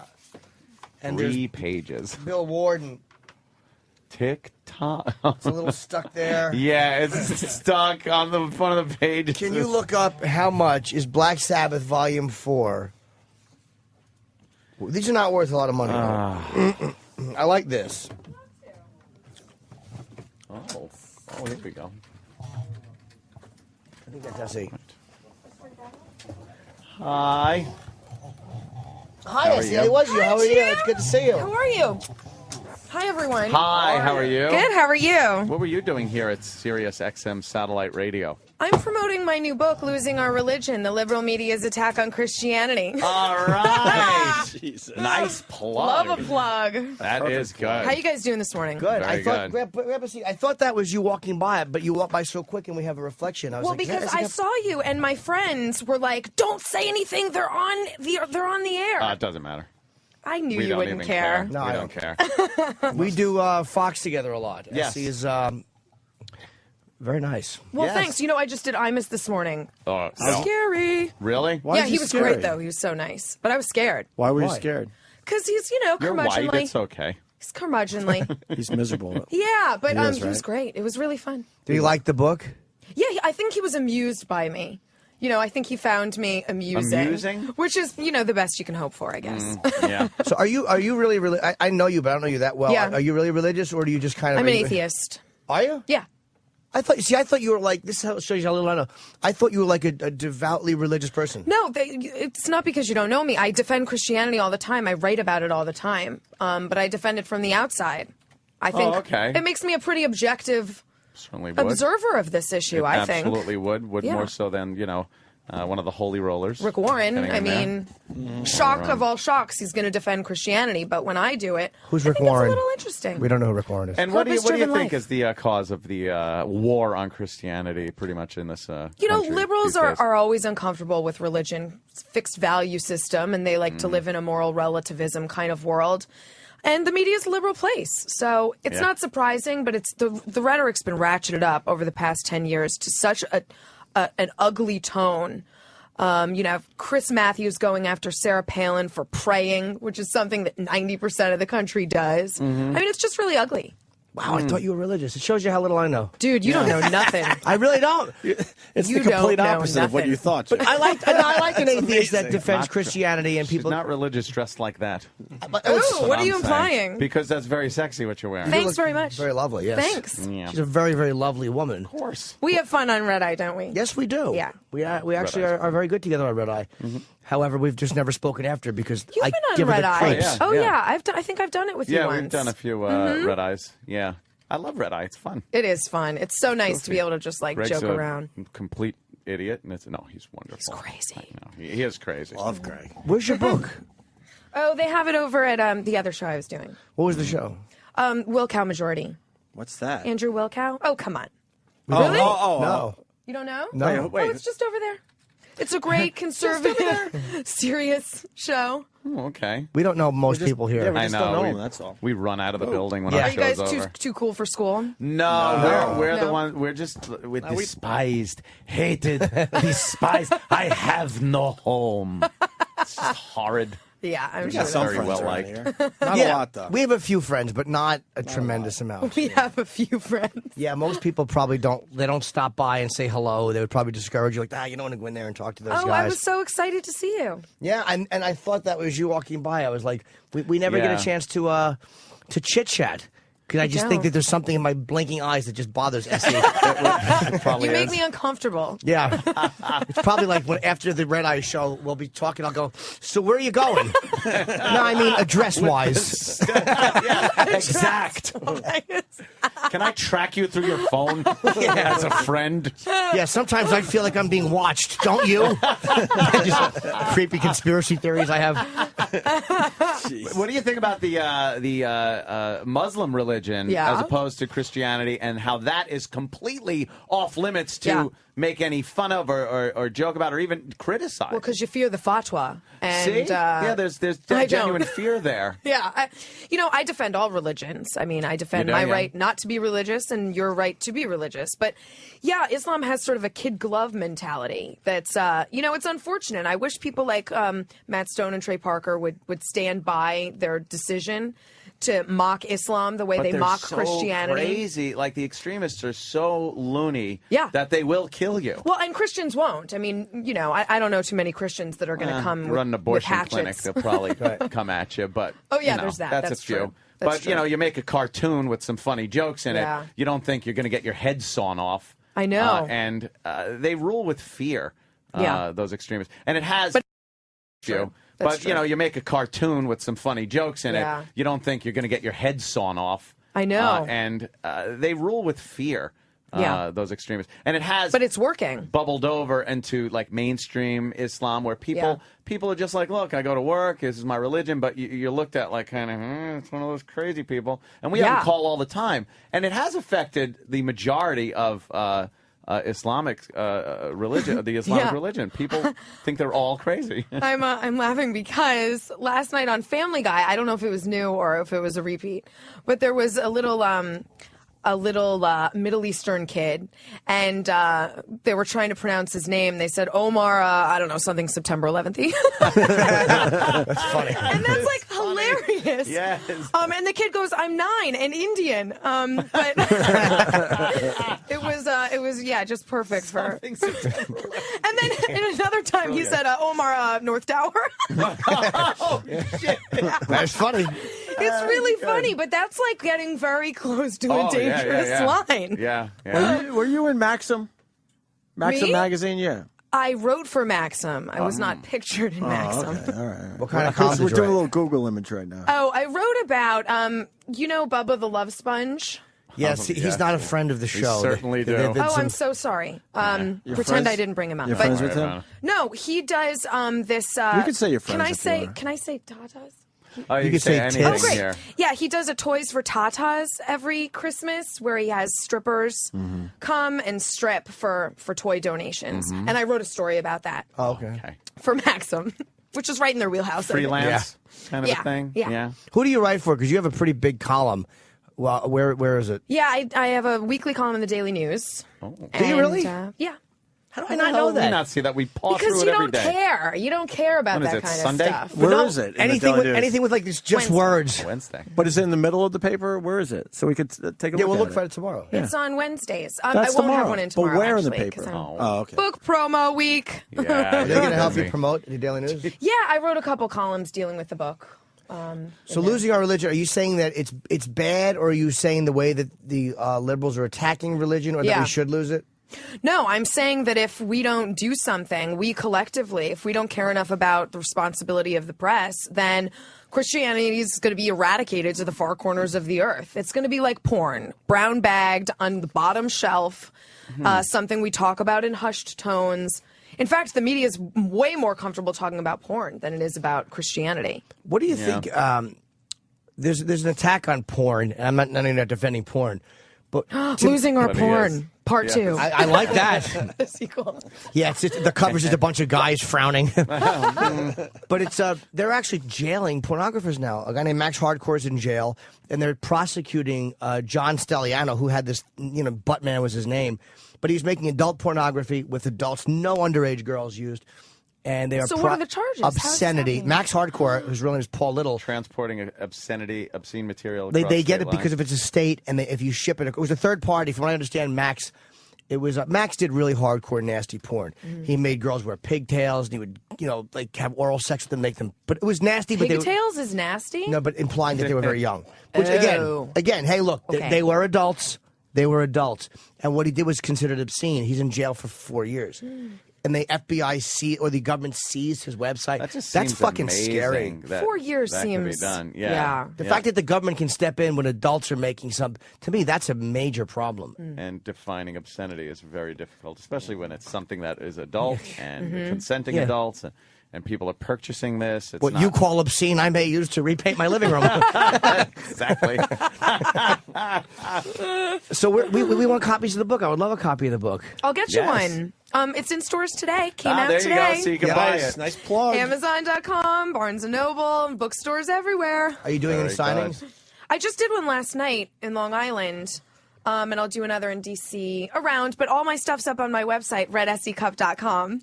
Red SC, and SC is I'm the an letter old S habit. and the letter E. Yeah, C-U-P-P. SECUPP.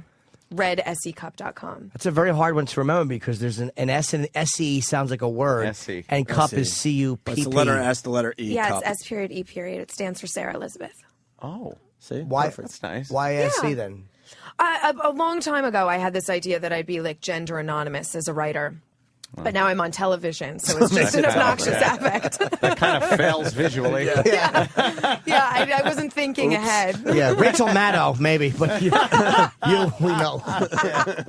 I'll get a short haircut and have some fun one day. So are you promoting on Red Eye too? Yeah, I'm on Red Eye tomorrow night. Thanks. You were just setting these up, and I'm hitting them out of the park. But no, we usually do it together on Mondays, and I didn't see We this. do. It's like our night. Yes. It's kind of like I always tell people I have a date. Yeah. Like, just, we don't really talk a lot. We just kind of sit with Bill and somebody else in between us. Rupert Pupkin. Play footsie under the table. We have 3 minutes left of the show, Rouse. okay. It's funny, whenever I'm on with you, the fans always tweet how much they love SE. They really they give do. a lot of... Aw, I get the same. I'm totally jealous. He's just so funny and always makes me feel like the carrot top of comedy. Like, I'm just totally... I just don't measure up, Jim. That's not true. Not true at all. Neither That's why does we're Jim. good for each other. Yes, I don't either in many other ways. I'm sure I'll hear a Tito Ortiz-like insult one day from a woman who knows. All right, so Losing Our Religion. SC's she's really a great writer, and Thank you. And she's funny, and I am completely shocked that you're an atheist. Like, I had no idea. Wow. Most people are. It's anathema, but there you go. I don't know what that word means, but I have even more respect for you now, Thanks. knowing that you're defending a point that you don't necessarily live. Yeah, Thank you. Exactly. I like that. Very cool. And I'll be in Pittsburgh Thursday, Friday, Saturday. Nice. I'll be reading SE's book on stage. This is a commercial. Yes, as I begin bombing, I'll just start reading from somebody else's book. I think that's it. Thanks for Yeah, that's popping it. in. Thanks for Very having me, cool. guys. SE Cup. Sorry. I still have Cooper on the mind. SE Cup. Thanks, All right, we guys. got to take a break, or I guess we're. I think we're done. We're done, of course. Okay, Ron and Fez next. Bye. See you guys.